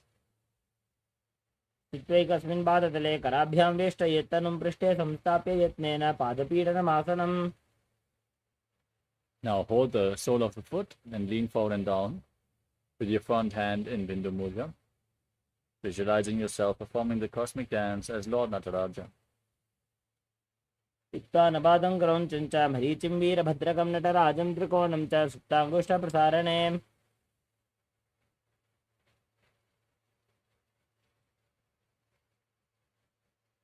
Next up is Adhari Chakarana. From Arimandi position with the hands at the chest, step the right foot behind the left and swing the right arm back and forth like a pendulum. Gracefully move your fingers one by one. Then place your hand over the nose, uncross the ankles, and repeat the movement on the other side.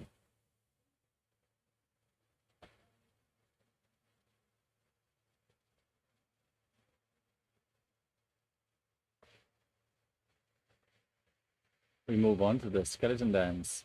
Now, visualize yourself as a skeleton and shake your body intensely. Hold the visualization that you are mere bones. There's no muscles, no tendons, only bones. Shake your body intensely. Let all the resistance go. Restore bold integrity into your bone marrow. Hold the visualization of your bone structure.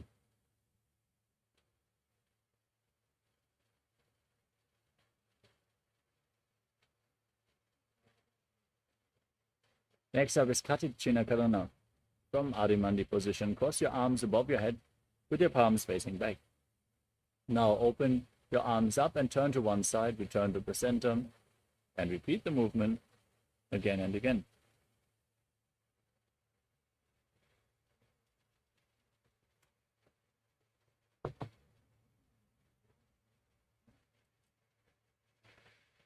Next up is Tadasana.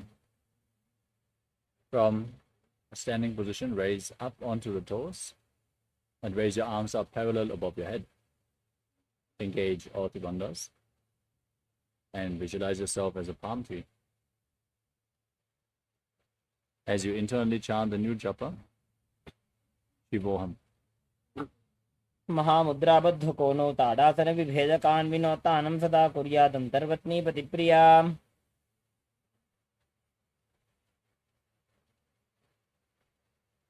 Next up is Uttanasana. From a standing position, lean forward and down. Place your hands flat on the ground as you engage all the bandhas and visualize Swamiji in your inner space. महामुद्राबद्ध कोनो ताडासन विभेदकान् विनोतानं सदा कुर्यादन्तर्वत्नी पतिप्रिया.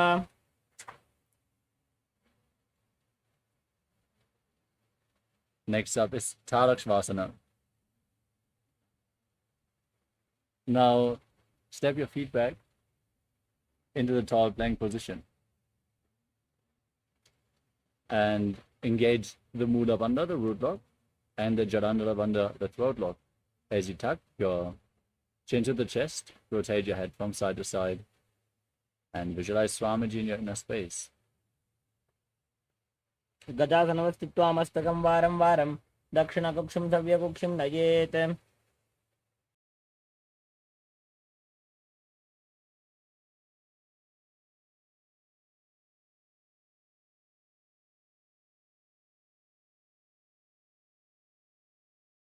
Now lower down on your stomach.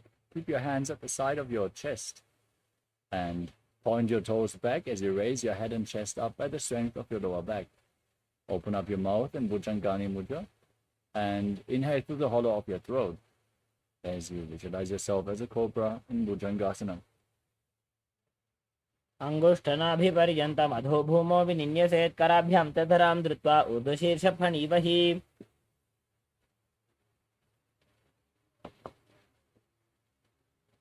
Now push your body up into the plank position. Pull your knees in one by one towards your chest. As you visualize Swamiji in your inner space, breathe firmly in Sahadra Kumbhaka. Lead the prana along your spine, holding it on and off in the individual energy centers along your spine. As you engage the Mula Bandha in Shashasana. ध्वजासन संस्थितो जानुद्वयमागुञ्च्य वारं वारं कर्तव्यं शशासनं भवति. Next up is Rathasana.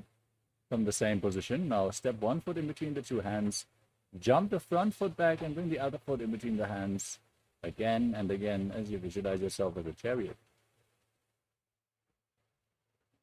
ध्वजासन संस्थितो एकैकं पादं पुरोमार्गेण भ्रामयित्वा कर्तव्यं प्रथासनं भवति. Next up is Virabhadrasana. Now with one foot forward and the other foot far back, the toes pointing to the side at the back. Raise your arms up parallel as you bend your front knee at a 90-degree angle. Push your hips forward, engage Uddiyana Bandha and Mula Bandha. Gaze to your thara and visualize yourself as Lord Virabhadra. वासिष्ठमसकौण्डिन्यमूर्धकुक्कुटमेव च अष्टावक्रमथोत्थानं मयूरं सेतुबन्धनम्. Now exchange the position of your feet and repeat Virabhadrasana on the other side. वासिष्ठमसकौण्डिन्यम् ऊर्ध्वकुक्कुटमेव च.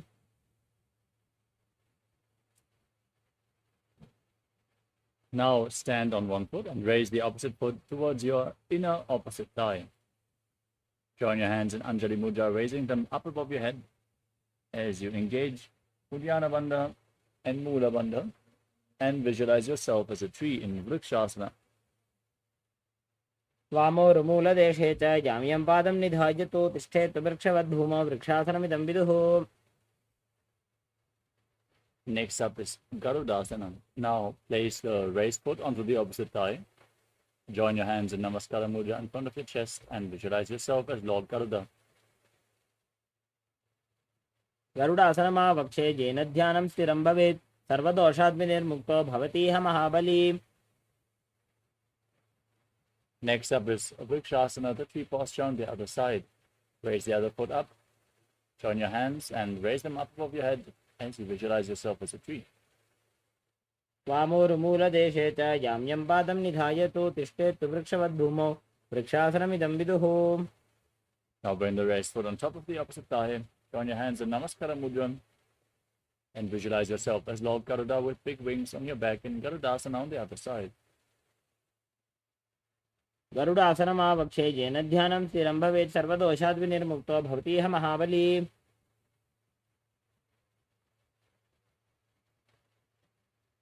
Next up is Trikonasana. Now step one foot forward and the other foot far back.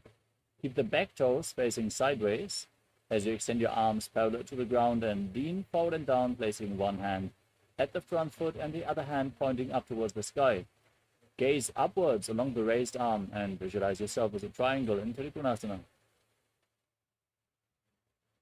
उत्तानपादं क्रौञ्चं च मरीचिं वीरभद्रकं नटराजं त्रिकोणं च सुप्ताङ्गुष्ठप्रसारणे. Now raise back up, rotate your feet and lean down in the opposite direction. Gaze up as you visualize yourself as a triangle in Trikonasana on the other side. उत्तानपादं क्रौञ्चं च मरीचिं वीरभद्रकं नटराजं त्रिकोणं च सुप्ताङ्गुष्ठप्रसारणे.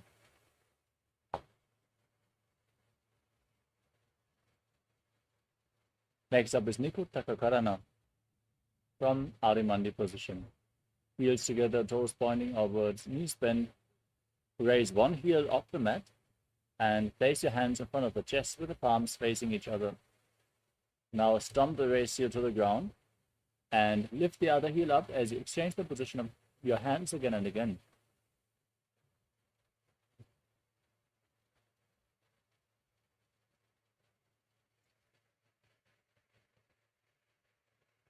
The next asana is Angushtasana. Now lower your body down, tuck your toes and sit on raised heels as you keep your knees together, lifted off the ground. Join your hands in Namaskara Mudra in front of your chest as you visualize Swamiji in your inner space and start buzzing like a bee on the in and exhalation in Brahmari Kumbhaka, internally chanting the new japa Sadashivoham in Angushtasana. कबन्धासनमित्याहुः गोरक्षासनमेव च अङ्गुष्ठमुष्टिकं ज्ञेयं ब्रह्मप्रासादितं तथा.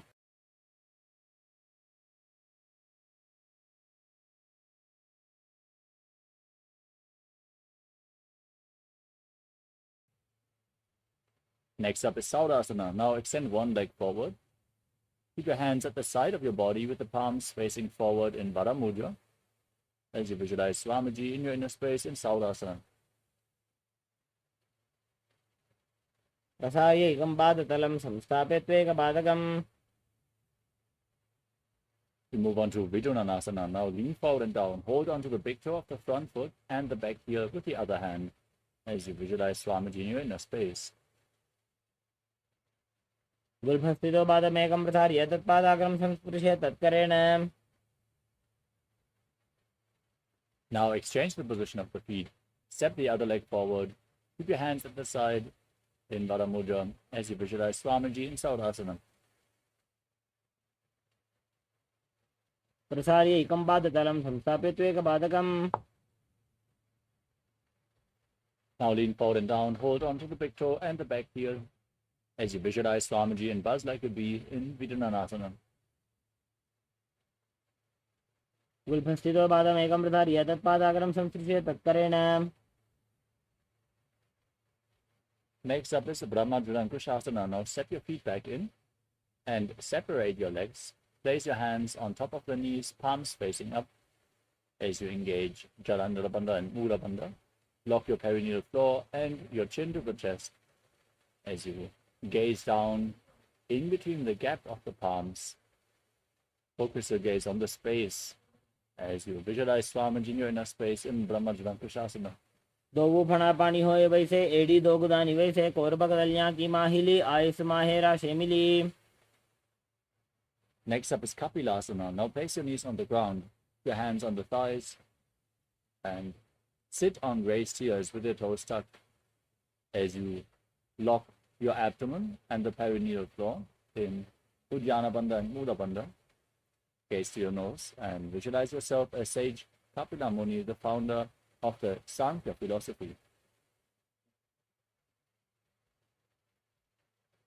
उभय पगदली समटारावे तिनको माहिली core मिलावे. Next up is Bhagavad Now, as you maintain the same posture, shift your gaze up towards your third eye, visualize Swamiji in your inner space, and perform the Mula Bandha. दो वो पगदली संपुट करे कोरवार ले भू पर इधर है कोरवार ले राखे ऐसे तापरी मूल द्वार की वैसे.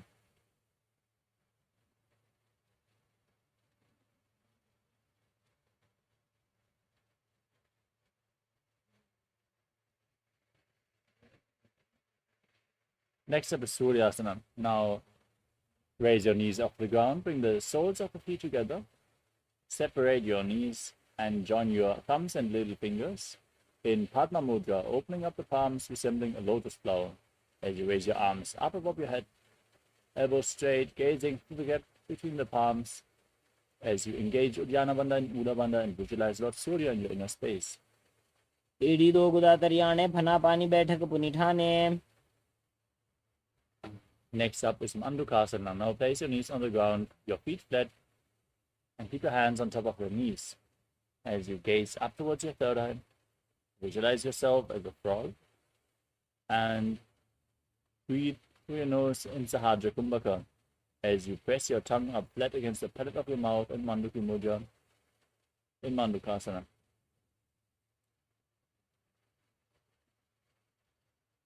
पादतलो पृष्ठदेशे अंगुष्ठे द्वे च संस्पृशेत्.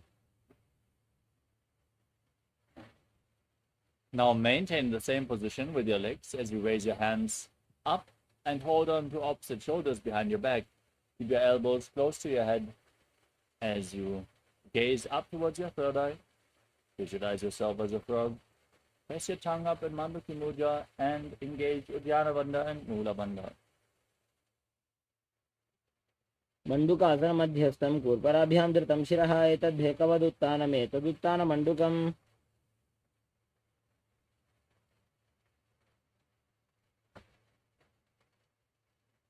The next asana of the sequence is Simhasana. Now, cross your feet and sit on the heels.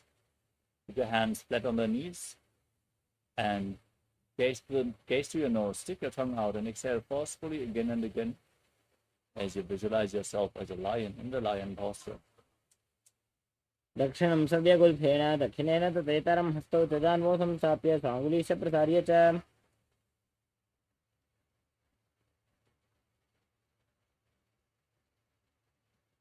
Next up is Bhadrasana. Now, sit with the soles of the feet together, toes pointing back, your knees separated as you cross your arms behind your back and hold onto the big toes in Prana Mudra with index and middle fingers together. Gaze to the tip of your nose and tuck your chin to the chest in Jalandhara Bandham as you return to buzzing like a bee on inhalation and exhalation and visualize Swamiji in your inner space. गुल्फौ दुवृषणस्यादः सीवन्त्याः पार्श्वयोः क्षिपेत्. Next up is Kaka Bhushandi Asana. Now, squat with your feet flat, knees raised and separated. Bring your arms in and around the raised knees and interlock your fingers behind your back if you can in Talasana Mudra as you gaze to the tip of your nose and visualize yourself as a crow. प्रथमे वैसकौकटठाने द्वौ हाथपगमीन् आने. Next up is Kani Pavasana. Now keep your hands back on the ground, shoulder width apart. Bring your knees onto your arms towards your armpits. As you lean forward and down, raise your feet off the mat and balance on your arms as you visualize Swamiji in your inner space.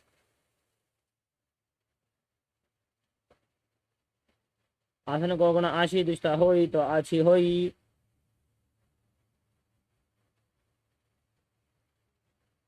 Next up is Kapali Asana. Now keep your hands on the ground, shoulder width apart, and place your head on the mat, forming a triangle between your head and your hands. Keep your knees on your arms, lift your feet off the ground and straighten your legs up into a headstand posture. If you suffer from any high blood pressure or any injuries in the neck or back, don't perform any of the inverted postures. And if you feel you need support, in these postures you can lean against the wall or ask a partner to assist you as you gaze to the nose and visualize Swamiji in Kapali Asana. थीशे थीशा धरती टेकी पगदो मिलिवा ऊंचा कुकरे.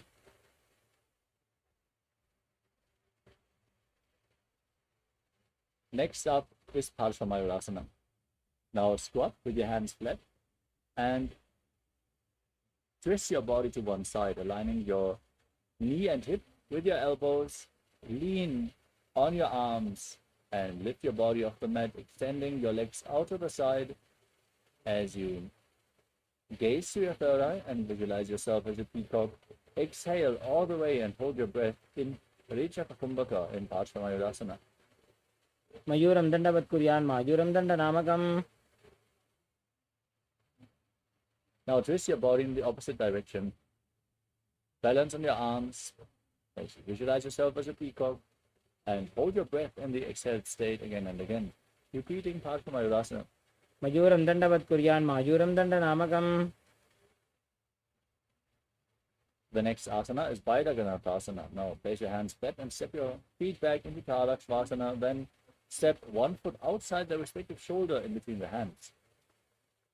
Now push your hips forward. Stretch the hamstrings as you gaze up. Visualize yourself as Lord Kala Bhairava in Baidaganathasana. आसन को गुण पीती जाई. Exchange the position of your feet. Step the other foot forward. Gaze up. Visualize yourself as Lord Kala Bhairava in Baidaganathasana on the other side. आसन को गुण पीती जाई. Now raise your body back up. Step your feet back and bring your forearms on the mat. Keep your hips raised and walk your feet forward. Try to keep your heels on the ground as well. As you gaze up towards your third eye and visualize Swamiji in Ummukha Pikasana. भून्यस्थो जानुनि हस्तौ चतुष्पदम वाङ्मुखम् उत्थापिताङ्घ्रियुगलकटिस्थलमभिरुका. Next up is Vashishthasana. Raise yourself back up onto your hands and rotate your body, lifting one hand up towards the sky. Keep your core engaged, your body straight as you gaze up along the raised arm and visualize yourself as Sage Vashishta and Vashishtasana. ऊर्ध्वकुक्कुटवासिष्ठमरीचहलमत्स्यकम्बरिवृत्तिं चोदरस्य बीजं धनुरासनम्. Now rotate your body in the opposite direction. Repeat Vashishtasana on the other side. ऊर्ध्वकुक्कुटवासिष्ठमरीचहलमत्स्यकम्बरिवृत्तिं चोदरस्य विविधं धनुरासनम्. Next up is Anjani Asana. Now sit with your legs extended and bring your hands underneath your buttocks with the palms facing up. Gaze towards your navel as you visualize yourself as Lord Hanuman. Perform Jalandharabandha and Udabandha and internally chant Mahasadaशिवोहम. दोऊ करके उभय हथेली कोरवारली मैले भेली. Next up is Paschimottanasana. Now lean forward and down. Hold on to the feet. Hold on to the big toes in Prana Mudra. As you visualize Swamiji in your inner space, perform all the bandhas, Mahamudra Bandha. जानो परिललाटन्तो पश्चिमं तानमुच्यते.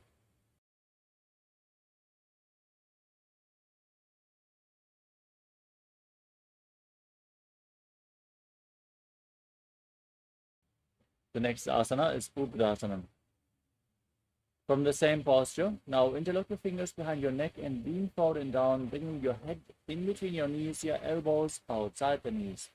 Squeeze your core as you engage all three bandhas, Mahamudra Bandha, and visualize Kali in your inner space.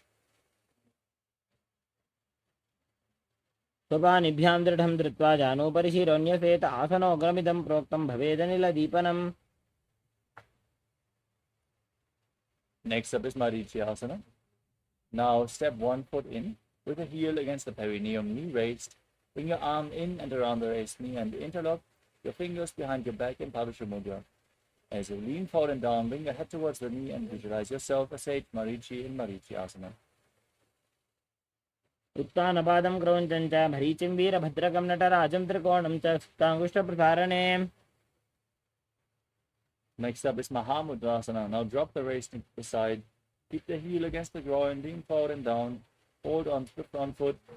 As you gaze to your nose, engage all three bandhas. Exhale all the way and visualize Swamiji in Mahamudrasana. महामुद्रां प्रवक्ष्यामि तन्त्रेऽस्मिन् मम वल्लभे यां प्राप्य सिद्धा सिद्धिं च कपिलाद्याः पुरागताः.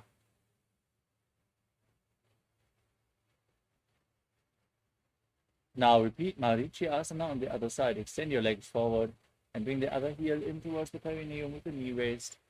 Lean forward and down. Interlock your fingers behind your back and visualize yourself as Sage Marichi. उत्तानपादं क्रौञ्चं च भरीचिं वीरभद्रकं नटराजं त्रिकोणं च सुप्ताङ्गुष्ठप्रसारणे. Now drop the knee to the side, lean forward and down, hold on to the front foot. Visualize Swamiji and engage Mahamudra Bandha in Mahamudrasana on the other side. महामुद्रां प्रवक्ष्यामि तन्त्रेऽस्मिन् मम वल्लभे यां प्राप्य सिद्धा सिद्धिं च कपिलाद्याः पुरागताः. Perform Ujjana Bandha and Mula Bandha.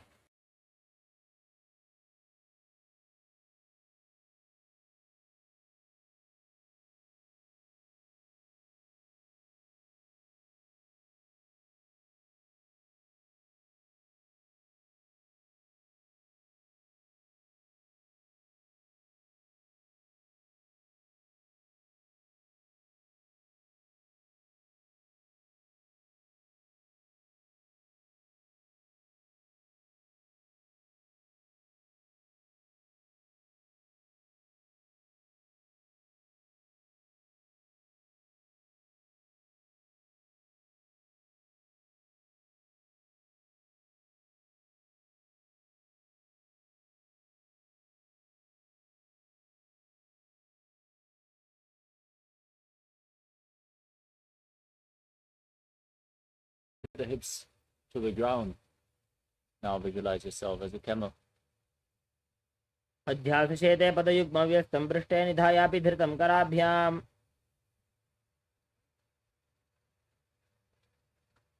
Next up is Dhanurasana. Now hold onto the feet and kick your legs back and up, raising your head and chest off the ground, gazing to the third eye and visualizing yourself as Pinaka, Lord Shiva's bowl. प्रसार्य पादौ भुजदण्डरूपौ करोतु पृष्ठे धृतपादयुग्मम्. Next up is Bhagasana. Now sit in a kneeling posture with your heels outside the hips, hands on the knees, toes touching behind your back. Gaze to your third eye, visualize Swamiji and internally chant the new japa Om Nithyananda Paramashivoham. Visualize it rotating around your throat. उल्टा मोड़ी पादो वैसे बहुरो जुगति करे एक ऐसे. We move on to the next inverted posture of the sequence. You need set up in front of a wall. As you place your forearms on the ground, elbows shoulder width apart, interlock your fingers, place your head on the mat and walk your feet forward, raise your hips and lift them off the ground. As you tuck your knees towards your chin, squeeze your body into a ball. As you gaze to your nose and visualize Swamiji in Gogi Asana. दो हाथ की कहुनी जोई पुनः कलाई जाने दोई. Now extend your legs up straight into Shirshasana, the headstand posture, as you gaze to the nose and visualize Swamiji in your inner space. विपरीतं मण्डलं च द्विदैव विदितं हिनः. Gently lower your legs down. Come to a seated posture with your legs extended forward. Now get ready for a sequence of rapid exhalations and intense ab contraction as you breathe in Bastika Kumbhaka, contract.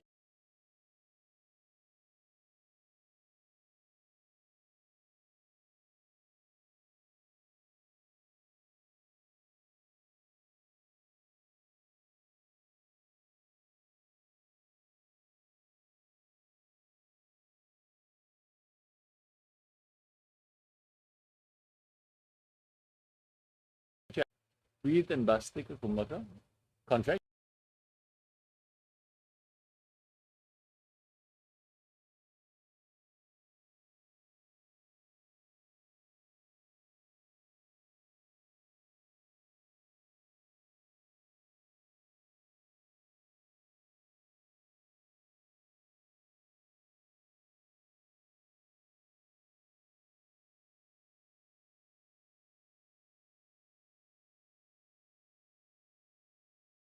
Om Nithyananda Paramashivoham. Om Nithyananda Paramashivoham. Om Nithyananda Paramashivoham. Om Nithyananda Paramashivoham. Om Nithyananda Paramashivoham. Om Nithyananda Paramashivoham. Om Nithyananda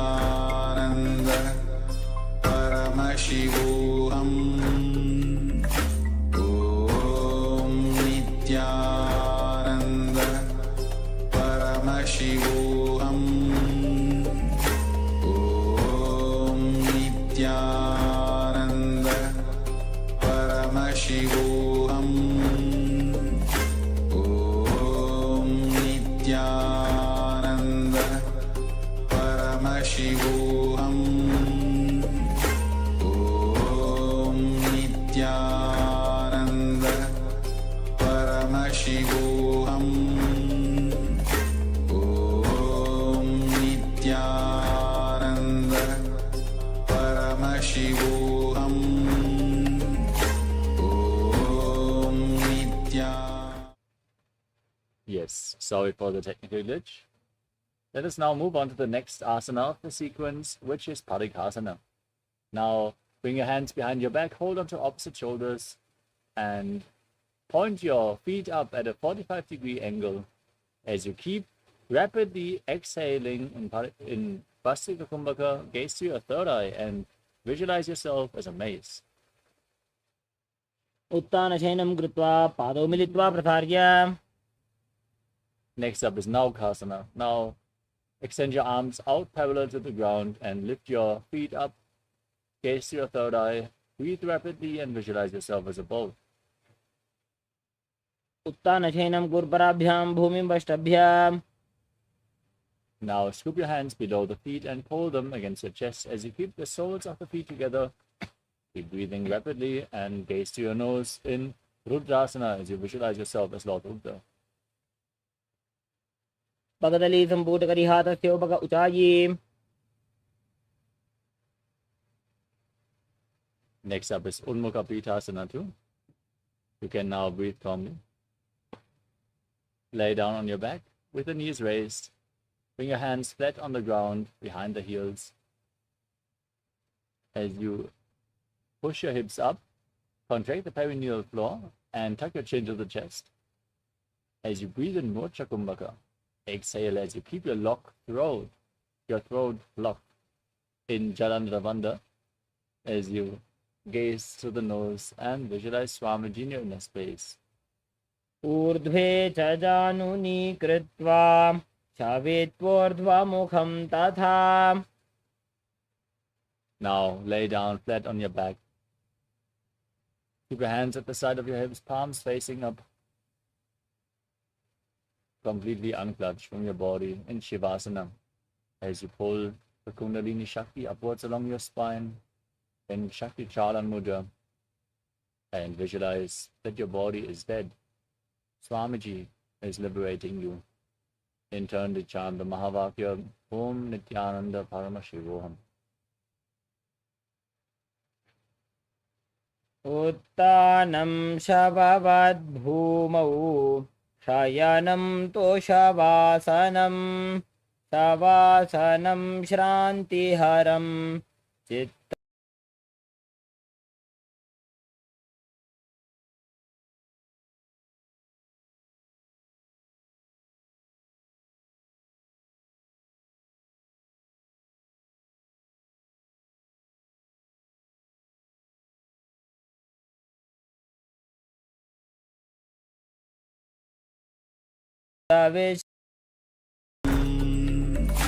Om Nithyananda Paramashivoham. Om Nithyananda Paramashivoham. Om Nithyananda Paramashivoham. Nithyananda Paramashivoham. Om Nithyananda Paramashivoham. Om Nithyananda Paramashivoham. Om Nithyananda Paramashivoham. Om Nithyananda Paramashivoham. Om Nithyananda Paramashivoham. Om Nithyananda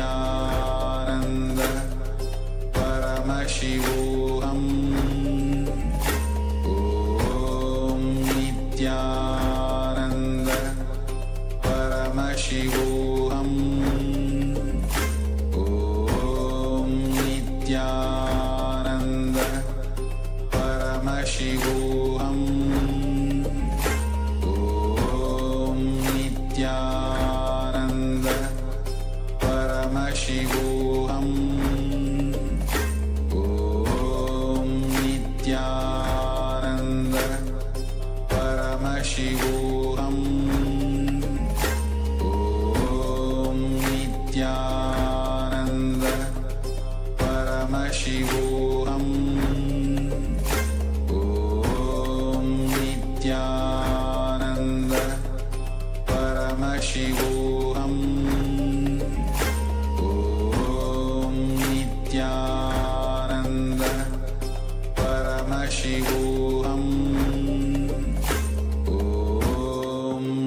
Nityanand परमशिवोऽहम् ॐ नित्यानन्द परमशिवोऽहम् ॐ नित्यानन्द परमशिवोऽहम् ॐ नित्यानन्द परमशिवोऽहम् ॐ नित्यानन्द परमशिवोऽहम्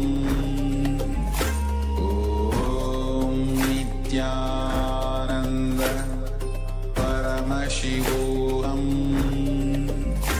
ॐ नित्यानन्द परमशिवोऽहम् ॐ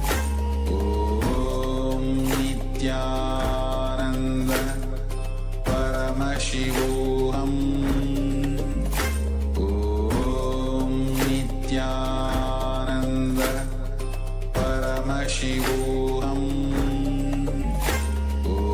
ॐ नित्यानन्द परमशिवोऽहम्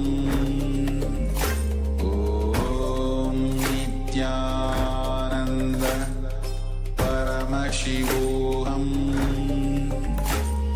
ॐ नित्यानन्द परमशिवोऽहम् ॐ नित्यानन्द परमशिवोऽहम् ॐ नित्यानन्द परमशिवोऽहम् ॐ नित्यानन्द परमशिवोऽहम् ॐ नित्यानन्द परमशिवोऽहम् Now, slowly return to your physical body. Start to wiggle your fingers and toes, your wrists and your ankles. Move your arms and legs around. Pull your knees up towards your chest. Rock your body from side to side as you slowly return to a comfortable seated position.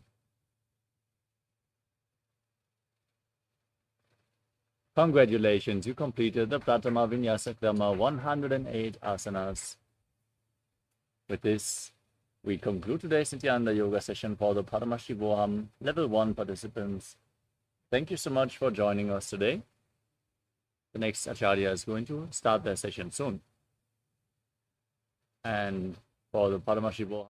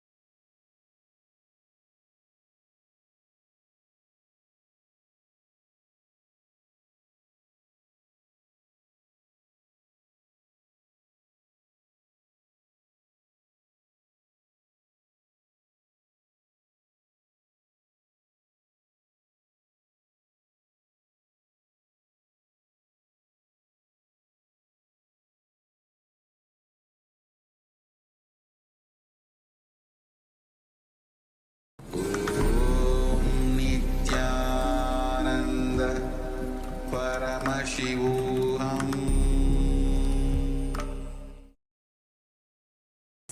We have just completed the beautiful Dvitiya Vinyasa Krama, the 308 asana sequence. And I hope all of you had new breakthroughs and experiences. But to understand the deeper sciences of yoga and the other techniques and methodologies to expand your knowledge about yoga, Swamiji has given us this beautiful opportunity in the Paramashivoham program starting on the 26th of December. This yoga meditation retreat where Swamiji is giving us so many different opportunities to manifest the powers of Paramashiva, so many different techniques to make us start manifesting the powers of Paramashiva. Swamiji has given us yoga as one more. So I request and invite all the participants and viewers watching us now to join us in this beautiful 21-day meditation program. There are 3 levels you can be part of. The level 1, which is the beginner's level, where you'll be introduced to the basics of yourself, of who you are, healing your deep wounds and patterns, and giving you the first initiation into the science of power manifestation.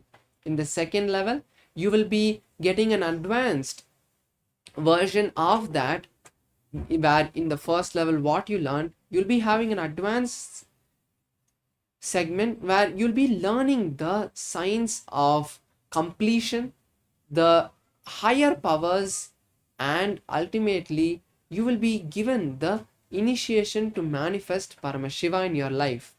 And finally, in the third level, you will be experiencing I am Paramashiva, the truth that I am Paramashiva in the advanced level. So whichever level you have not completed, you can join us there and experience this beautiful program to awaken and know your true potential. So I invite all of the viewers and participants watching us now to the Paramashivoham program. The link is right under me, where you can just either scan the QR code or type the link, and it's also in the YouTube description. So let's take this few moments as we set up the Pada Puja to offer our gratitude to Swamiji in this next segment. In this next segment, as you can see in the title, is going to be about the Pada Puja and Shiva Puja. We are going to be offering our gratitude as part of this morning routine. So as we set up, if you have not attended the Paramashivoham level 1 or 2, join us by signing up your intention in this link. And with this, I would like to thank all the participants for performing the Dvitiya Vinyasa Krama Yoga. And now we'll be moving to the next segment, performing the gratitude to Swamiji, offering our gratitude to Swamiji in the Shiva Puja and Guru Puja.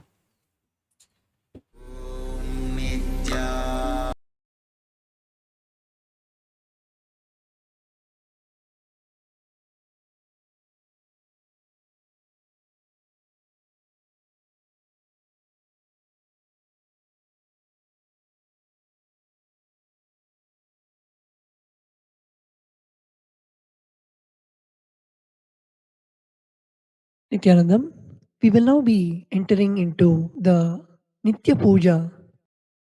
Before we begin the Guru Puja and Paramashiva Puja, we request all the participants to declare the following with integrity and authenticity. If you agree to this, please say yes loudly.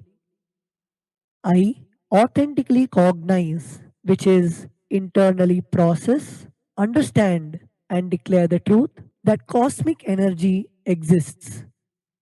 Yes, I authentically cognize, which is internally process, understand, and declare the truth that His Divine Holiness Swamiji, Nithyanandeshwara Paramashiva, and Nithyanandeshwari Parashakti, the Guru Padukas and the Atmalinga, are the Chinmaya Vigrahas, the embodiment and representation of that very cosmic energy.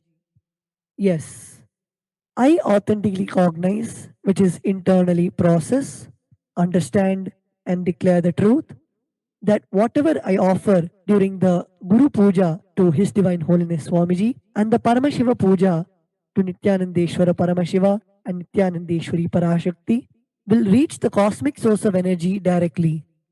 Yes, I authentically cognize, which is internally process, understand and declare the truth of Sohamasmi, that even when I worship, I am Him. Yes. Let us now enter the Guru Puja, followed by the Paramashiva Puja. The first offering is the Sadguru Vandanam, welcoming the Master. Please take some flowers in your hands and close your eyes and offer the flowers at His Divine Holiness Swamiji's Padukas at the end of the mantra. Nithyanandam Paramasukadam Kevalam Jnanamurtim Dvandvatītam Gaganasadrisham Tattvamasyaadilakshyam Ekam Nityam Vimalamachalam Sarvadhi Sakshibhutam Bhavatītam Trigunarahitam Sadgurum Tam Namami.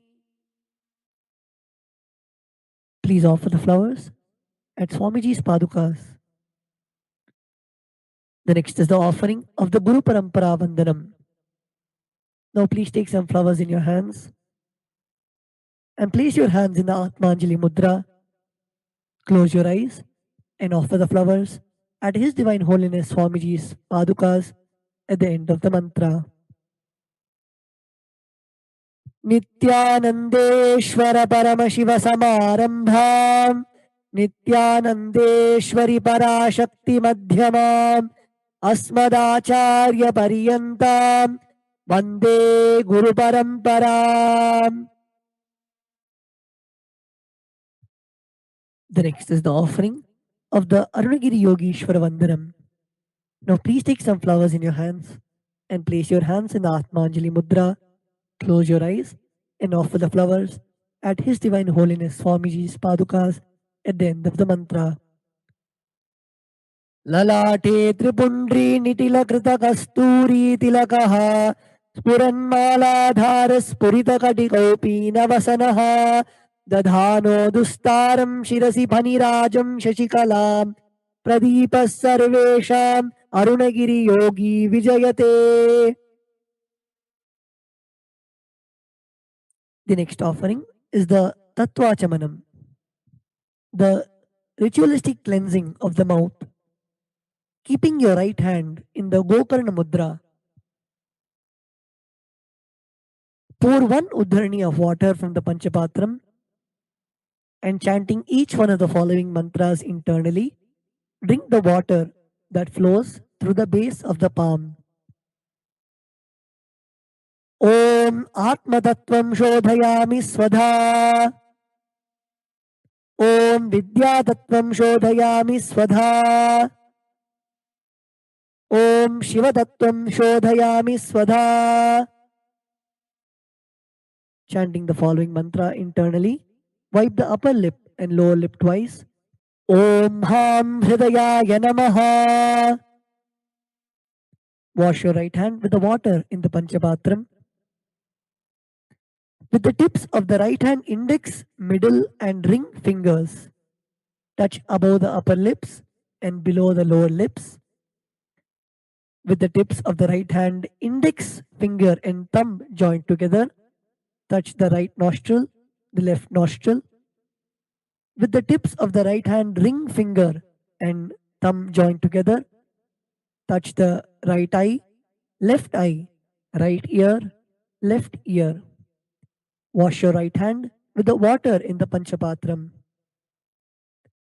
With the base of the right hand, thumb and little finger, touch the navel, right chest, left chest. With the right hand fingertips joined together, touch the top of the head, right shoulder, left shoulder and the heart center. The next is the Shuklam Bharadaram. Now please take the turmeric mixed rice in your hands.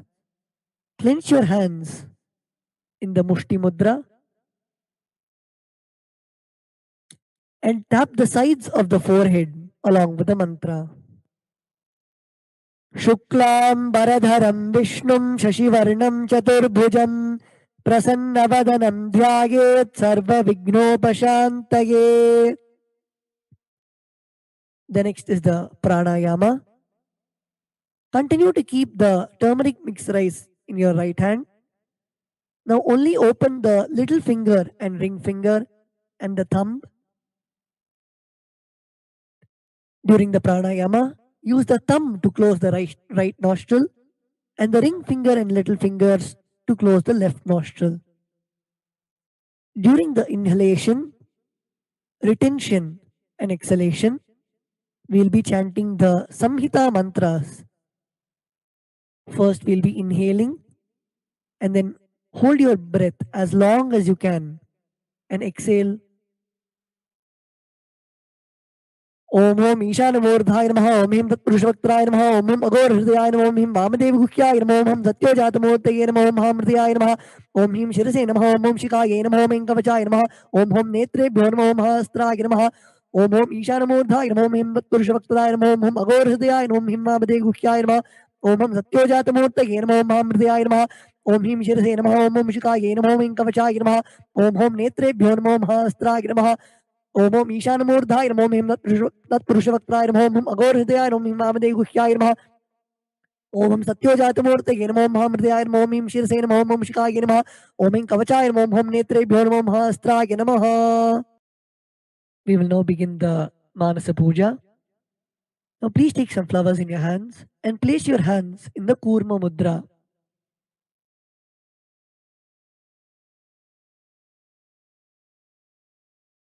Place your hands at the level of the Ananda Gandha. Close your eyes and offer the flowers at His Divine Holiness Swamiji's Padukas at the end of the mantra.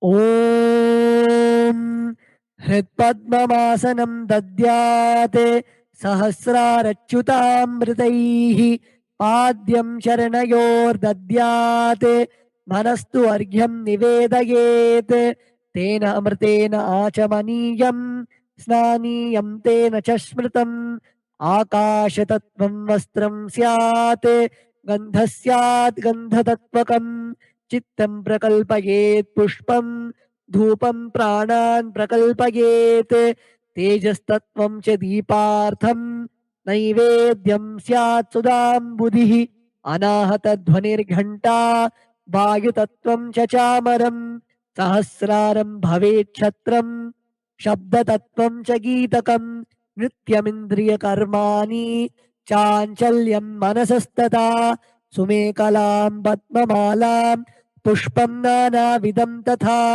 अमायाद्यैर्भावपुष्पैः अर्चयेत् भावगोचरम् अमायम् अनहङ्कारम् अरागम् अमदं तथा अमोहकम् अदम्बं च अद्वेषाक्षोभको तथा अमात्सर्यम् अलोभञ्च दशपुष्पं विदुर्बुधाः अहिंसा परमं पुष्पं पुष्पमिन्द्रियनिग्रहः दया पुष्पं क्षमा पुष्पं ज्ञानपुष्पं च पञ्चमम् इति पञ्चदशैर्भावपुष्पैः सम्पूजयेत् भगवन्तं Shri Nityananda Paramashivam.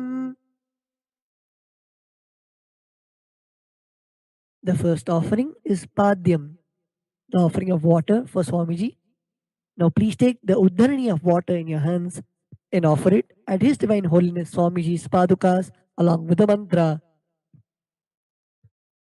Om Hreem Etat Padyam Sarvadeva Devi Swarupaya Bhagavate Shri Nithyananda Paramashivaya Namaha.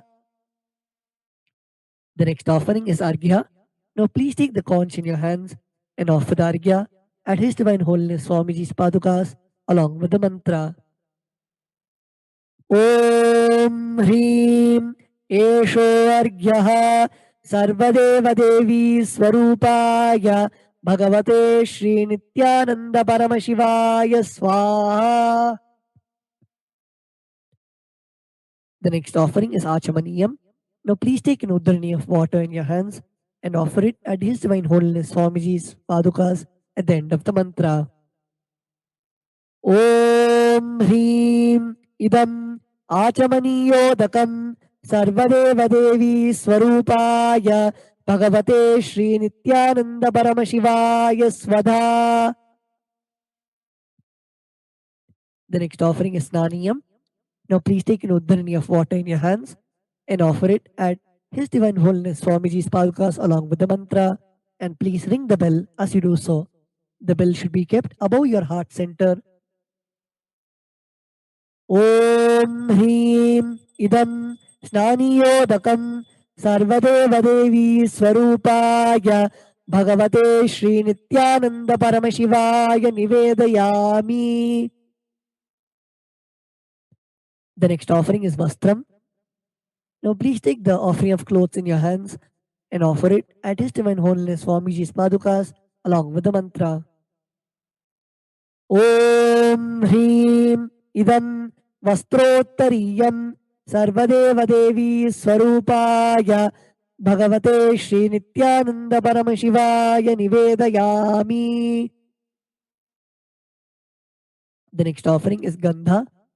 Now please take the sandalwood paste in your hands and offer it at His Divine Holiness Swamiji's Padukas along with the mantra. Om Hreem Esha Gandha Sarvadevadevi Swarupaya Bhagavate Shri Nityananda Paramashivaya Namaha. The next offering is Pushpam. Now please take some flowers smeared with sandalwood paste in your hands and offer the flowers at His Divine Holiness Swamiji's Padukas along with the mantra. Om Hreem Idam Etani Sachandana Pushpani Sarvadeva Devi Swarupaya Bhagavate Shri Nityananda Paramashivaya Vaushate. The next is the offering of the Bilva Patram. Now please take the Bilva leaf smeared with sandalwood paste in your hands and offer it at His Divine Holiness Swamiji's Padukas along with the mantra. Om Hreem Etani Sachandana Bilvapatrani Sarvadeva Devi Swarupaya Bhagavate Shri Nityananda Paramashivaya Vaushate. The next offering is Dhupa. Now please take the lit incense sticks in your hands and slowly wave it towards His Divine Holiness Swamiji's Padukas along with the mantra, and please ring the bell as you do so. Om Hreem Esha Dhupaha Sarvadeva Devi Swarupaya Bhagavate Shri Nityananda Paramashivaya Namaha. The next is the offering of Deepa. Now please take the lit lamp in your hands and slowly wave it towards His Divine Holiness Swamiji's Padukas along with the mantra, and please ring the bell as you do so. Om Hreem Esha Deepaha Sarvadeva Devi Swarupaya Bhagavate Shri Nityananda Paramashivaya Namaha. The next is the offering of Naivedyam. Now please take an uddharani of water in your hands and hover it clockwise over the Naivedyam and offer the water at His Divine Holiness Swamiji's Padukas, and please ring the bell as you do so. Om Hreem Idam Sopakarna Naivedyam Sarvadeva Devi Swarupaya Bhagavate Shri Nityananda Paramashivaya Nivedayami. The next offering is Paniyam. Now please take an uddharani of water in your hands and offer it at His Divine Holiness Swamiji's Padukas along with the mantra. Om Hreem Idam Panartodakam Sarvadeva Devi Swarupaya Bhagavate Shri Nityananda Paramashivaya Namaha. The next is the offering of Punarachamaniyam. Now please take an uddharani of water in your hands and offer it at His Divine Holiness Swamiji's Padukas along with the mantra. Om Hreem Idam Punarachamaniyodakam Sarvadeva Devi Swarupaya Bhagavate Shri Nityananda Paramashivaya Swaha. The next is the offering of the Arati. Now please take the lit camphor in your hands and slowly wave it towards Swamiji along with the mantra, and please ring the bell as you do so. Om Hrim Esha Deepamala Sarvadeva Devi Swarupaya Bhagavate Shri Nithyananda Paramashivaya Namaha Karpura Gauram Karunavataram Samsarasaram Bhujagendraharam Sada Vasantam Hridayarvinde Bhavam Bhavani Sahitam Namami Bhavam Bhavani Sahitam Namami Bhavam Bhavani Sahitam Namami Aratrikam Samarpayami Bhagavat Shri Nithyananda Paramashiva Charana Kamalebhyo Namaha. The next is the offering of Pushpanjali. Now please take a few flowers in your hands and close your eyes till the end of the mantra and offer the flowers at His Divine Holiness Swamiji's Padukas at the end of the mantra.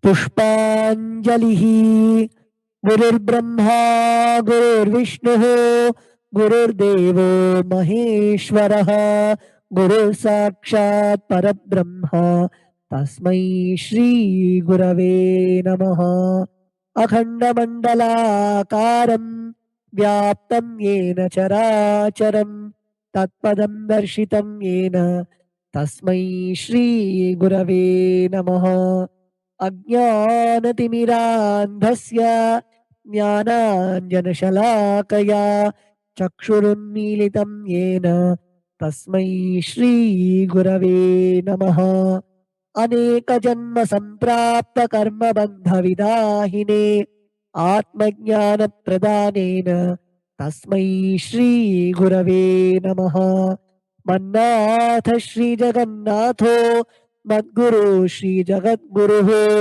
ममात्मा सर्वभूतात्मा तस्मै श्रीगुरवे नमः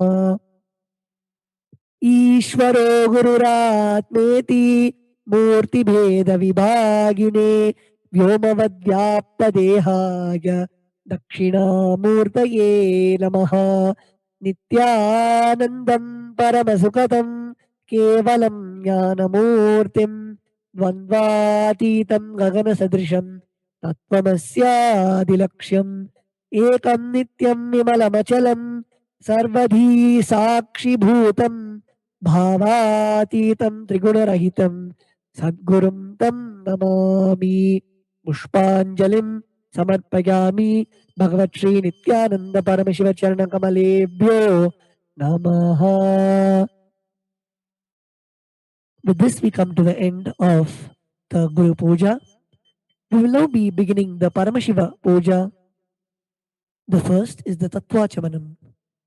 Now please place your hands in the Gokarna Mudra. Pour one udrini of water into the center of the palm and drink the water that flows from the base of the palm. Om Atmadattvam Shodhayami Swadha. Om Vidyadattvam Shodhayami Swadha. Om Shivadattvam Shodhayami Swadha. Wash your hands with the base of the palm. Om Ham Hridayaya Namaha. Wash your right hand with the water in the Panchapatram. With the tips of the right hand index, middle and ring fingers, touch above the upper lips and below the lower lip. With the tips of the right hand index, finger and thumb joined together, touch the right nostril, the left nostril. With the tips of the right hand ring finger and thumb joined together, touch the right eye, right ear, left ear. Wash the right hand with the water in the Panchapatram. With the base of the right hand thumb and little finger, touch the navel, right chest, left chest. With the right hand fingertips joined together, touch the top of the head, right shoulder, left shoulder and the heart center. We will now be performing the Sakali Karanam. Please look at the Acharya who is demonstrating all the mudras. Using the left hand, wipe the front and back of the right hand once, and using the right hand, wipe the front and back of the left hand twice. Om Haha Astraya Namaha.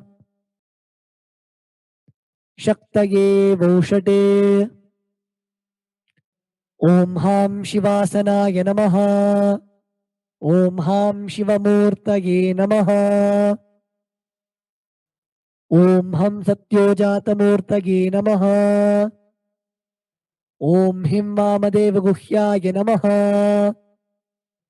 ॐ हुं अघोरहृदयाय नमः। ॐ ह्रीं तत्पुरुषवक्त्राय नमः। ॐ हूं ईशानमूर्धाय नमः। ॐ हां हौं विद्यादेहाय नमः। ॐ हौं नेत्रेभ्यो नमः। ॐ हां हौं शिवाय नमः। ॐ हां हृदयाय नमः। ॐ ह्रीं शिरसे नमः। ॐ हूं शिखायै नमः। ॐ हैं कवचाय हुम्। ॐ हः अस्त्राय नमः। ॐ हैं कवचाय हुम्। ॐ हां शिवाय वौषटे। ॐ हां हौं शिवाय नमः। ॐ हां शिवासनाय नमः। ॐ हां शिवमूर्तये नमः।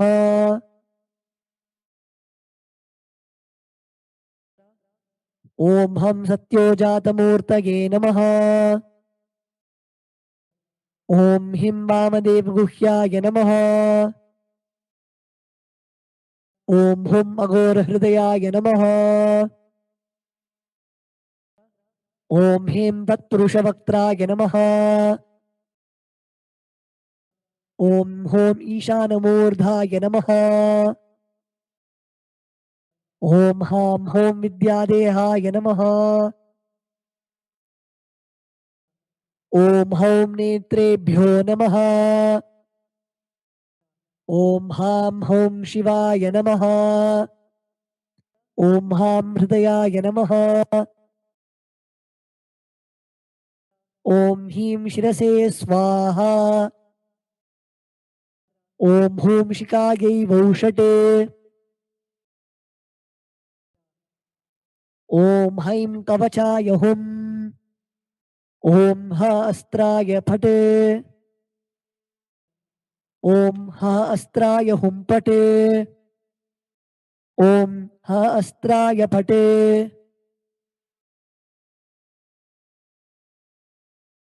ॐ हां शिवाय वौषटे। ॐ ॐ ॐ ॐ ॐ ॐ ॐ ॐ ह अस्त्राय फटे। ॐ हैं कवचाय हुम्।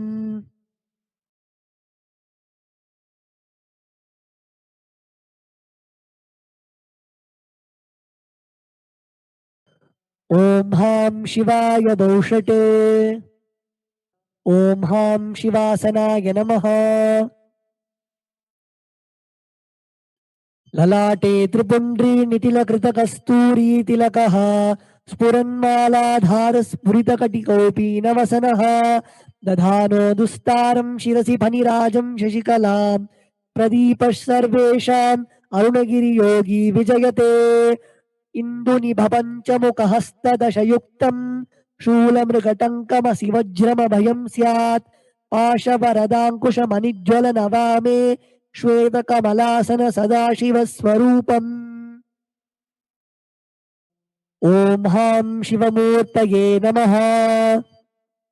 ॐ हां हौं शिवाय नमः। श्रीनित्यानन्देश्वरी पराशक्ति समेत श्रीनित्यानन्देश्वर परमशिवाय नमः। ध्यायामि आवाहयामि। ॐ हां शिवाय नमः इति आवाहनमुद्रां प्रदर्श्य स्थापना सन्निधान निष्ठुरमुद्रां प्रदर्श्य अस्त्राय हुं फट् इति कालकण्ठिमुद्रां प्रदर्श्य ॐ हां शिवाय नमः इति लिङ्गमुद्राम् नमस्कारमुद्राम् ॐ हैं कवचाय हुम् इति अवकुण्ठनमुद्रां च प्रदर्श्य we will now be offering the Upachara Puja to Paramashiva. Now please take a flower in your hands and offer it to the linga along with the mantra. Om Ham Hom Shivaya Namaha Shri Nithyanandeshwari Parashakti Sameta Shri Nithyanandeshwara Paramashivaya Namaha Asanam Samarpayami. Now please take an udhrani of the water and show it to the bottom of the Shivalinga and offer it in the Padya Patram along with the mantra. Om Ham Shivaya Namaha. Now please take an undurani of water and show it to the middle of the Shivalinga and offer it in the Achamana Patram along with the mantra. Om Ham Shivaya Svadha. Now please take an udhrani of water and show it to the top of the Shivalinga and offer the water along with the mantra. Om Ham Shivaya Svaha. Shri Nithyanandeshwari Parashakti Sameta Shri Nithyanandeshwara Paramashivaya Namaha Padyachamanaryam Dattva. The next is the Snaniyam. Now please take some water in the Uddharani and offer it on the Shivalinga along with the mantra, and please ring the bell as you do so. Om Ham Hom Shivaya Namaha Shri Nithyanandeshwari Parashakti Sameta Shri Nithyanandeshwara Paramashivaya Namaha Snanam Samarpayami. Now please take an udhrani of water and show it to the middle of the Shivalinga and offer it in the Achamana Patram along with the mantra. Om Ham Shivaya Svadha Snananantram Samarpayami. The next offering is Vastram. Now please take some turmeric mixed rice in your hands, offer it on the Shivalinga along with the mantra. Om Ham Hom Shivaya Namaha Shri Nithyanandeshwari Parashakti Sameta Shri Nithyanandeshwara Paramashivaya Namaha Vastra Yajnopavita Uttari Abharanartham Akshatan Samarpayami. The next offering is Gandha. Now please take the sandalwood paste in your hands and offer it on the top of the Shivalinga along with the mantra. Om Ham Hom Shivaya Namaha Shri Nithyanandeshwari Parashakti Sameta Shri Nithyanandeshwara Paramashivaya Namaha Gandhan Dharayami. Gandhasyopari Haridra Kunkumam Samarpayami. The next is the offering of the Pushpa. Now please take the flowers in your hands, and while each time the word Namaha is chanted, please offer the flower on top of the Shivalinga. Om Bhavaya Dehaya Namaha Bhavasya Devasya Patni Namaha Om Sharvaya Devaya Namaha Om Sharvasya Devasya Patni Namaha Om Ishanaya Devaya Namaha Om Ishanasya Devasya Patni Namaha Om Ashubhade Devaya Namaha Om Ashubhade Devasya Patni Namaha Om Rudraya Devaya Namaha Om Rudrasya Devasya Patni Namaha Om Ugraya Devaya Namaha Om Ugrasya Devasya Patni Namaha Om Bhimaya Devaya Namaha Om Bhimasya Devasya Patni Namaha Om Mahater Devaya Namaha Om Mahator Devasya Patni Namaha Om Ham Hom Shivaya Namaha Shri Nithyanandeshwari Parashakti Sameta Shri Nithyanandeshwara Paramashivaya Namaha Ashtapushpa Pujam Samarpayami. The next is the offering of the Bilva Patram. Now please take the Bilva leaf smeared with sandalwood paste in your hands and offer it on the Shivalinga along with the mantra. Om Ham Hom Shivaya Namaha Shri Nithyanandeshwari Parashakti Sameta Shri Nithyanandeshwara Paramashivaya Namaha Bilvavatram Samarpayami. The next is the offering of the Dhupa. Now please take the lit incense sticks in your hands and slowly wave it towards the Shivalinga along with the mantra. And please ring the bell as you do so.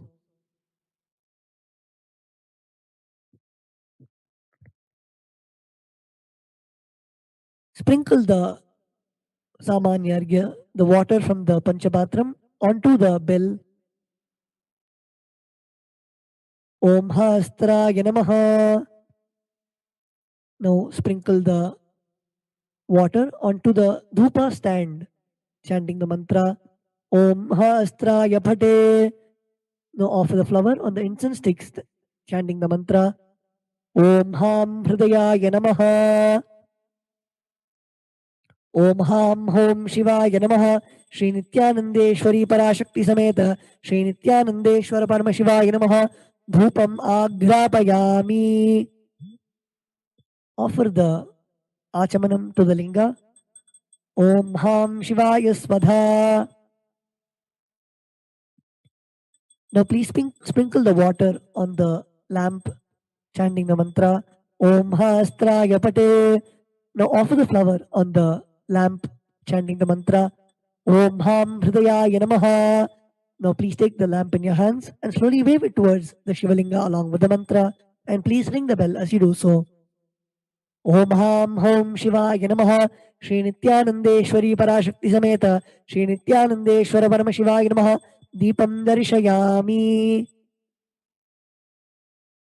Offer the Achamanam to the linga. Om Ham Shivaya Swadha. The next offering is the Naivedyam. Now sprinkle the water on the Naivedyam, chanting Om Hastraya Pate. Now offer the flower on the Naivedyam, chanting the mantra Om Ham Hridayaya Namaha. Now please take a udhrani of water and hover it clockwise over the Naivedyam and offer the water in front of the Shivalinga along with the mantra, and please ring the bell as you do so. Om Ham Hom Shivaya Namaha. Shri Nithyanandeshwari Parashakti Sameta Shri Nithyanandeshwara Paramashivaya Namaha. Naivedyam Nivedayami. Now offer the water to the middle of the Shivalinga onto the Achamana Patram along with the mantra Om Ham Shivaya Swadha. The next offering is Tambulam. Now please take the betel leaves and the turmeric mixed rice in your hands and offer it onto the Shivalinga along with the mantra Om Ham Hom Shivaya Namaha. Shri Nithyanandeshwari Parashakti Sameta Shri Nithyanandeshwara Paramashivaya Namaha. Tambulam Samarpayami. The next is the offering of Aratrikam. Now please light the camphor and sprinkle the water on the Arati plate, chanting the mantra Om Hastraya Pate. Now offer the flower on the Arati plate, chanting the mantra Om Ham Hridayaya Namaha. Now please take the Arati plate in your hands and wave it towards the Shivalinga along with the mantra, and please ring the bell as you do so. Om Ham Hom Shivaya Namaha. Shri Nithyanandeshwari Parashakti Sameta Shri Nithyanandeshwara Paramashivaya Namaha. Karpura Neerajanam Sandarishayami. Now please take a flower and hover it clockwise over the Karpura Arati and offer it onto the Shivalinga along with the mantra Om Ham Shivaya Swadha. The next offering is Pushpanjali. Now please take a durva grass, some flowers, and akshata, the turmeric mixed rice in your hands, and place your hands in the Atmanjali Mudra and offer it on top of the linga at the end of the mantra. Om Ham Hom Shivaya Namaha. Shri Nithyanandeshwari Parashakti Sameta Shri Nithyanandeshwara Paramashivaya Namaha. Pushpanjalim Samarpayami. The next offering is the Mula Mantra Japam. The chanting of the Mula Mantra. Please close your eyes. Chant the Mula Mantra given by Swamiji 11 times.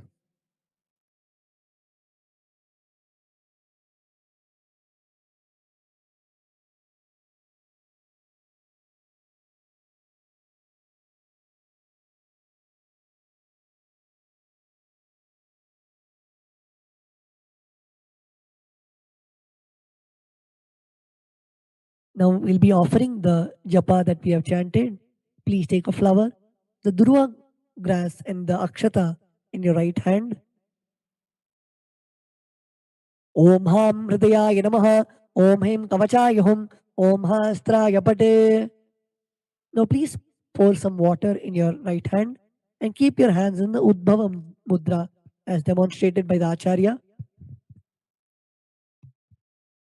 And offer the water so that it flows through the index finger onto the left hand side of the Shivalinga.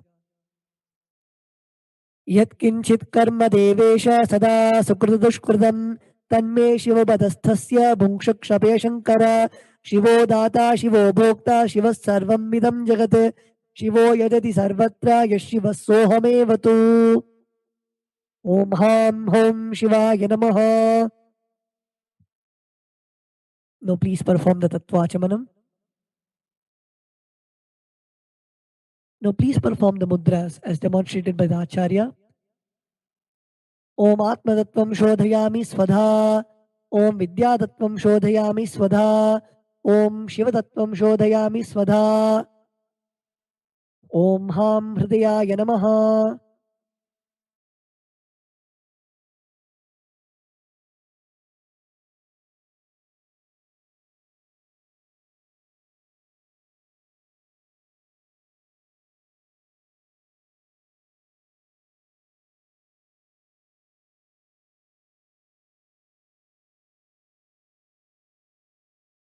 We will now be chanting the Purna Mantra.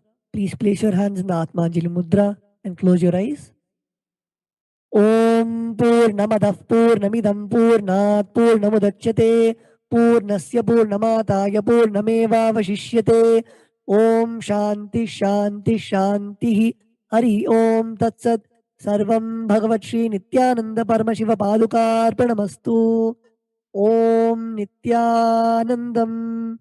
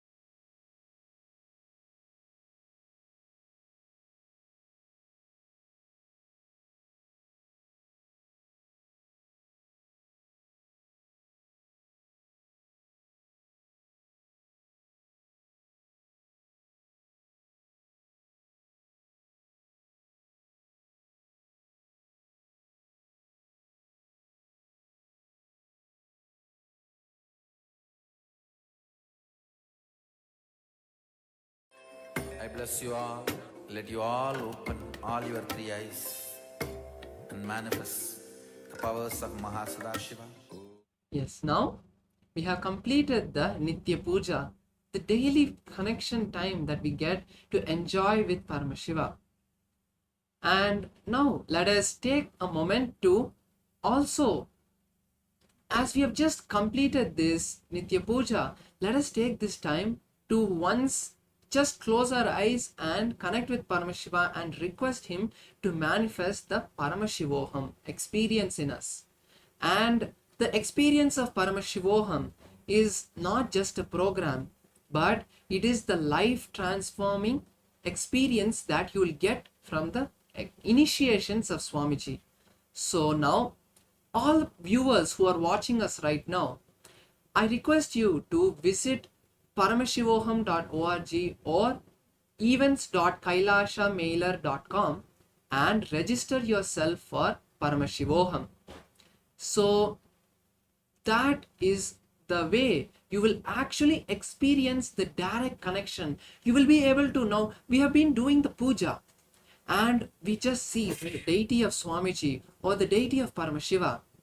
But if we want to experience the real form of Paramashiva's incarnation, that you will get in the Paramashivoham program. So once again, I request all the viewers and participants watching us now to take this moment to request Paramashiva to manifest the Paramashivoham experience in your life, and that is the first decision you need to take to manifest that experience of Paramashivoham is signing up yourself in the level 1, level 2 or level 3 program, whichever you have completed.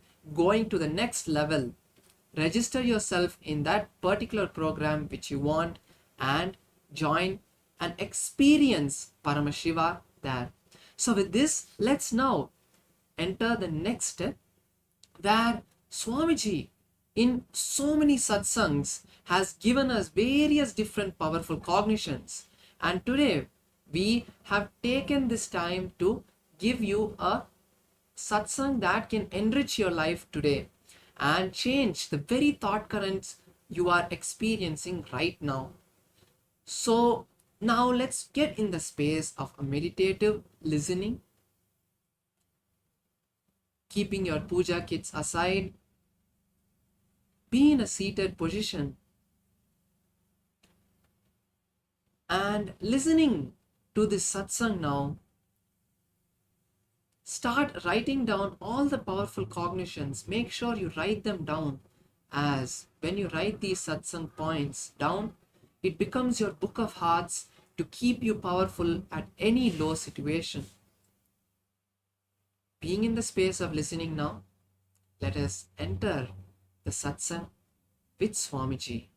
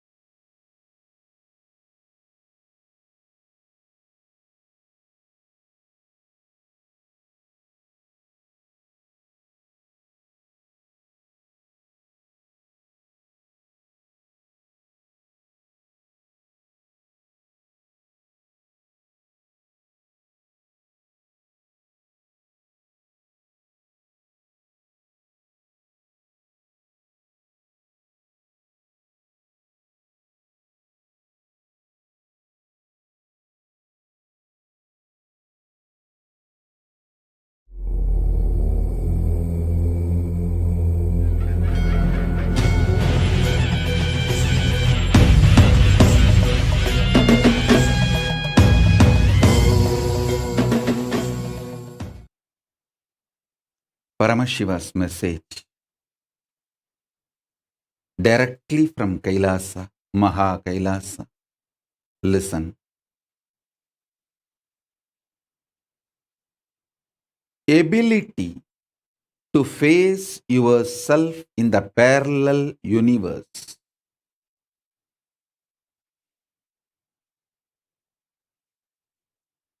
Possibility to experience yourself in the parallel universe. Capacity to experience yourself in the parallel universe.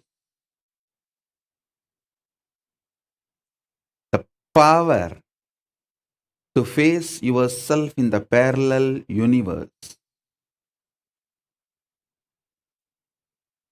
is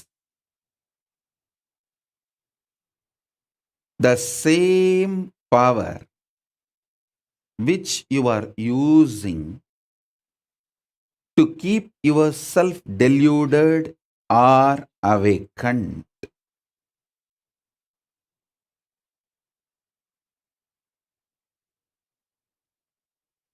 I'm repeating. Your ability, your power to keep you deluded and keep you awakened, either to keep you deluded or to keep you awakened or to play between these two, all are your freedom and does not require anything added to you. How you face yourself in this universe, deluded as a suffering being, bound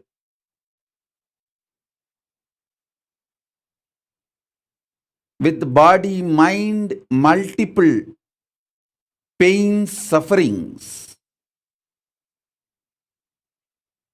This is done out of your pure choice.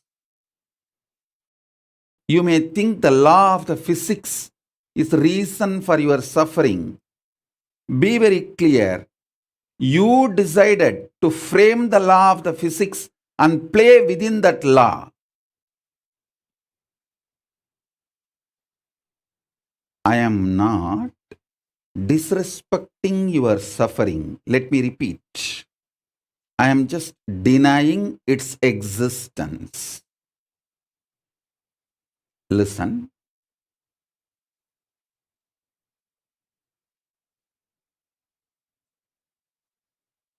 Your ability to see yourself as Paramashiva, your ability to see yourself as ordinary, lowest being, as you imagine, both are your freedom. Your decision to be in delusion or liberation,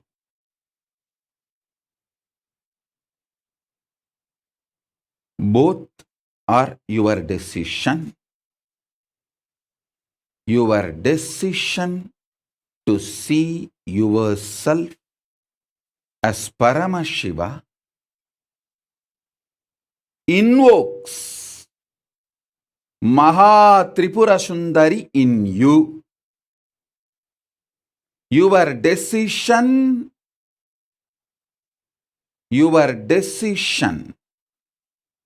to be out of delusion, to face yourself as Paramashiva, invites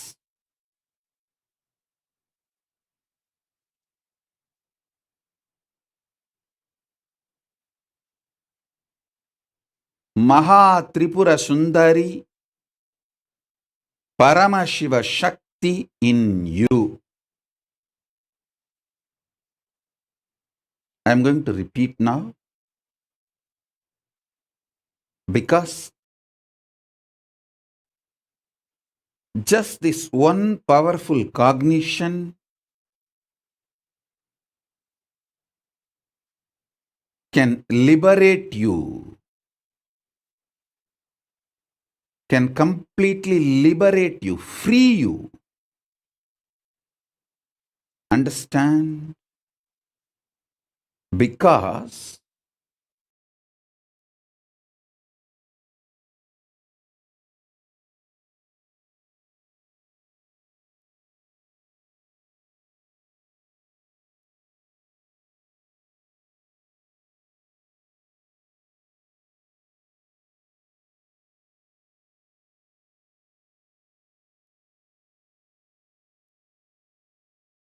and delude yourself in this universe you.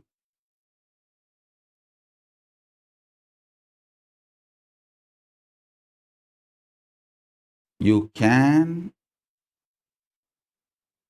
see yourself at this moment as Paramashiva in the parallel universe. Your decision to see yourself as Paramashiva in the parallel universe is invoking, inviting, welcoming Maha Tripura Sundari in you. When I do it for you, it is called initiation. When you do it on your own, it is tapas, spiritual practice. But the foundation, fundamental truth is one and the same. In Samadhi, I saw a powerful command being delivered into my system to read out Ramayana from Akashic records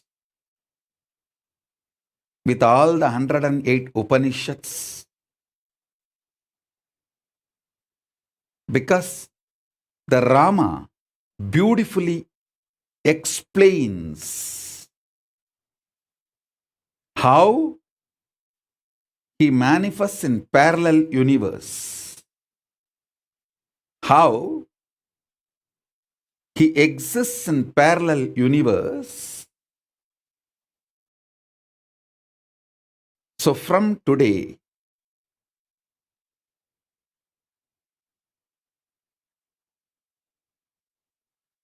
with the grace of Ganapati, Paramashiva, Paramashiva Shakti, Bhagavan Sri Ramachandramurti himself, and all the gods and goddesses of KAILASA,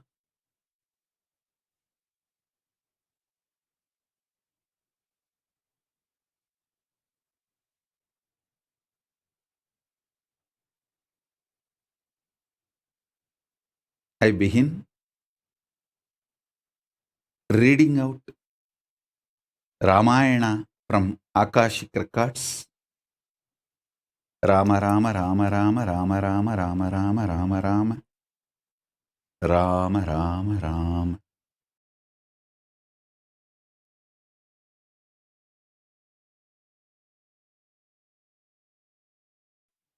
One of the foremost truths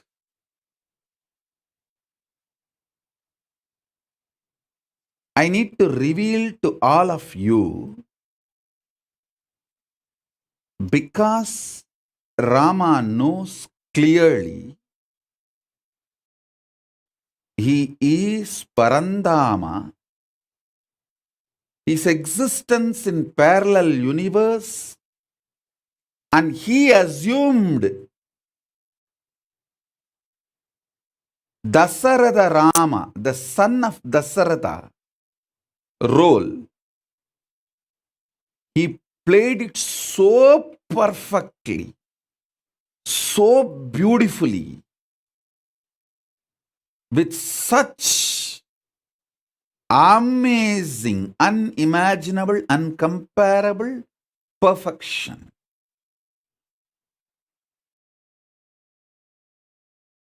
Unimaginable, uncomparable perfection.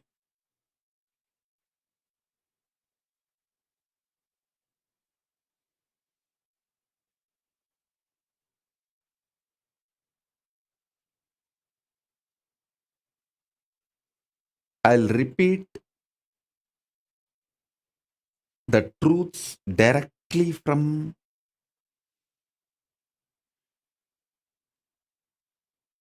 Mahakailasa as it is.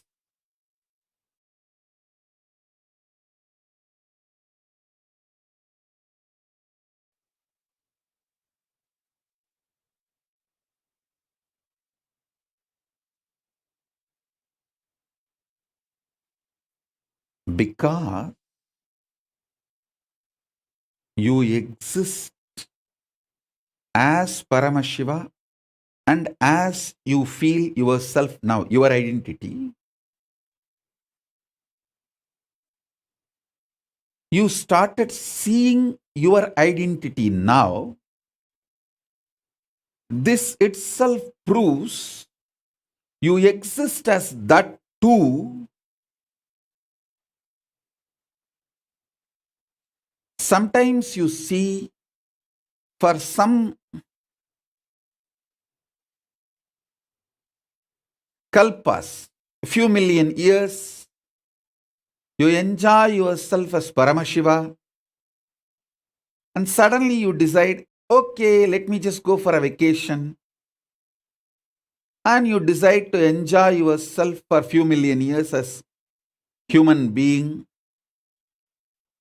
When you feel tortured, tired, bored of existing as a human being, again you feel you need to get back to your parallel universe existence, Paramashiva, and you ask for some help. Paramashiva comes as a guru and reminds you, and you just enter into your parallel universe being.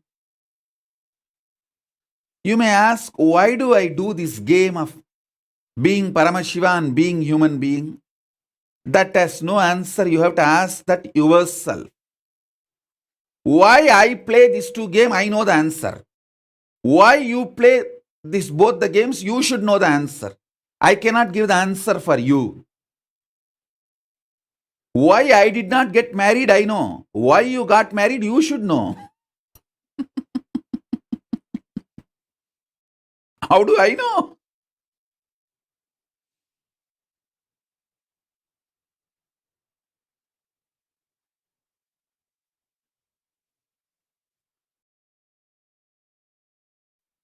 You exaggerate on your delusion. You exaggerate on your ignorance. You exaggerate on your stupidity.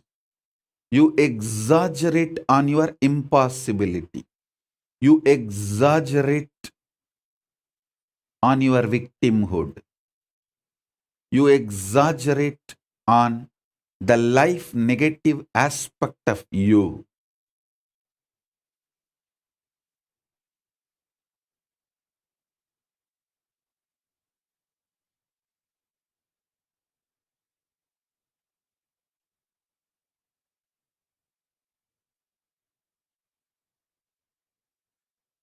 Listen. Listen.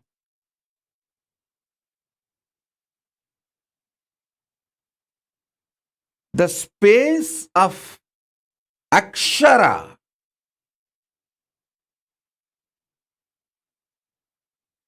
immortal,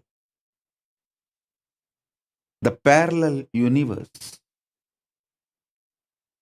your existence in the parallel universe, in the space of Akshara, gives you the confidence, courage, boldness inside you that you don't die. You are going to exist forever. Understand? You are going to exist forever. That feeling is not false or delusion or wrong confidence. That feeling comes from the source of the right powerfulness.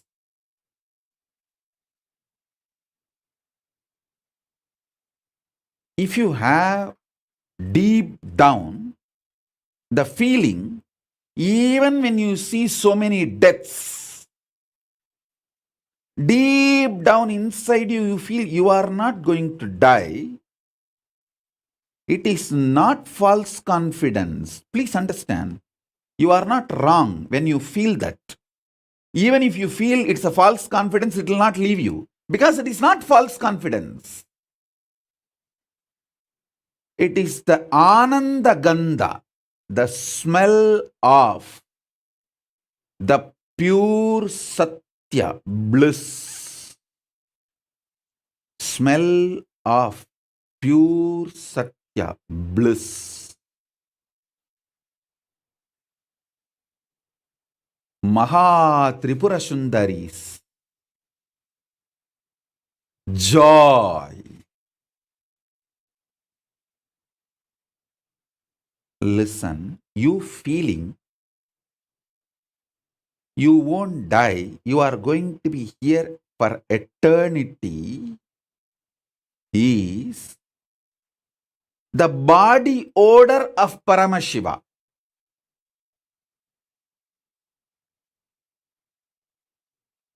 Listen, I am translating in a very grass English language,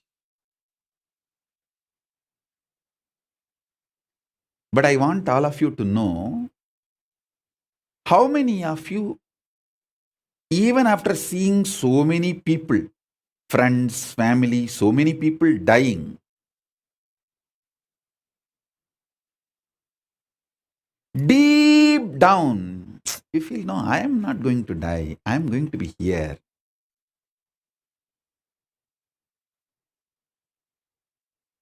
I am going to exist forever. Only from that cognition you always operate, plan, strategize. How many of you feel that? Raise your hand.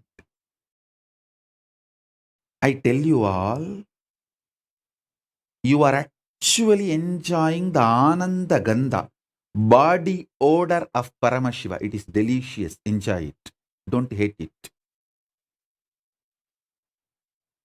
Anyone who understands his confidence of immortality, avimuktatva, indestructibility, akshayatva, only is allowed inside the Varanasi.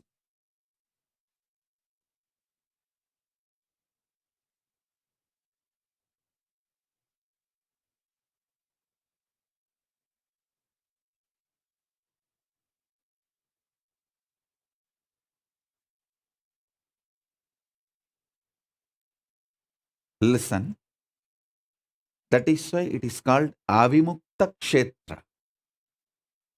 The smell in Varanasi is the body odor of Paramashiva. That is why that Varanasi is called Anandagandha Kshetra. In Varanasi, nothing else will smell. You can go and check. I am not lying. Neither flowers will have smell, nor the dead bodies getting burnt will have any bad smell. Nothing will have a smell. Because that Kshetra smells the body odor of Paramashiva. Ananda Gandha.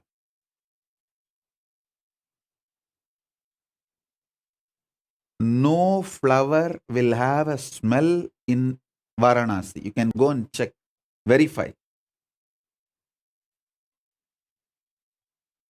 Not just hundreds, sometimes even thousands of dead bodies getting burnt in Manikarnika Ghat. Go to Manikarnika Ghat, not a single second you will smell dead bodies being burnt.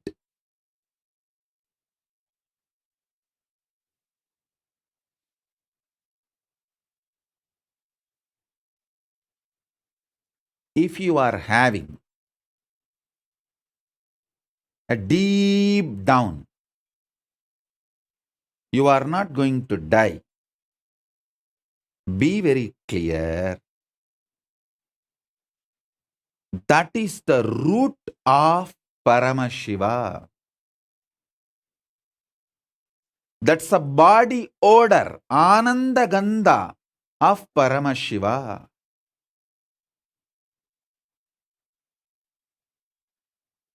It's a beautiful, delicious, sweet, blissful, existential gift from Paramashiva.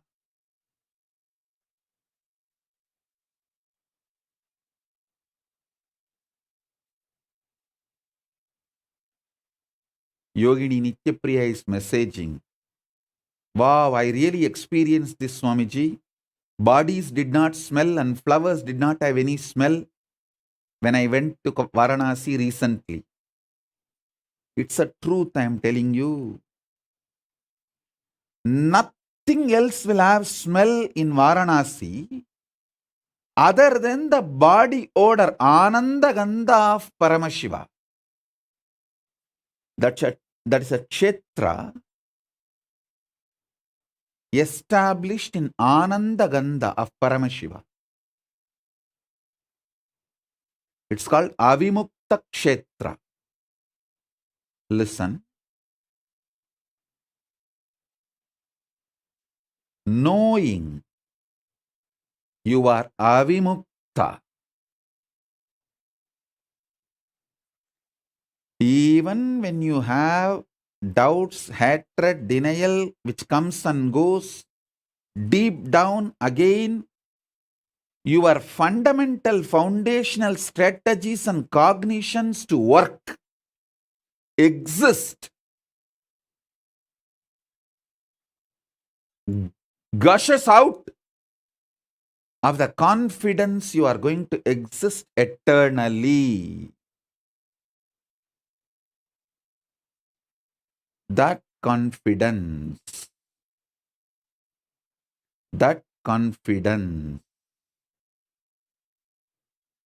is because you exist in parallel universe.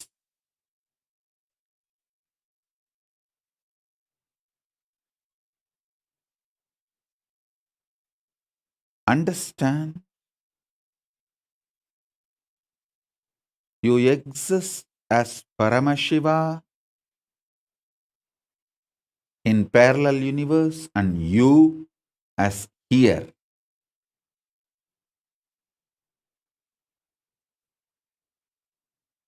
The first question you will get, then how can I realize?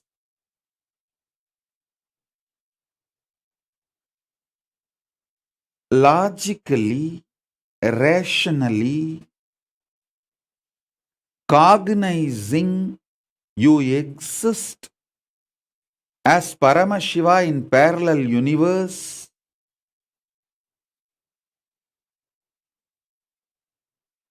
is enough.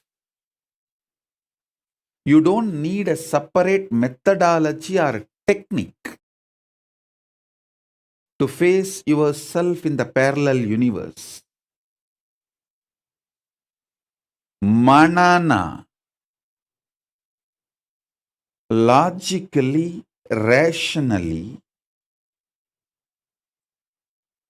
with all the available awareness you have, collecting it and cognizing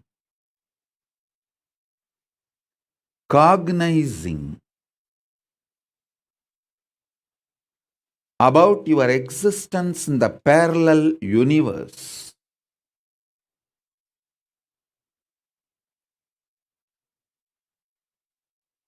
You will wake up to the truth. Actually, it's not that you who want to face your parallel universe existence, Paramashiva. It is Paramashiva who want to face you, who is his parallel universe existence, back to him. Because he decided to face you, you are even having the seeking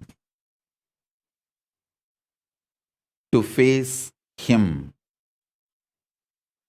Invitation is simultaneous, synergetic, spontaneous. Invitation to face Paramashiva is synergetic, spontaneous, and simultaneous.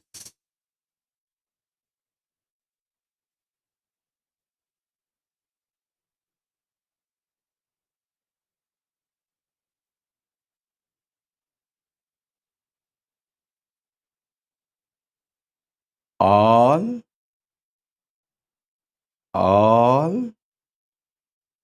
qualities of Akshara, Amritatva, immortality, life positivity is your existence in your parallel universe as Paramashiva. It leaked from there. It leaked from there.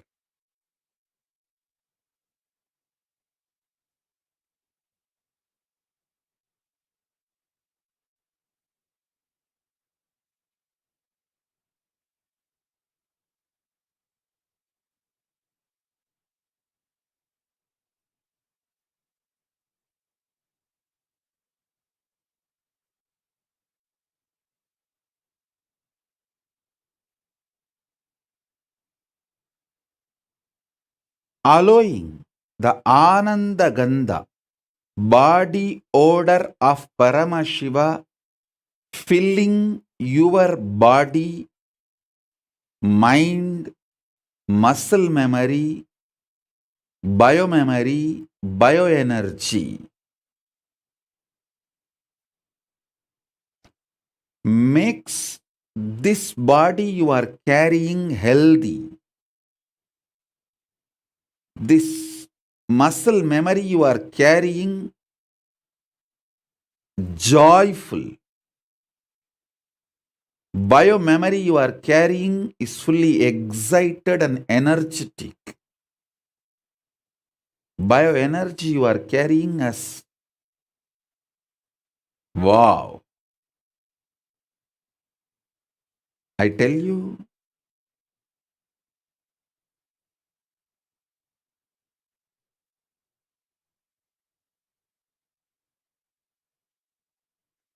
in right place, if you have your wealth, you will attract more investors who will put their wealth also with you to take care. In wrong place, if you have your wealth, you will attract thieves who will try to come and snatch it and take it away and go and make you poor. Wealth is not wrong. How and where you keep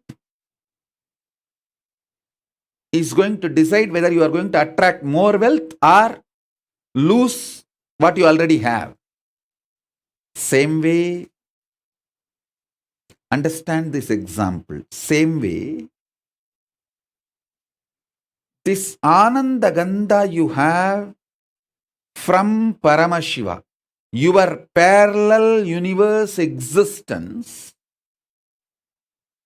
if you keep it safe, you will attract more and more qualities. You will manifest more and more powers of Paramashiva.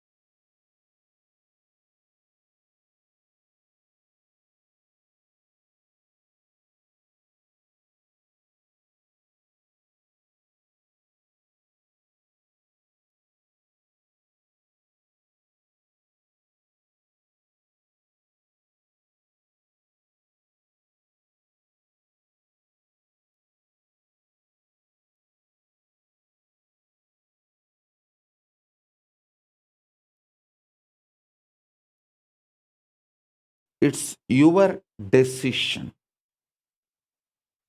Understand?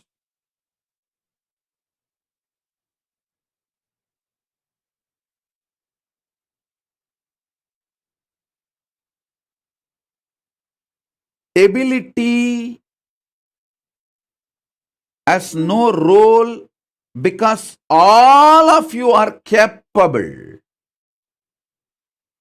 You blame ability just to avoid taking the decision out of your will. See, when you don't have the will to do something, you self-hypnotize yourself that you don't have the capacity.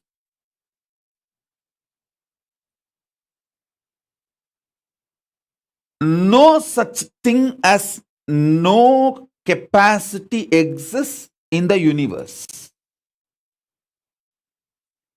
Diagnose your problem rightly. It is not having will, not having capacity. If you diagnose it wrongly as not having capacity, you are never going to get out of the problem. And that is the way you seal your problems and live forever in your sufferings and suffocations.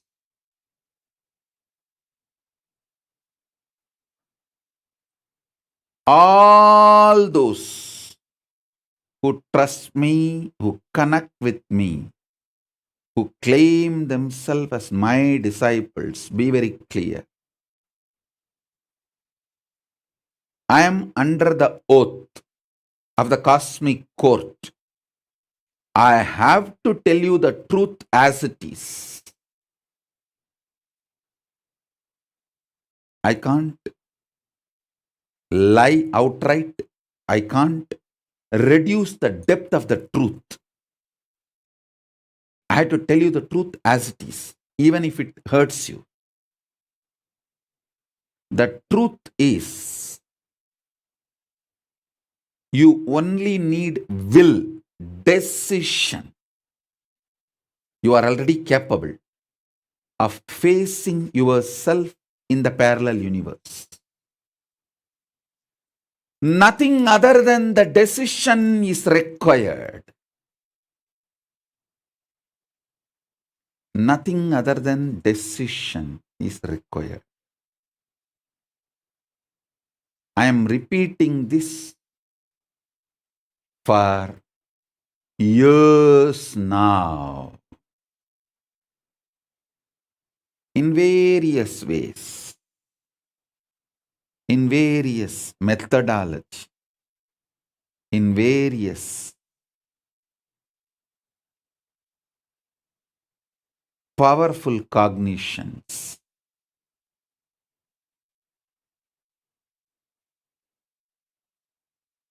Listen. Now I'm going to put it in a very straight, simple way. Your decision to manifest as Paramashiva, face yourself as Paramashiva, is Mahatripura Sundari. Your decision to face yourself as an ordinary human being, as you are facing in your life now, is your spouse.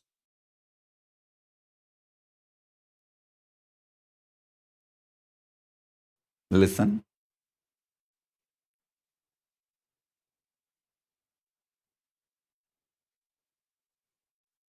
How much ever you suffered, you believed you are an ordinary human being, one glimpse of Mahatripura Sundari will make you feel you are Paramashiva.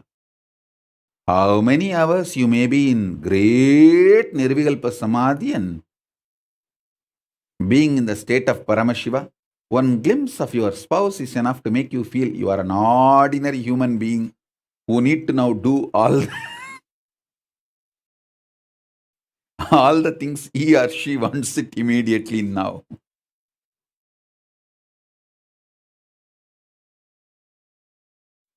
Listen.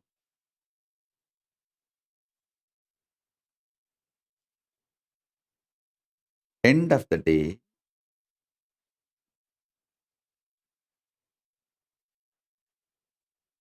Capability is not the problem. Decision is the problem.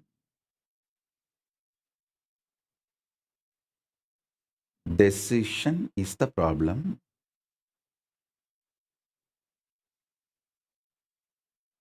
Capability is not the problem. Decision is the problem.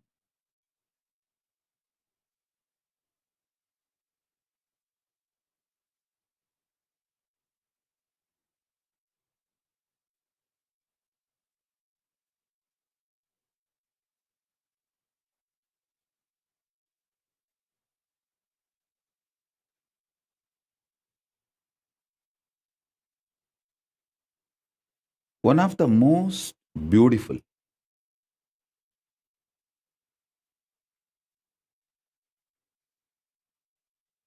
decision you will make is to make the Ananda Gandha as your ecosystem. You feeling you are avimukta and making that same kind of people as your friends, family, teamily. I tell you, if you form a teamily and build a temple in your place, you will manifest Paramashiva inside you. Don't think I am trying to slowly convince you to build temples in all your cities. I am convincing you to manifest Paramashiva in your heart, because when you start creating that same kind of people around you, everything you face outside as a problem is actually the problem inside. So if you complete the temple and do the Kumbhabhishekam, by that time, your will, persistence to face Paramashiva,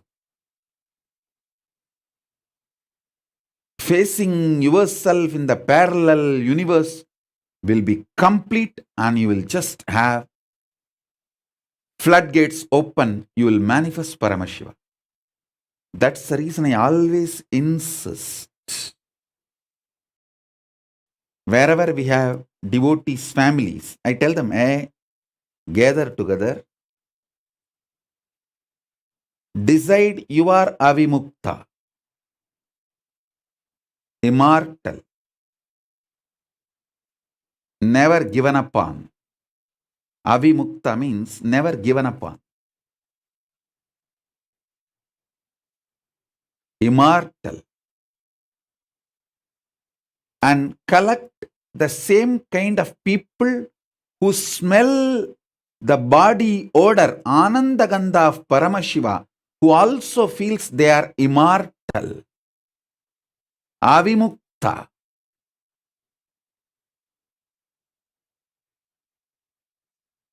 That kind of people will continuously remind you to have that highest will to face yourself in the parallel universe. If you all gather and build one Venkateshwara temple, by the time you complete the temple, all of you involved in the team will become rich like anything. If you all gather and decide to build a Shiva temple, by the time you complete the Shiva temple, all of you will start radiating enlightenment. If you decide to build Devi temple, by the time you complete, all of you will start manifesting powers. If you all gather together in every city, decide to build Kailasa, you will have everything, because Kailasa has all gods, from Ganapati, Vishnu, Subramanya, Shakti, Paramashiva, Grahas, everyone.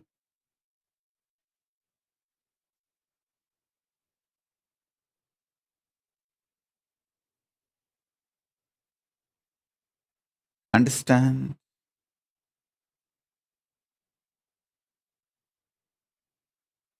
Maha Tripura Sundari is your decision to be out of delusion. The ultimate possibility is invoked in you.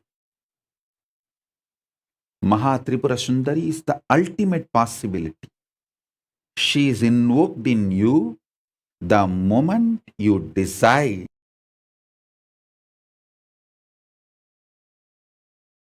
You will face yourself in the parallel universe as Paramashiva. She is invoked in you.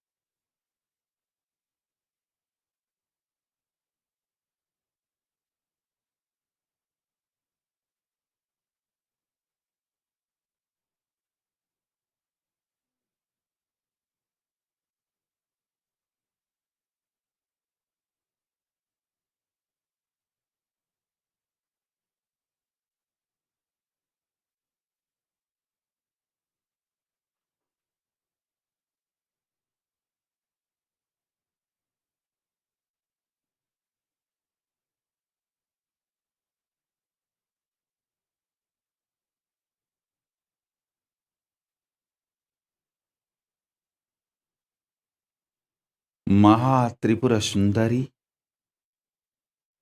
is the possibility to be out of delusion. You can face and live yourself in this ordinary human way, or you can face yourself as Paramashiva. If you decide to face yourself as Paramashiva, you invite, welcome, invoke Maha Tripura Sundari in your life. Food is not needed for you to be alive because you are convinced food is needed, food is needed. Sleep is not needed for you to be alive, but because you are convinced sleep is needed for you to be alive, you need it.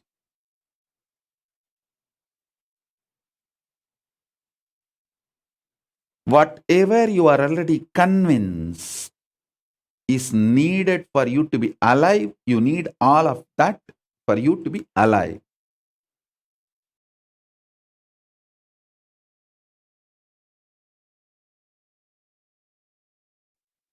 Breaking those convictions and dismantling the delusionary, binding convictions and assembling yourself with a liberating, powerful cognition is what is facing yourself in the parallel universe. If you do it on your own, it is tapas. If I do it for you, it is initiation.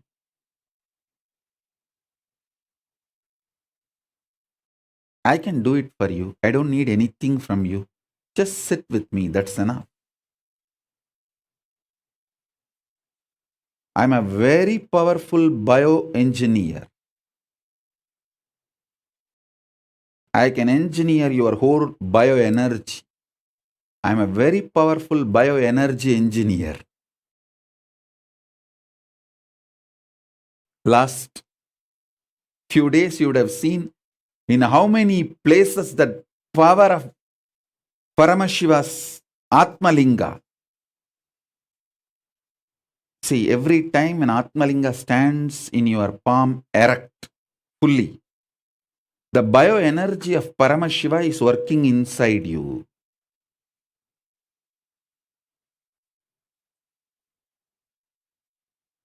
Even when you are in your office, playfully do it.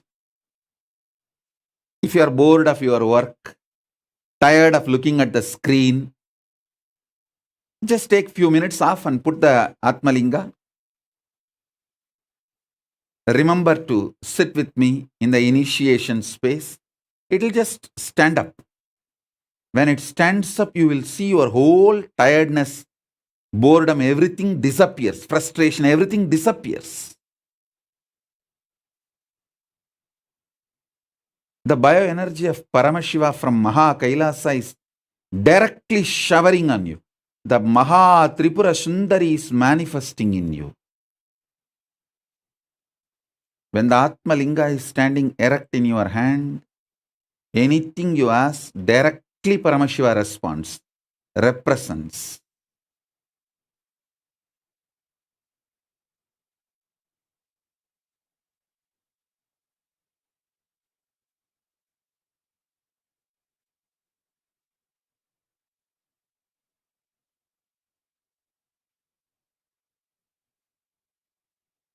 I already saw multiple people having experience of even Atmalinga levitating. The Atmalinga is not even touching on their palm. It is just levitating few millimeter above the hand. It's standing in the air. It means your Dvadashanta is open above the Anandagandha. See, Anandagandha is from this space where all the 7 chakras merge. Above the Anandagandha is Dvadashanta, beyond your Sahasrara. Anandagandha is like a Kailasa. Dvadashanta is like Mahakailasa. If the Atmalinga is levitating in your hand, above your hand, without even touching the hand, that Dvadashanta, Mahakailasa energy is manifesting.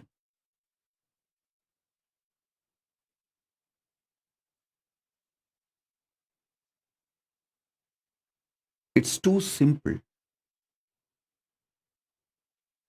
Too simple. Simple decision.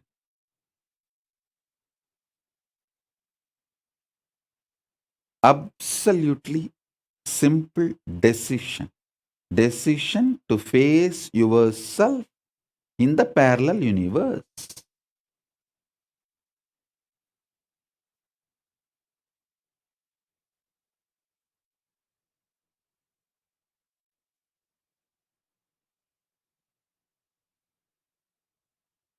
Constructing the powerful cognitions with the will to face yourself in the parallel universe is Mahatripura Sundari.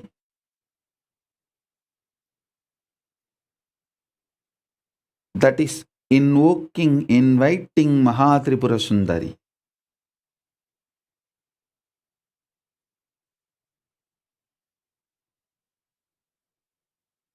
This is the first dimension of Mahatripura Sundari. I'm going to give few more initiations on Mahatripura Sundari. Today I wanted to give the introduction on manifesting Mahatripura Sundari.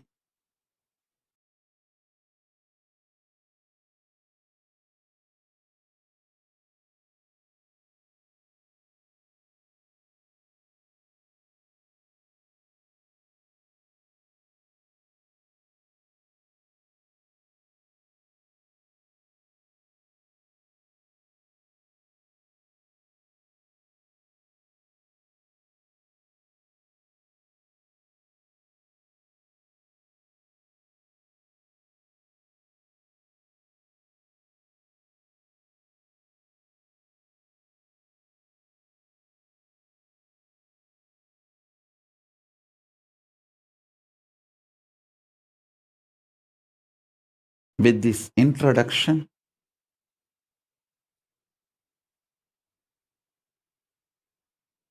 I'll give you a few minutes to get ready for initiation.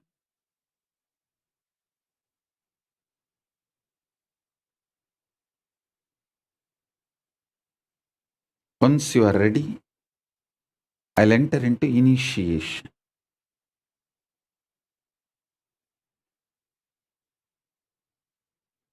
Initiation is the time I do the work for you. You just sit with me, that's enough. I'll do it for you.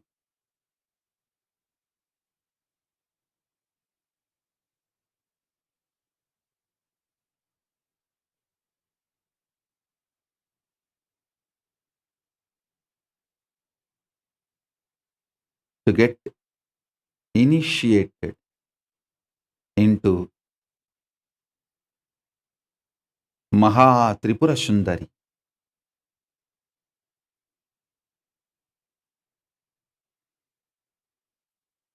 I'll bow down to Maha Ganapati with his permission.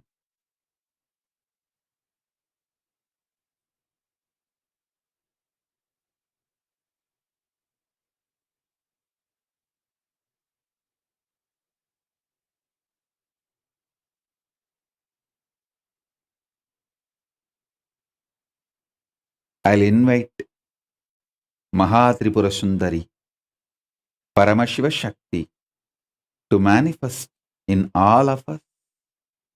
Om, Om, Om, Om. Now I'll start the initiation.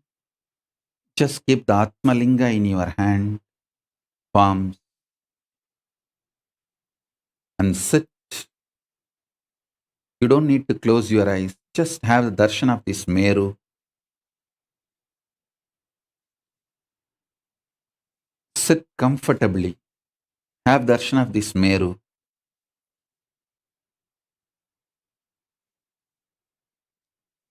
Mahatripura Sundari is invoked in you through Panjadashi, 15 syllable, Shodasi, 16 syllable, powerful conscious visualization, all the three put together. Parabrahma Swarupini Mahasaraswati, Parandama Swarupini Mahalakshmi, Paramashiva Swarupini Paramashakti. All the three put together is Mahatripura Sundari. Now, through Panjadasi, Shodasi, and conscious visualization, using all the three, I'll request Mahatripura Sundari, Paramashiva Shakti, to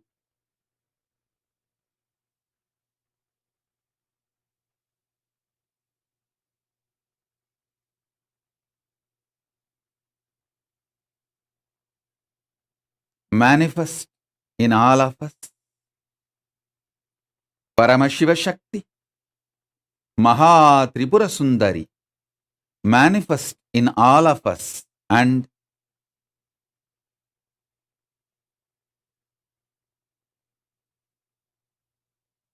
make all of us face ourselves in the parallel universe, Paramashiva.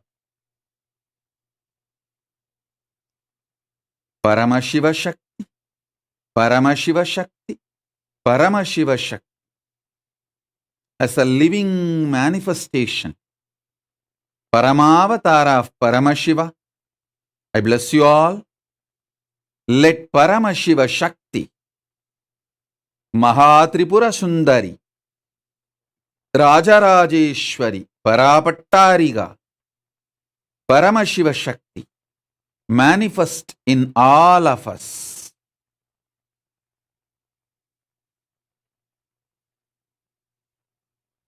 Om Shri Mahaganapataye Namaha Om.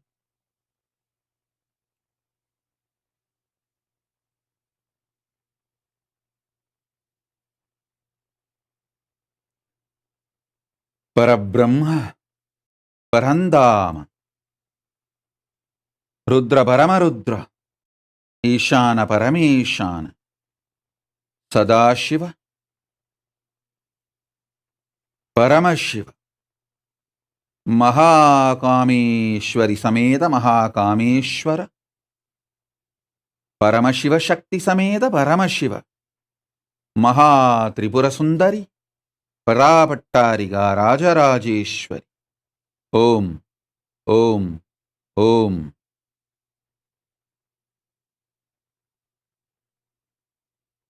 Jnanaskanda,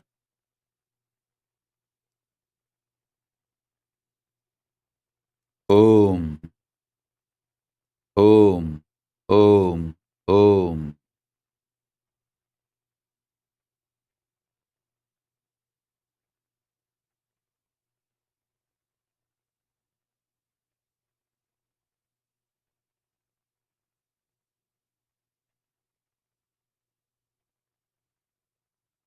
Om, Ka, E, I, La, Krim, Ha, Sa, Ka, Ha, La, Krim, Sa, Ka, La, Krim.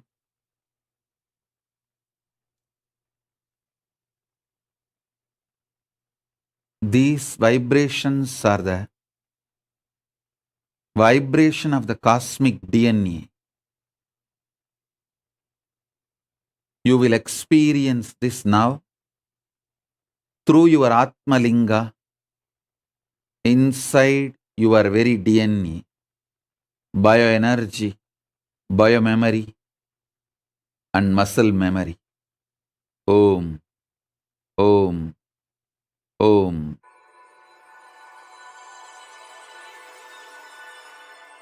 Shiva.